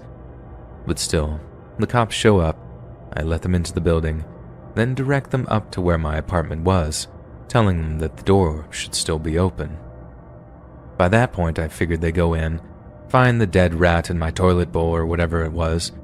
Legit happens in the Pacific Northwest. Please go ahead and look it up. And then just leave. What happens next will stay with me for the rest of my life. So, if you remember, I'm watching my own apartment windows from my car, while the cops are on their way up to search my place. I think the next thing I'm gonna see is the cops walking around my apartment, probably complaining about this crazy woman downstairs who's scared of bad smells. Only, the next person I see turns out to be Poop Mouth himself.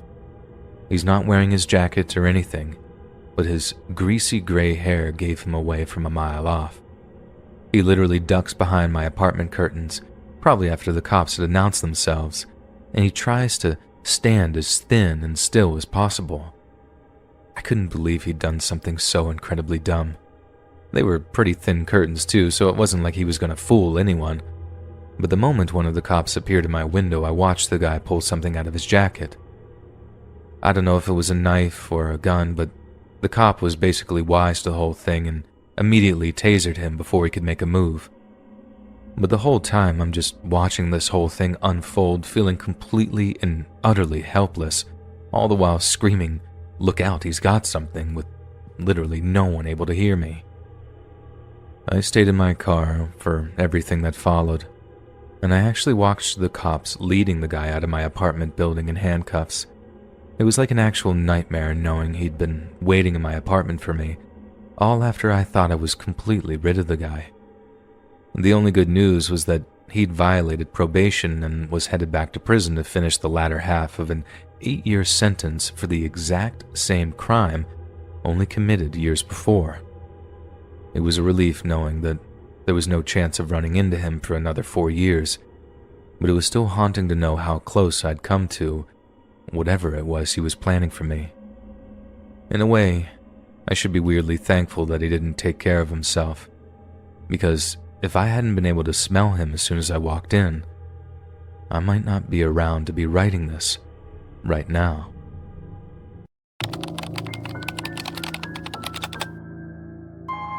A few years ago, my daughter and her friends wanted to go to London for her birthday. It was to be Ella's first time traveling down there unaccompanied, but we reckoned that since she was 18, technically an adult, and was traveling with her friends, that it wouldn't be a problem.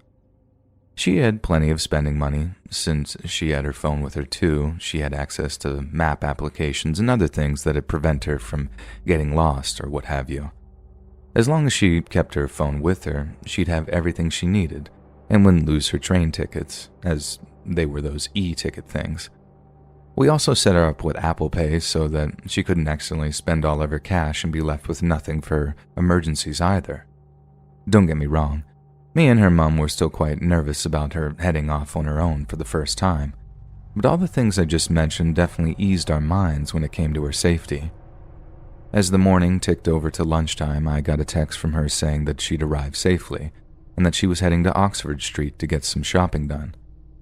After that, I tried to distract myself with football as best I could so that I wasn't constantly worrying about her.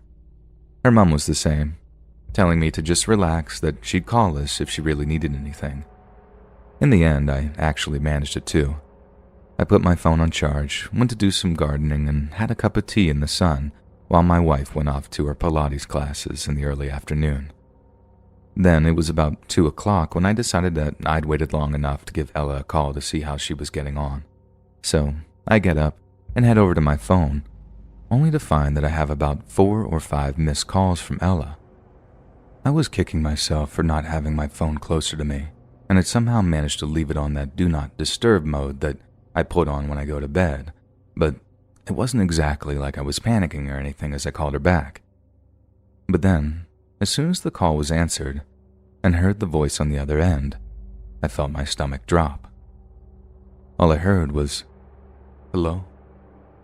And I instantly knew the person answering the phone was not my daughter. It was a deep voice, a man's voice, and for a second I actually thought that I might have called someone else by accident. I had to pull the phone away from my face to check if the call was connected to Ella and not one of my work colleagues or something. When I asked, "Where's Ella?" there was a slight pause before the man on the other end just said, "Ella's gone." Then a second later, he hung up. Bit of a weird reference here, but remember in Jaws when there's the bit with Martin Brody seeing a shark attack happen for the first time, and the camera sort of zooms in around him as this sense of pure horror hits him? That's exactly what it felt like. Standing there with the phone in my hand, realizing that something completely terrible might have just happened to my little girl. I need to throw in a little side note at this point, and that's how if I'd actually kept calm and thought sensibly about the whole thing, I'd probably have avoided most of the horror that came after. But I didn't. I went into complete and utter panic mode, and for some stupid reason I decided to call Ella's phone back. Whenever whoever it was picked up on the other end, all I heard was laughing, which filled me with this combination of absolute terror and absolute rage. I demanded to know where my daughter was, and the person on the other end sounded nothing short of pure evil when they said something along the lines, "Somewhere she'll never escape from. But don't worry, we're gonna treat her really good." I just started shouting, "Where is she? Where is she?" over and over again, stopping only when I heard the same sick laughter coming down the line. I only managed to pull myself out of it when the guy started saying, "Do you want to talk to her? Do you? Well, beg. Beg us and maybe we'll let you." I knew I had to do something. I mean, actually do something before it was too late. I just hung up the phone and dialed 999. I was still telling the operator that my daughter was missing, describing what she looked like and who she was with when my wife came back from her class. When I told her what was happening, she went into panic mode too, and I struggled to hold back the tears when she cried, telling herself that she knew it was a huge mistake to let Ella go to London on her own. But then, when she calmed down slightly, she got out her phone and started calling someone, and it was only when I asked her who it was she was calling that I realized that I might have severely overreacted. I realized that I hadn't called any of Ella's friends, and we made sure to get their numbers as well as the numbers of their parents right around the time that Ella announced that she wanted the day trip to celebrate her 18th. I waited on hold, waited for some kind of detective or something. Well, my wife suddenly perked up with one of Ella's friends answering her phone. I heard her saying, "Sophie, where are you? Is Ella there?" Then there was a brief pause before she almost wailed and, "Oh my God, thank God for that."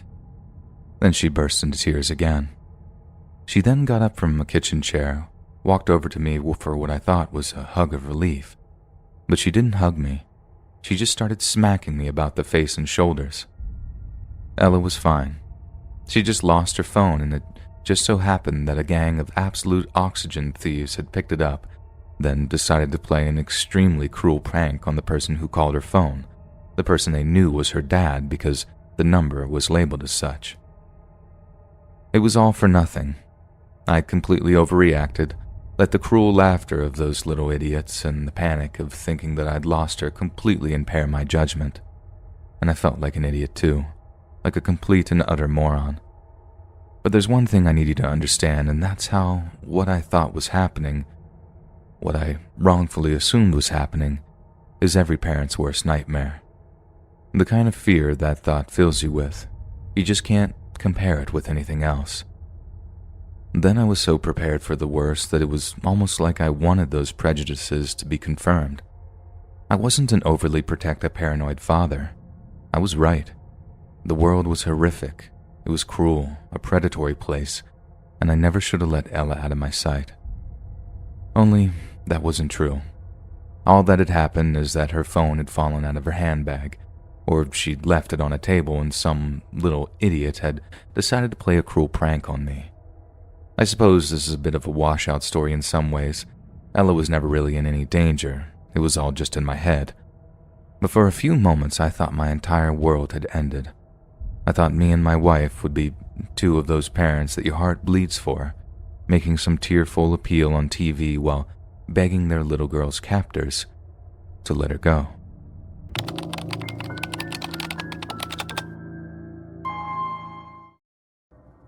I moved from Idaho to Alaska about 2 months ago, and already I have experienced something I never thought I would ever experience. After taking a week to recover from a 5-day trek across Canada on the Alaska Highway, I had decided I was going to get out and explore the wilderness of my new home state and try to catch a glimpse of the wildlife such as moose and bears. The house I am renting is on the outskirts of the nearest town, so I basically live in the middle of the forest and have access to miles of dense woods. I still don't know what I had been thinking when I decided to go into the woods without anything but my phone, which at the time didn't get service in Alaska, and some earbuds. I began running at a medium pace into the woods, hopping over bushes and branches while jamming out to some shaky graves. I had probably gone through about 5 songs when my shoelace got hooked on a fallen tree, and I was thrown to the ground face first.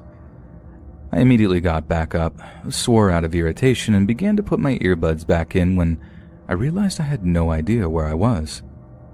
At some point, I had lost my sense of direction and had only but a faint idea as to which direction I had came from. I started to run the way I thought I had come from when I began to panic and second-guess myself, when I realized I should have come out into my backyard ages ago. I didn't want to panic because I knew that it would make everything worse if I did, and I started to try and pinpoint the right direction. Of course, I eventually realized that I was hopelessly and utterly lost without the slightest indication of which way would bring me to some sort of civilization. After a few brief moments of cursing and groaning, I decided to follow my gut and go the direction which I thought would possibly lead me home. I started running at full speed, hoping to break the tree line in a matter of minutes when something on the ground had caught my eye. It was a backpack. I stopped instantly and looked around for a person or campsite, but there was nothing I could see from the spot I was at, which was situated at the bottom of a small hill. The bag looked as if it may have been abandoned for a few days at least, but was slightly damp from the rain earlier that morning. I kneeled down and picked the bag up, resting it against my knees. It had a heavy weight to it when I moved it, so I knew that there was something inside. Looking back now, I remember the dark feeling I had that I got in my chest right before I had unzipped the main part of the backpack. Inside, there were bags of what I immediately knew was an assortment of illegal drugs and items used to administer them. I quickly stood up and took a step back. I had such a powerful feeling of dread that I felt like I was in imminent danger. I just wanted to get out of there and find my way home, so I started to run again, up to the top of the hill. I was hit with a wave of excitement when I saw a house at the bottom that was buried in the trees. I'd begun to make a start for it when something in my head told me to stop. The thought entered my mind that what I had just discovered was awfully close to this house. I wanted so badly to be out of the woods and find some form of civilization, but something told me that it wasn't safe. I ran away from the house along the tree line, hoping that I would possibly stumble upon another house. After about 10 to 15 minutes, I stumbled into a neighborhood of sorts and asked a man working in his yard for directions. He was kind enough to drive me home and assure me that everyone gets lost in Alaska at some point. As soon as I got home, I showered and chugged some water and then immediately called the police to report what I had seen. However, due to the fact that I had no idea where I was, I couldn't tell them where to find the drugs or where the house was, so my report was basically useless. I just would have felt guilty if I hadn't have at least said something. I've driven all over the area down different roads trying to find the house, but I never have. It's probably for the best though, because I don't want to get caught up in something I shouldn't be. I'm glad I had listened to my gut and kept running from that house, because people in possession of such a large amount of illicit substances, I can only assume, would be extremely dangerous.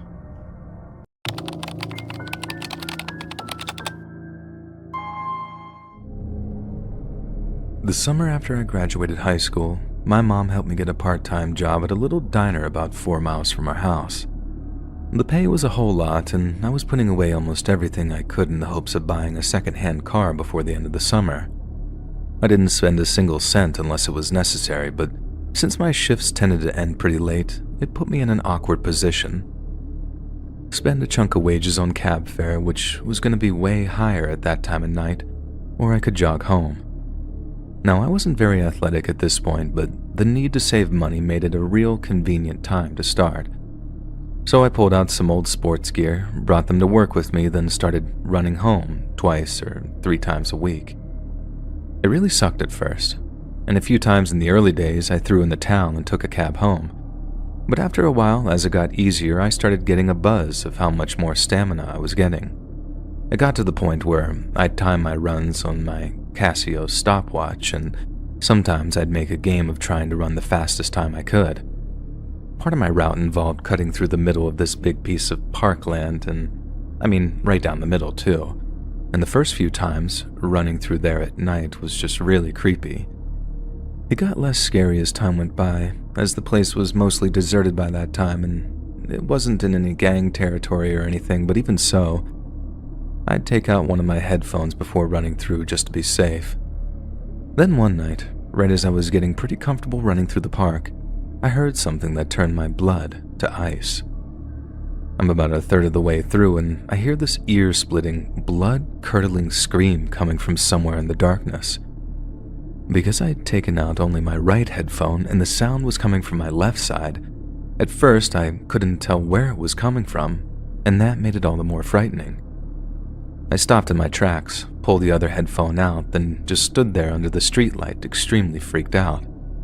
I remember kind of pulling myself together and telling myself that it was probably just a fox or something, because they make incredibly creepy wails at night sometimes, I'm sure you know.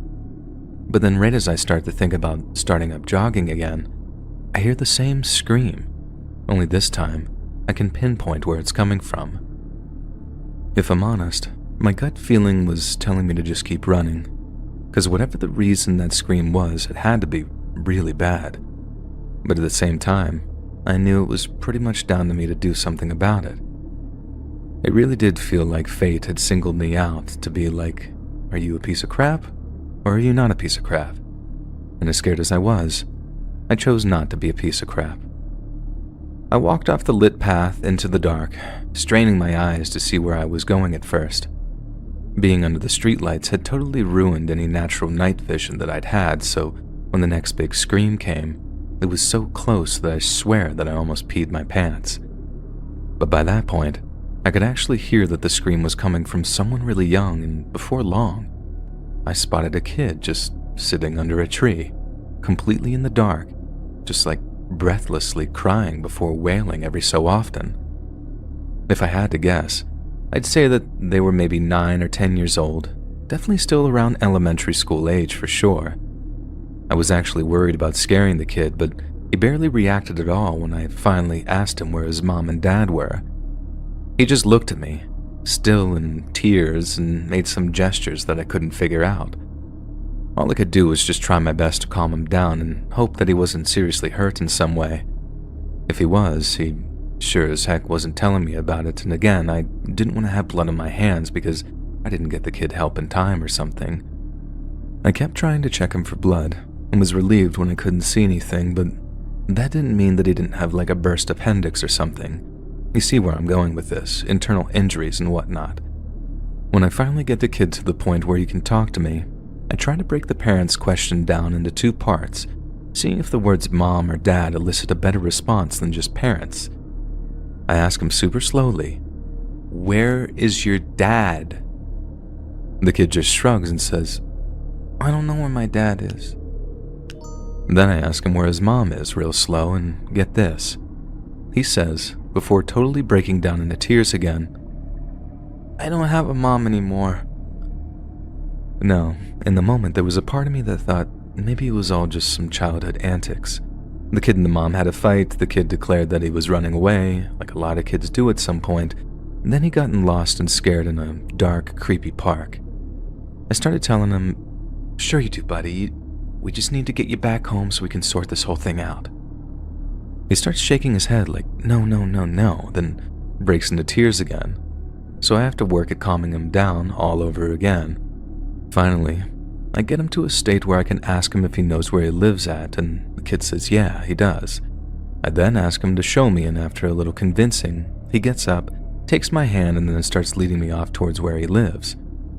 The first sign that I realized something was really wrong was when the kid basically led me across the street to his house. He wasn't lost, and when we got closer to what he claimed was his front door, I saw it was wide open. Right away I'm thinking, uh-oh, because this isn't exactly like taking the kid to the front desk at a supermarket. I have no idea what had happened in that house, and I know that the door being open at like 2 a.m. was definitely not a good sign. First thing I do is walk the kid away from the house into a neighbor's place. I was worried that this might freak the kid out more, but he didn't freak out. He just kept on sniffling, probably just in shock at that stage. And this is right after my parents bought me a cell phone too, mainly for emergencies, so as I'm hammering away at the neighbor's door, I'm also calling 911 to let them know that I thought something really bad had just happened to this poor kid. The neighbor had opened the door, armed by the way, and he had heard the whole exchange with the dispatcher. They got the kid into their house, then totally against what the dispatcher had told me, which was to stay away from the kid's house if there was a suspected violence situation going on, the neighbor comes back out, strapped up, and runs over to the kid's house. I'm telling the guy to stop, knowing that if the cops just show up while he's still inside, he could end up getting shot. He just told me to tell them that he was inside if they showed up. Like the cops don't just shoot first and ask questions later if someone has a weapon, and then just went ahead and crept inside, gun drawn, like he was friggin' John Wick or something. I don't know if I was expecting to hear shots or screams or whatever, but like a minute later, the guy came out again, eyes all wide, saying, "We got 2 bodies in there," and making comments about how bad it was inside. And that's when I realized that when the kid said, "I don't have a mommy anymore," he really meant it. I think he'd actually witnessed whatever had just happened, but was just too messed up to actually say it. After a while, the cops showed up. I told them what I knew. Then my part was all played out. They were more interested in talking to the neighbor who had gone into the house, just so they could get an idea of the layout. All they did with me was take my name, address, and phone number, just in case they needed to talk to me, as I guess they had what they needed right in front of them. I finished my journey back home, half running, half walking, in a state of shock.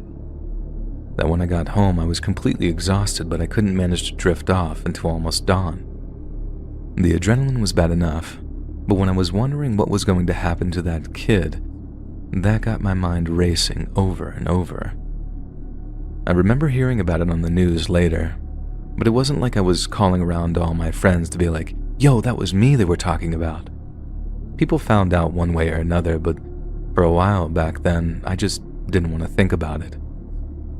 It's been years now, and the kid must be nearing the age I was when I found him that night.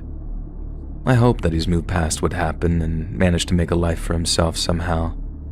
But if that kid really did witness his mama getting shot by her boyfriend, all before he turned the gun on himself, then I don't know if there's a kid alive who would come back from seeing something like that.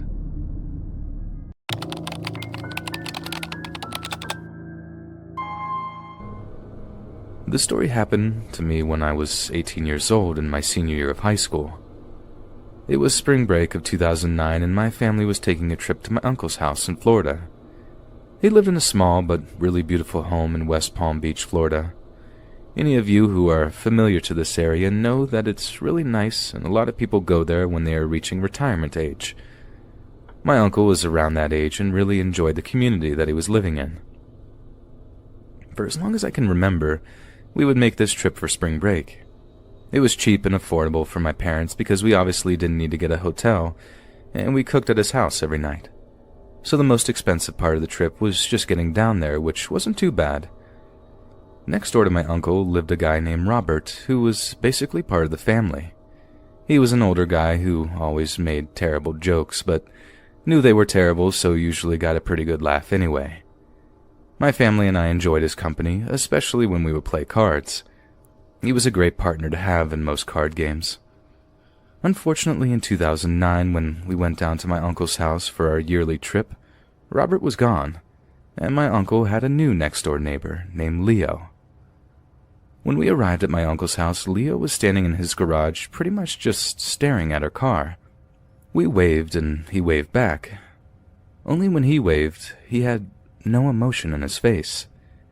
He was pretty tall, definitely over 6 foot and slightly overweight. He had the build of a bodybuilder who had just gotten older and was not able to keep up with the lifting.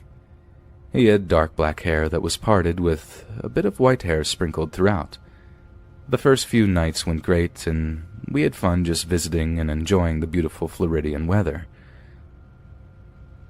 I think the third day, my brother and I were throwing the football around the yard, and we noticed Leo just staring at us again through his front window. I mean, it was harmless, just kind of weird and creepy. He was blatantly just standing there holding the curtain back and watching us. Later that night, my brother and I just sat outside on the porch, just hanging out talking about the NBA and enjoying the beautiful Florida night. All night long, we heard strange noises coming from inside Leo's house. It sounded like metal grinding, lots of coughing, and even some faint yelps. And I kid you not when I say all night, 1, 2, even 3 a.m., all this commotion persisted. We thought it was weird, but we really didn't think anything of it. In the morning, we were eating breakfast, and there was Leo, just sitting in the open garage looking back and forth between his garage and my uncle's house. How was he up so early? This guy literally must not sleep. He was up all night doing God knows what, making all sorts of noise. We asked our uncle if he knew anything about Leo next door, and he said he didn't really. Other than good morning or a polite how are you today, they really didn't say much to each other. My uncle did say that he was quiet, but always polite to him and stays out of everyone's business. He didn't attend any community meetings or activities or anything like that. We asked about the loud noises at night, and my uncle said he didn't really know too much about that and have never really noticed anything before. Later that afternoon, my brother and I were throwing the football around again. Leo left his house to his teal minivan. We waved, but this time he didn't wave back. My brother and I both looked at each other and decided to go look in his windows. Now we knew that this was wrong, and I would have never ever recommended doing this, but our curiosity got the better of us. When we looked through some of the exposed windows, we could only see a little, but it was weird. There was really no furniture. There was a wood saw in the middle of one of the rooms and sheets hanging everywhere. There was also several shovels by the back door and some plywood on some of the floors in another room. Now, when Robert had lived there in the past, we had been in that house many times, and it looked nothing like this. The house was completely changed, and not in a good way. As we started our way back to the road, we were stopped on the side of the house by Leo. He stood blocking our way. He said in a very stoic and low voice, "What are you doing on my property?"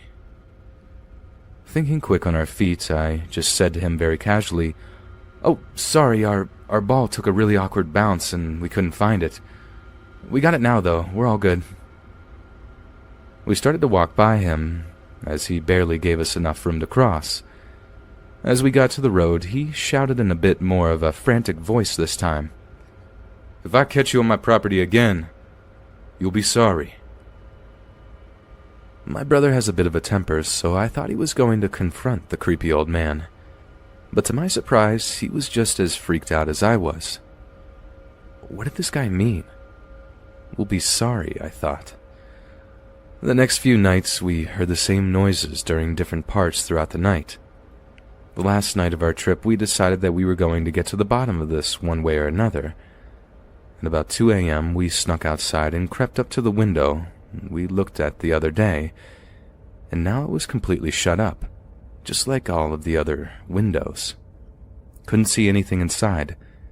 Just as we were going to give up and go back, my brother had noticed that there was some light shining from the back. His back door window was exposed. We snuck to the window and looked inside. and what we saw inside still creeps me out to this day. We saw a bit of Leo from the doorway, and he appeared to be using the wood saw that we had seen, and on the ground, we saw something that looked like another human, but it was stiff and stuck in a position like a mannequin. The mannequin, or whatever it was, looked like it had blonde hair that had been glued on. As our imagination finally gotten the best of us, what were we witnessing? The tinkerings of a madman? Or someone preparing for something much more sinister? We left the next day and saw Leo again standing in his driveway waving goodbye to us. My brother and I felt sick about the night before. Unfortunately, we never did go back to that house. My uncle bought a new, larger home about 35 miles away from his previous community. I often think back to that trip and really wonder what was going on in there. Was Leo really up to something evil, or were we just two young adults letting our minds get the better of us? Maybe he was just a creeper with some type of weird fetish. Either way, I'm glad we never had to see him again.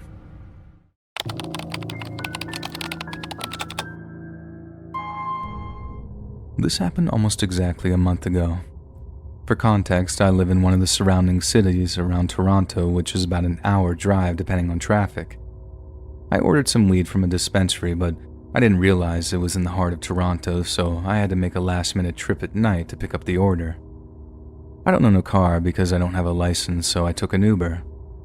I arrive at my destination at around 10:20 p.m. and the store closes at like 10:45, so I'm late. I go to pay for the order, but my card declines. I'm extremely confused as I literally just paid for an Uber, checked my bank balance, and I have more than enough for the purchase. But no, I can't purchase the product. I'm super annoyed and worried because I have no idea why my card is declining, and why now? My phone's almost dead. It's the middle of the night. I'm a 5-hour walk away from home. What on earth am I gonna do? I try booking an Uber and my card declines again. And I'm in some deep doo-doo. My mind is racing as I go through every possible solution to get home, and I don't have very long. My phone is at 10% and it's gonna die from the cold any minute now. So I tell my friend to call me an Uber after I e-transfer him $50. I didn't expect it to work, but miraculously it does, and he calls it. The second I receive the text from my friend saying it was confirmed, my phone dies. Well, I guess I just gotta hope that the Uber knows where I am, because if not, I don't know, I guess I sleep on the streets. Lord knows. So here I am standing on the streets in the middle of Toronto like an idiot when this man asks me for some spare change. I tell him I've got nothing, and he pulls out a small knife from his jean pocket and tells me, "No, give me your money." Without missing a beat, I pull out my wallet and give it to him, as well as a vape I had in my pocket too. I had 2 toonies in there as well as my bank card and ID. He sees the bank card and takes it out, examines it for a wee bit before putting it back in my wallet and running off down the street.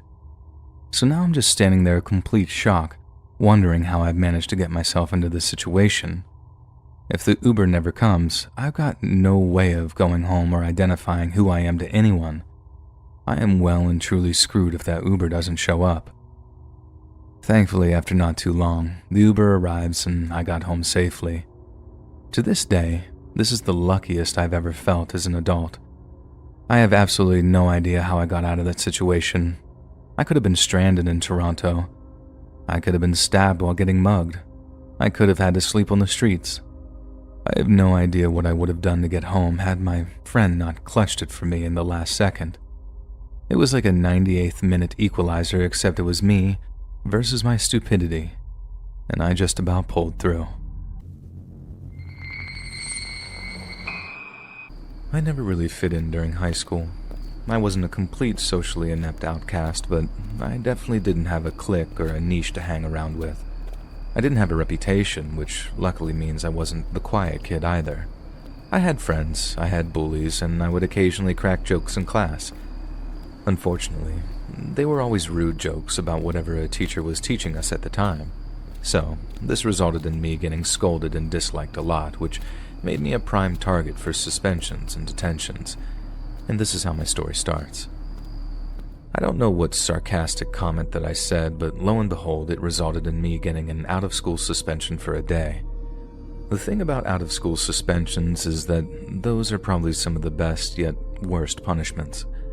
I get the day off, but it normally resulted in 12 to 14 hours of constant belittling from my parents. Why can't you just shut up and sleep in class like the other kids? Or, I work until my back is sore to put food on this table just for you to screw off in class and blah blah blah. You know, the standard stuff. So I hatched a plan right after I was given my suspension.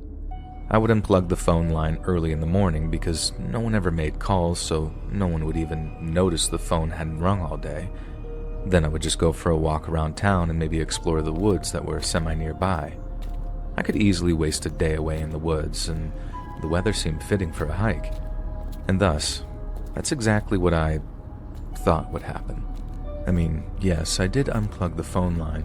My parents were rather old school with technology, and this was back in 2010, so they weren't huge into cell phones at the time. And yes, I did act like I went to school and then walked off into town. But when it came to going into the woods, I was not prepared. I walked out of the gas station with an energy drink that I had bought with some leftover allowance and headed towards this trail that leads into the wooded area of town. I hopped off the trail and walked for, assumingly, miles into the woods. I really couldn't tell how long I had walked for or how far I had really traveled, but I was definitely nowhere near civilization. Eventually, I came across a small little opening in the woods. Hills seemed to convex into this area, and trees seemed to stay clear of it. In reality's sake, it was probably some complex root system that prevented more trees from growing, but it still was pretty cool to see. Pretty cool to see until my eyes stumbled upon this old rusted freezer that sat near the middle of the clearing. I began to wonder if this was a man-made clearing, but it didn't look like any trees were chopped down. Curiosity took its course and I walked up to it, and sure enough, it literally was just some rusted box freezer that you'd find in a garage or basement or something. I started inspecting it before finding this flexible metal hose with a large bolt hanging down at the bottom of it, laying in front of the freezer. Before I could even process it, my brain starts imagining that this bolt could have been used to murder someone or something dark and intrusive. I usually can just shake these thoughts off, but this one in particular rattled me and I felt myself getting scared. Scared, I thought? From a rusty box? Are you kidding me? And so, I pretty much bullied myself into opening the freezer, with a stick that I picked up, of course, since the lock wasn't actually securing the freezer's lid. My heart was beating so fast that I thought my chest was going to burst, and I looked inside the freezer. Blood. There was blood everywhere. Blood, entrails, organs, guts, a whole box completely full of gore and rotting meat. I don't even give myself time to close it. I dropped everything and raced right out of there. I kept looking behind to see if someone was giving chase because my brain kept telling me that I was being watched, but no one was behind me. At this point, my thoughts are so full of, you walked upon a murder scene, you're going to be next, and this is all part of their plan. But no, nothing. I ran through the trees, tripped over rocks, scuffed my knees on rocks, and kept racing. I made it out of the woods and onto the trail where, luckily, no one was around to see me. Because I didn't have a plan. What do I even say? Hello, strangers going for a walk. I'm a dumb teenager who should be in school. Well, technically I should be at home being absolutely screamed at, but instead, I pulled a huge bluff and now I'm running away from a murderer. By the way, there's a freezer of gore in the middle of the woods, just as a heads up. I start speed walking back to town where I'm fortunate enough to see some buses driving around, meaning I can get back home, blend in with the other students and act like I'm just getting home from school.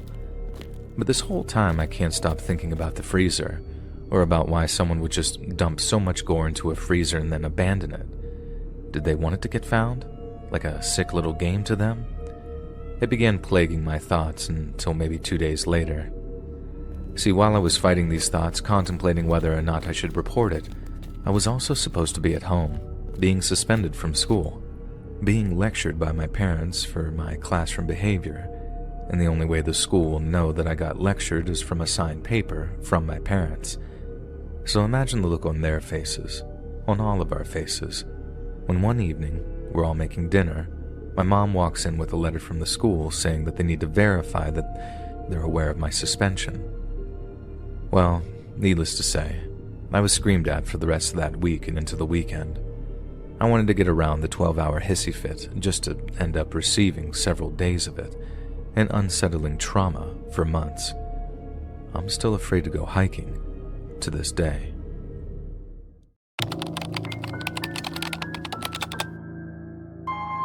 When I was around 24, I moved out to an apartment near my college since the dorms were unavailable or just not spacious.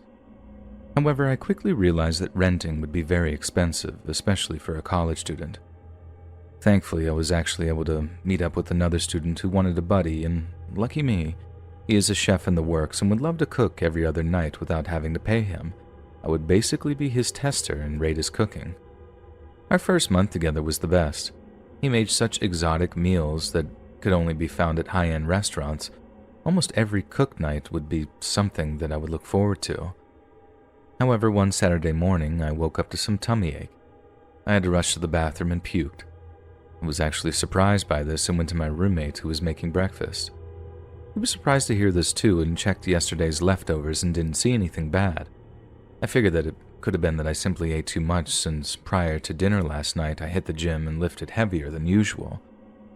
Every other night in no particular pattern I would experience more belly pain, kind of like both in and on my stomach.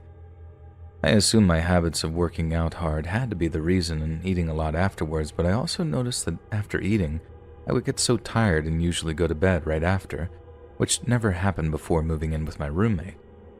I also noticed that he always plated my food for me, and if I tried to help or pour it myself, he would tell me that I would ruin his masterpiece.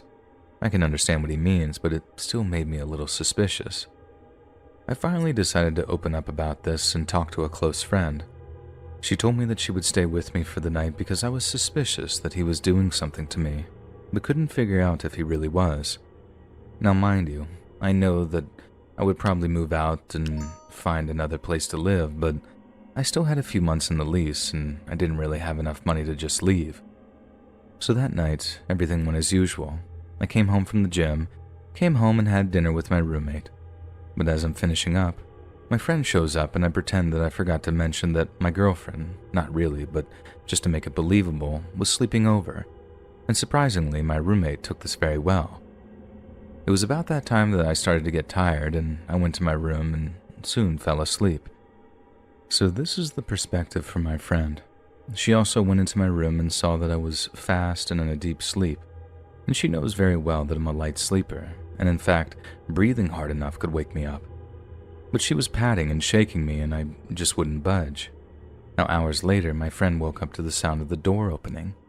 She stayed still, but from her original position, could see the door, and from adjusting to the darkness, she could see someone peeking in. At least 5 minutes passed by and whoever it was, most likely the roommate, left and didn't come back the rest of the night. When I woke up, I didn't feel any sort of pain, and my friend told me everything and was worried my roommate was the cause of my pain. So for a week, I decided to stay with her, and occasionally I would get texts from my roommate of when I was coming back, and they would send pics of their delicious food. As much as I wanted to stay with my friend, I couldn't because she lived far from the college, and it was a hassle traveling far. She doesn't attend the same college. However, she gave me the idea of buying some secret spy camera that looked like a regular thing, so I bought 2 small wall clocks and 2 charger plugs. The layout of my room when looking from above is basically doors on the upper left side of the room, TV and small table it stands on is also left center side, bed is on the right back corner of the room, and closet is at the front center of the room. I set one clock to face the door, other clock right side of the closet to face me, end of bed, one charger plug on table connected from extension cord to face me, side of bed, and the other on another extension cord on a bed facing me from top. I had a bad feeling having 2 clocks and 2 extension cords in my room would be suspicious, but hopefully he wouldn't notice. Night came, and same routine. I went to bed that night and woke up at around the same time with my belly aching. I then logged into my laptop and reviewed the footage. What I saw was that he did in fact enter my room with something in his hand. He came in as if I wasn't home, and what my friend said was right. It was like I was dead asleep. He pulled the blankets off of me and began with rubbing me before revealing the object to be a toy. He proceeded to torture me while whispering something that sounded like how he wishes I loved him and why he can't do this to me when I'm awake. I think this all lasted for like half an hour before switching to another for a few and left the room. And I was in complete shock. That I went straight to the bathroom and puked in the shower till I swear my stomach was completely empty. For the record, I'm not gay, and I don't have anything against them, but after seeing the footage, I sort of started to feel a fear towards them. I never ate another meal from him ever since, and as much as I could, I would either sleep at a friend's house or have them over. I never spoke to my roommate the same, and he noticed this and tried to sit down with me as if he's concerned for me, but I always brought up excuses that I'm late for something. I talked to my friend about this, and she forced me to speak with the college. I really didn't want to talk about this, but I eventually did, and I even showed them the footage. I don't know what happened to my roommate afterwards, but he was evicted from the apartment and probably expelled from the school. I don't know if he went to prison, but I hope he did, and sometimes I hope he gets the same experience of what he did to me.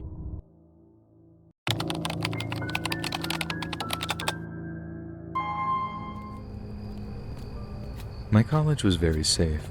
The worst that happened was some crazy drunk frat boys get the police called on them for mischief or something. It was your typical campus fitted with those blue boxes where you can call for an emergency. Now, when I walked around campus, I'd often scroll through Reddit or Instagram. I know it was stupid, but don't judge me, I was just a college student.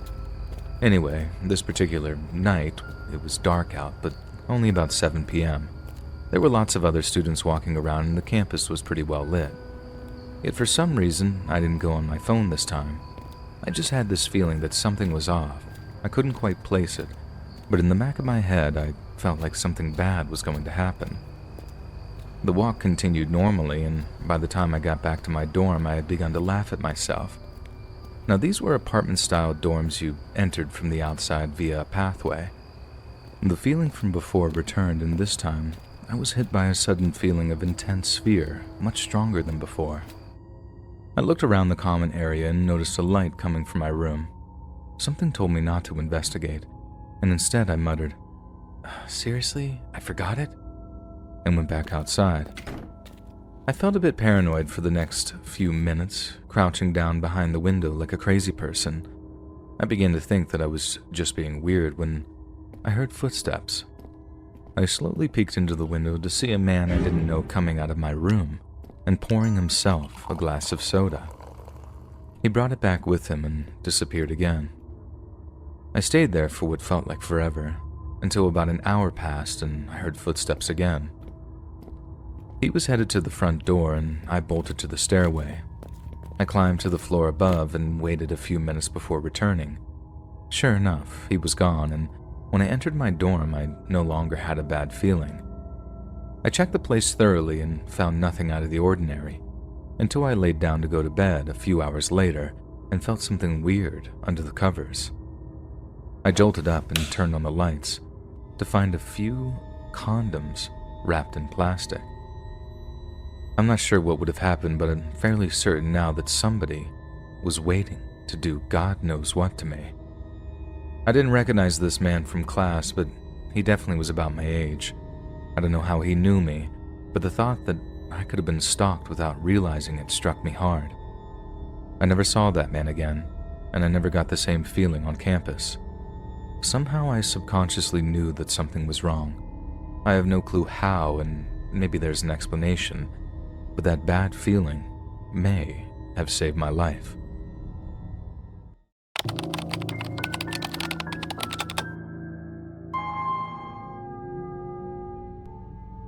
Over 4 years ago, I went to work at a warehouse in the small town that I'm from. I decided to leave after my health started to get worse physically and I was diagnosed with a panic disorder and severe anxiety after the situation that I'm about to tell you. This changed the way that I developed friendships after that job, that's for certain. So I started this job on April Fool's Day of 2018, which was odd to me. and I had no kind of high expectation of the job. All I wanted to do was my job, get paid, and go home, as I had 2 children at home and many things that I could work on there.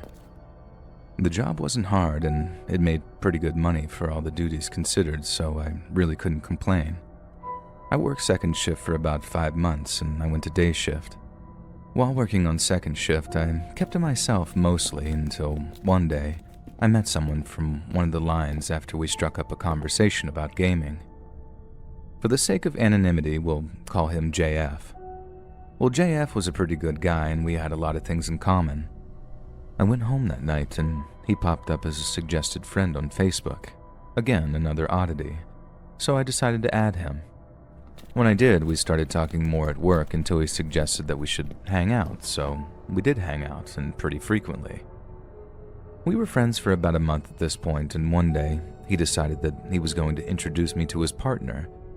She seemed decent at first, super nice, didn't seem to be a judgmental type, so I was cool with her.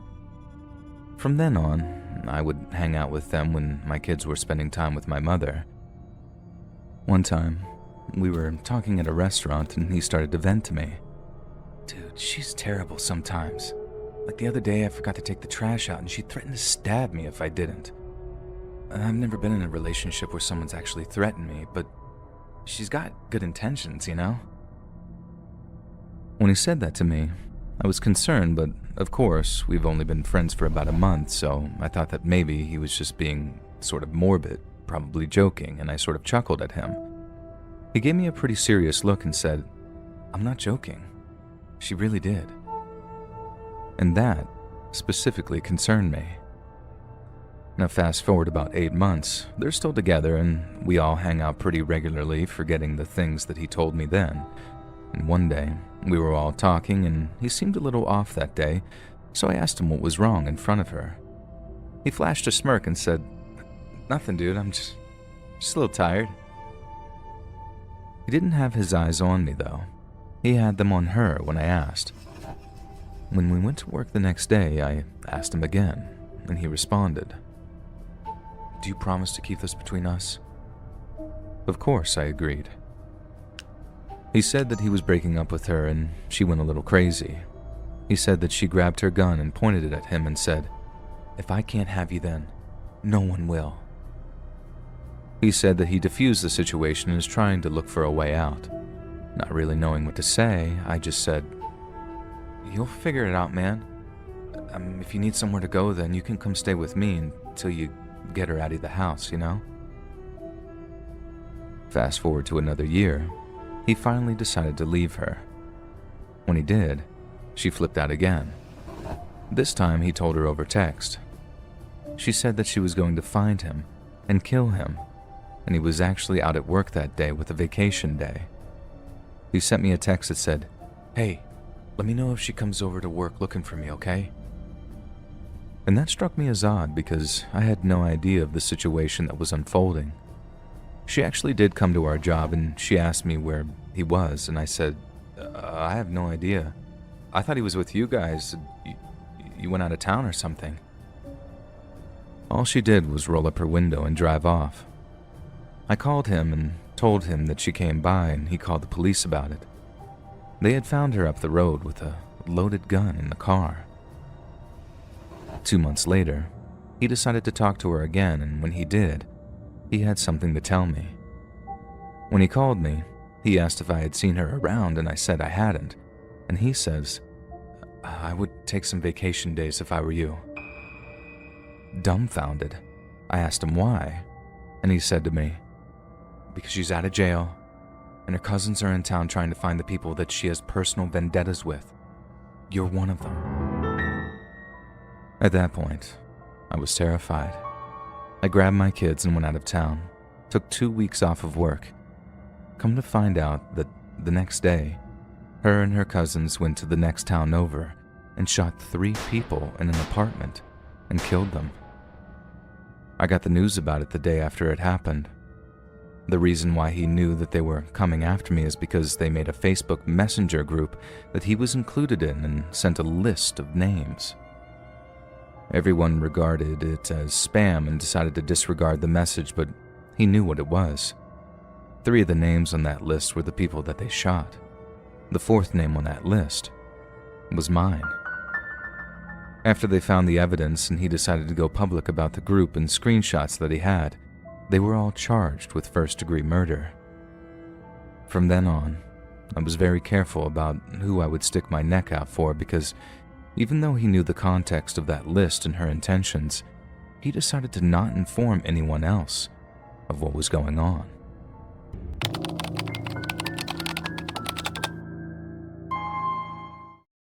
So this happened to me when I was 6 years old. It was my first paranormal experience, and it truly sounds like a badly thought up one. But let me assure you that it was by far the most traumatic. Nothing I have experienced since has topped this encounter. Back in 1999, I lived in Midland, Texas. My brother and I had been playing in the living room during a really bad thunderstorm at night. I have no idea where our 3 younger siblings were, asleep I'm guessing. My mother was in the kitchen washing dishes and singing. As we were playing and running around, I had forgotten that I had homework to do. I told my mom I needed to get my backpack out of the car and headed to the door that went into the garage directly behind her.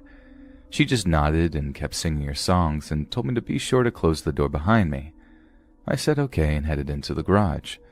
As soon as I shut the door behind me, I got this sudden rush of fear. It was raining really hard and the thunder and lightning echoed in our garage. So I'm 6, I'm in the garage alone and it's dark outside, so of course any kid would be scared. Logical, right? Our garage was an automatic garage and had windows at the top.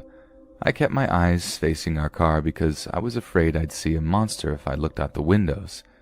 I opened the car door, hopped in, and started making my way to the very back of the car to grab my purple Pocahontas backpack.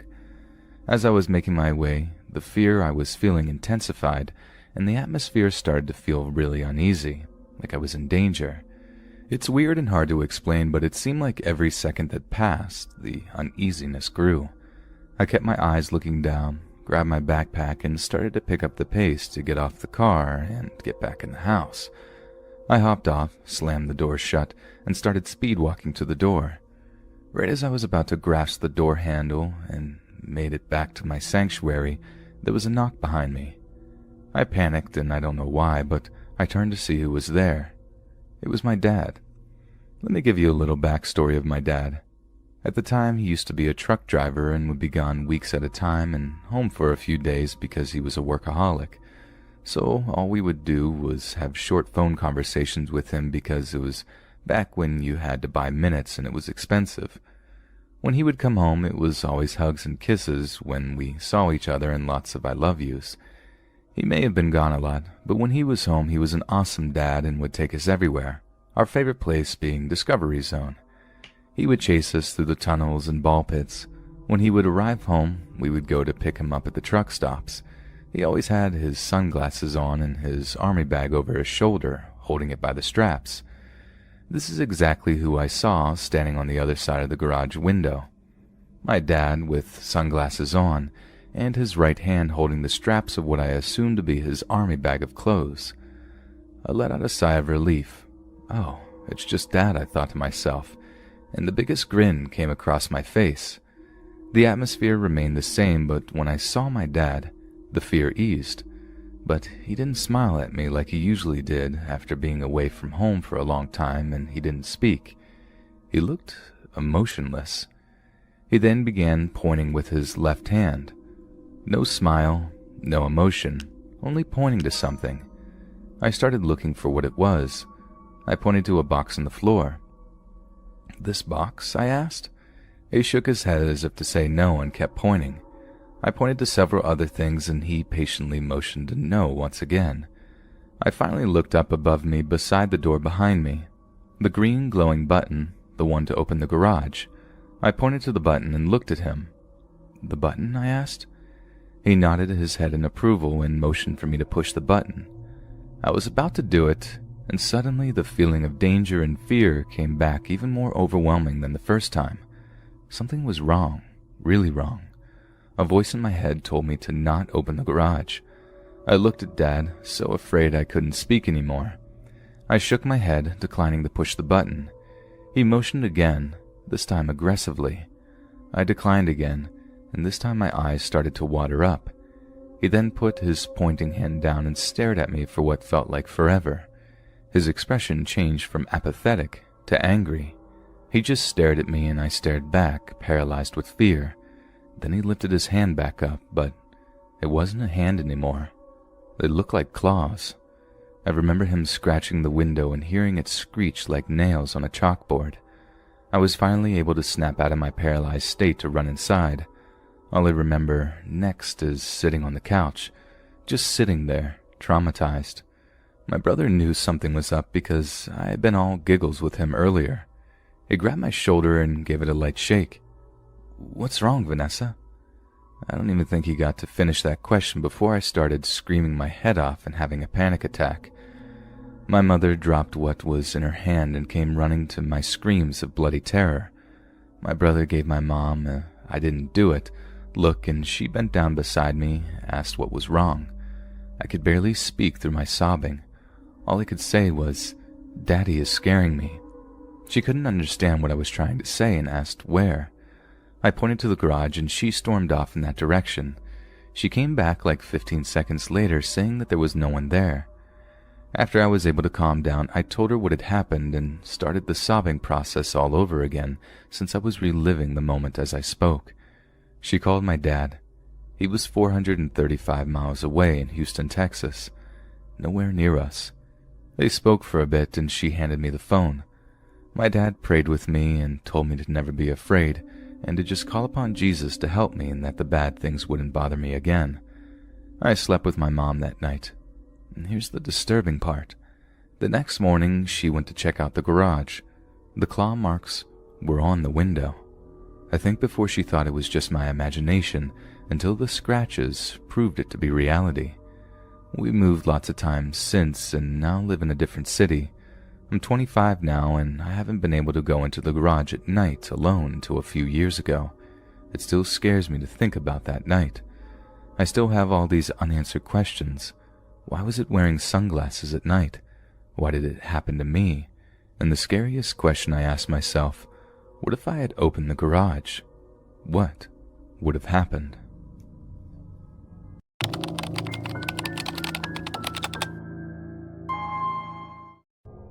In 2012, I went through a very rough breakup with my boyfriend of around 18 months. You know that old saying, you live by the sword, you die by the sword? Well, our relationship was like that. Only instead of a sword, there was a lot of drugs and alcohol. He was a party animal, and at first, I found that very attractive. But after almost 2 years of fighting and struggling for money while nursing hangovers, I realized that I wanted to mellow out, while he didn't want anything of the sort. I didn't want to be that lame, controlling girlfriend. I wanted him to live the kind of life that felt right. I just wasn't going to let us slowly drift apart when we'd be much happier pursuing relationship goals with alternative partners. And that's the way I saw things anyway, but he disagreed. Like I said, the breakup itself was rough. There was yelling, there was tears, but in the end, he seemed to accept my decision and agreed that we'd be happier seeing other people.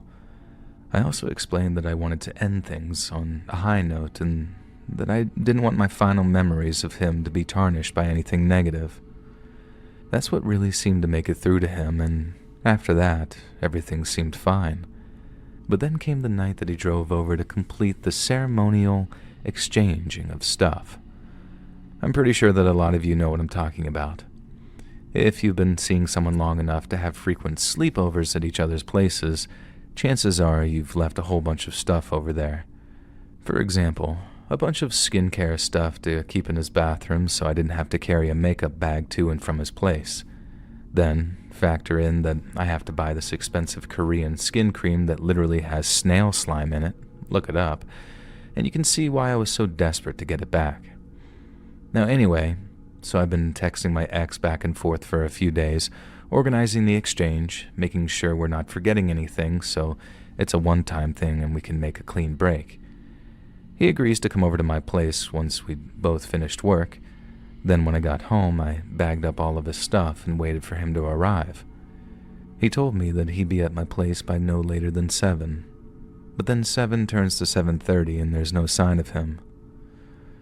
I texted him to ask where he was, but got no reply, so maybe like 5 to 10 minutes later, I start calling him, and after getting his voicemail a few times, he finally picks up. He didn't sound like he was in a particularly good mood, but all that indicated to me was that he was sober. He told me that he'd gotten caught up in a few things and that he'd be over by around 8:15. All I did was ask him not to be too late, as I had to work the next morning. He hung up, and then I went back to waiting. Finally, just before 9, he buzzes my apartment, and I let him upstairs while I waited near the door with his bag of stuff. It took him slightly longer than usual to make it to my door, but then when he does, and I open it, I could smell the stink of booze on him, and right away that gave me bad vibes. He had a shopping bag with what looked like my stuff in it, so that was a good sign, but I had also explicitly asked him to stay sober for the exchange because I knew what it might lead to. I say I knew what it might lead to, but that's not strictly true. I figured it'd get emotional. I just never have guessed that he'd take things as far as he did. So, first thing I say when I opened the door and smelled the booze on him was a reminder that he'd promised to make the exchange sober. He just brushed it off, asked if he could come inside, but I said no, that I preferred just make the exchange and leave things at that. He started asking me, "Really? This is who you are now?" And I very politely reminded him that if he couldn't conduct himself like a grown-up, then he wouldn't be getting his stuff. It was a huge bluff on my part because I really wanted my stuff back, but I also didn't want to give him the impression that he could keep dictating terms outside of our relationship. I remember taking a step back from the door and getting ready to close it, then after giving him one last chance to just give me my stuff back, I attempted to gently close the door in his face. His response was to shove his foot in the door to keep it from closing. And then, after barging it open so hard it actually frightened me, he walked down the hallway of my apartment and into the TV and kitchenette area. My apartment door was still wide open as I started yelling at him like, "What the F do you think you're doing? Get out of here." But he didn't listen. He just marched into my kitchenette area where there was a small dining table, then slammed the bag of my stuff down on it. Then, as he took a seat, he demanded that I come talk to him about the breakup so he could get some final closure, as he called it. I held firm, refused to even follow him into the kitchen, and kept demanding that he leave before I called the cops. But that's when he seemed to completely lose his mind and started literally screaming at the top of his lungs. "Do you want to kill me? Because that's what you're doing here. You're killing me." By the time he started freaking out and screaming, I was already on the cusp of dialing 911, but when he walked over to my knife block and pulled out the biggest one he could find, I realized things were way beyond negotiating and hit call after tapping 911. I also rushed back towards the front door to my apartment for several different reasons. First off, I had a pepper spray in my jacket that I kept on the hanger, like out of sight in case I needed to use it on an intruder, and so the first thing I did was grab that. But now I'm outside my apartment in the hallway with the door wide open and my ex sitting at the kitchen table. So if I need to, I can run down the hallway and out of the building and not risk trapping myself in the apartment with him. I'm also talking to the 911 operator by then too, all the while my ex is screaming at me to get off the phone and come back inside. But since he still had that carving knife and a white knuckle grip, there was exactly 0% chance of me heading back inside. The next thing, I was giving the operator the address of my apartment building when my ex started walking toward me, out of the kitchen and into the hallway. I obviously wanted to keep out of stabbing range, so to speak, so I remember rushing down the hallway toward the elevator and stairs and stopping to check if he was following me. My ex was following me. He'd come out of my apartment and into the hallway, but when I turned around in that split second and he saw that he had my attention, he stopped walking, turned the knife, and started to stab himself in the stomach. It looked like the knife was going deep, but not all of it went into his stomach every time he stabbed. I guess it was like lots of quick, shallow stabs, but from the horrible sound it was making, I could tell he was really hurting himself. I think that lasted maybe a second or two. I saw him doing it really, really fast, then I just turned and ran screaming down the stairwell instead of taking the elevator. He didn't shout anything after me, or if he did, I didn't hear it. All I could hear was those grunts of pain as he stabbed himself again, and again, and again. Then I started screaming, and I didn't hear anything else after that. I remember taking my phone away from my ear as I ran down the stairs because it felt like I might lose my balance if I didn't. But then, I was so scared that I kept trying to tell the operator what was going on, and that resulted in me running down the stairs screaming, "He's stabbing himself, he's stabbing himself, someone call an ambulance, he's stabbing himself." I ran all the way across the parking lot of my apartment building before bringing the phone back to my ear, and I kept talking to her as I waited by the street that I knew the cops would come down. I remember begging the operator to tell the EMTs to hurry, that my ex was really hurting himself to the point where I thought he might die. She did her best to try and keep calm. Then the next thing I knew, I saw the cop car and I started frantically waving at them to flag them down. One of the other things I remember is how as I let the cops into the building with my key fob, I kept telling them, "Please don't shoot him, he's trying to hurt himself, so please don't shoot him." The cops completely ignored me, I guess because they were focused on their job, but in the moment, their silence had me even more panicked, thinking, "Oh God, he's still going to be holding that knife and he's not going to drop it, and they're going to kill my ex-boyfriend right there in the hallway outside my apartment." They didn't shoot him, thankfully. He was just lying there bleeding, but by the time the EMTs arrived and got him into the ambulance, which was at least an hour after he stabbed himself, I was totally convinced that he was going to die. Thankfully, some of my neighbors had emerged from their own apartments to see what all the commotion was, and were there to give me the consolation I so direly needed in that moment. Another thing to be thankful for was that my ex survived his self-inflicted wounds, although he did need a bunch of different surgeries to repair all the damage he'd done to his stomach or intestines. I thought the whole experience might sober him up, but the last I heard, he'd gone right back to his old self after maybe a year on the wagon.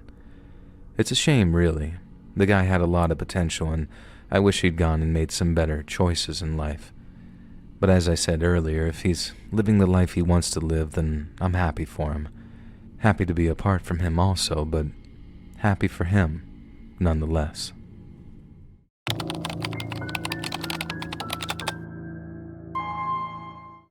About 2 years ago, I moved into a new apartment. The walls were very thin, and because of the fire safety laws in my city, my bedroom had one window, which led into the living room, and none with outside access. The window will be important later. It was 3 bedrooms, one for me, one for the master tenant, and one spare, which at the time was rented out by a pretty friendly guy. Well, friendly guy had issues with his work visa and had to move back to Canada last minute, leaving us about 2 weeks to find another roommate.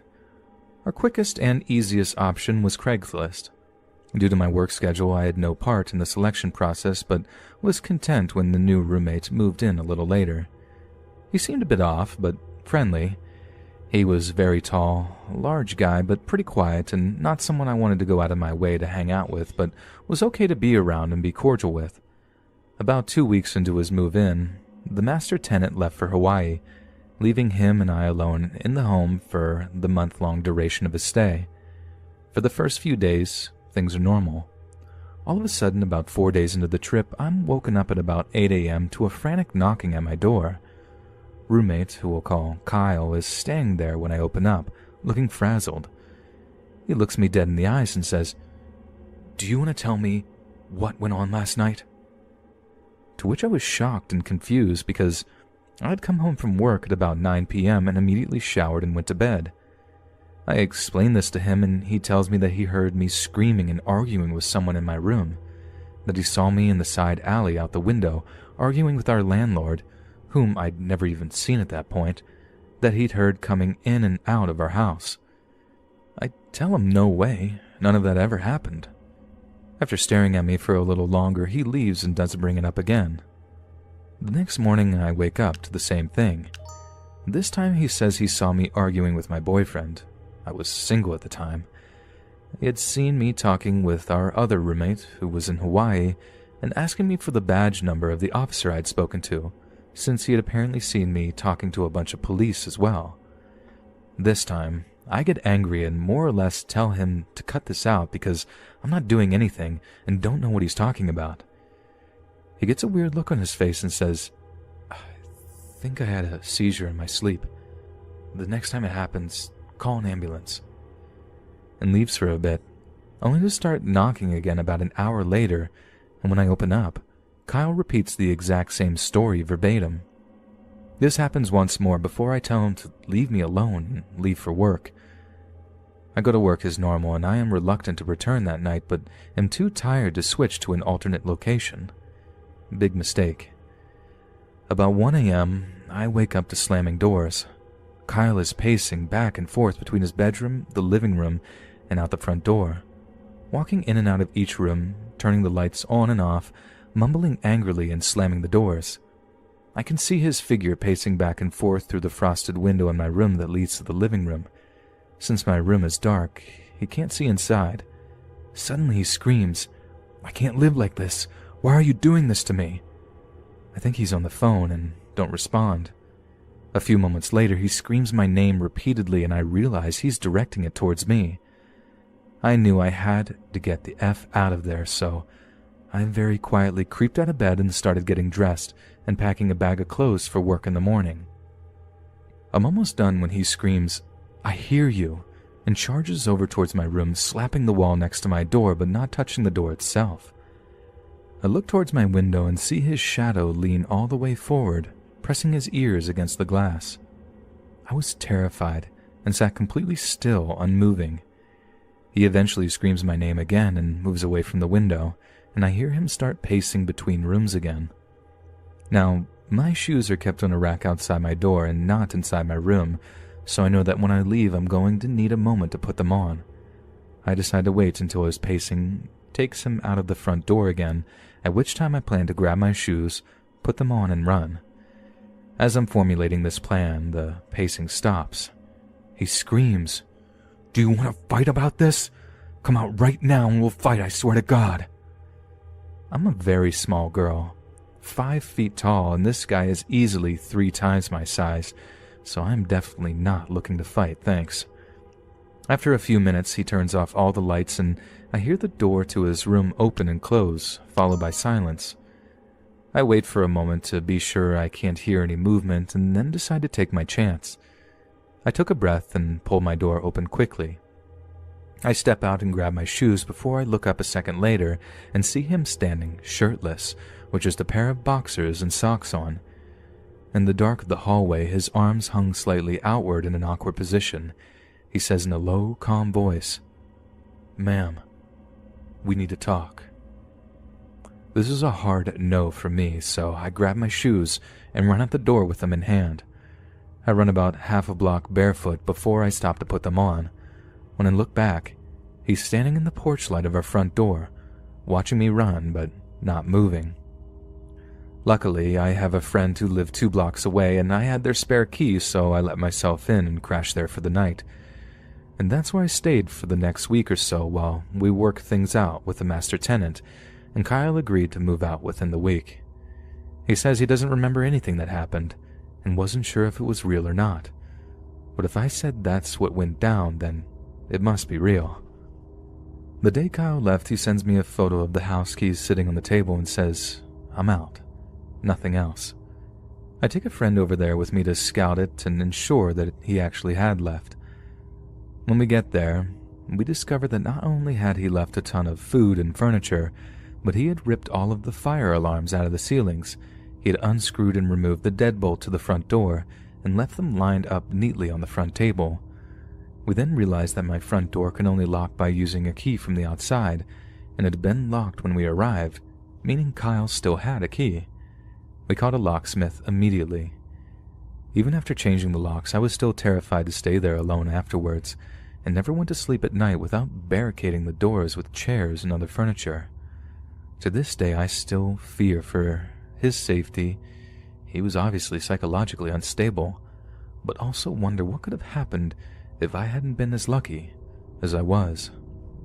Our official merch store is finally here. If you want to support more of our channel, check out our merch shop. The link is in the description down below. See you on the next video.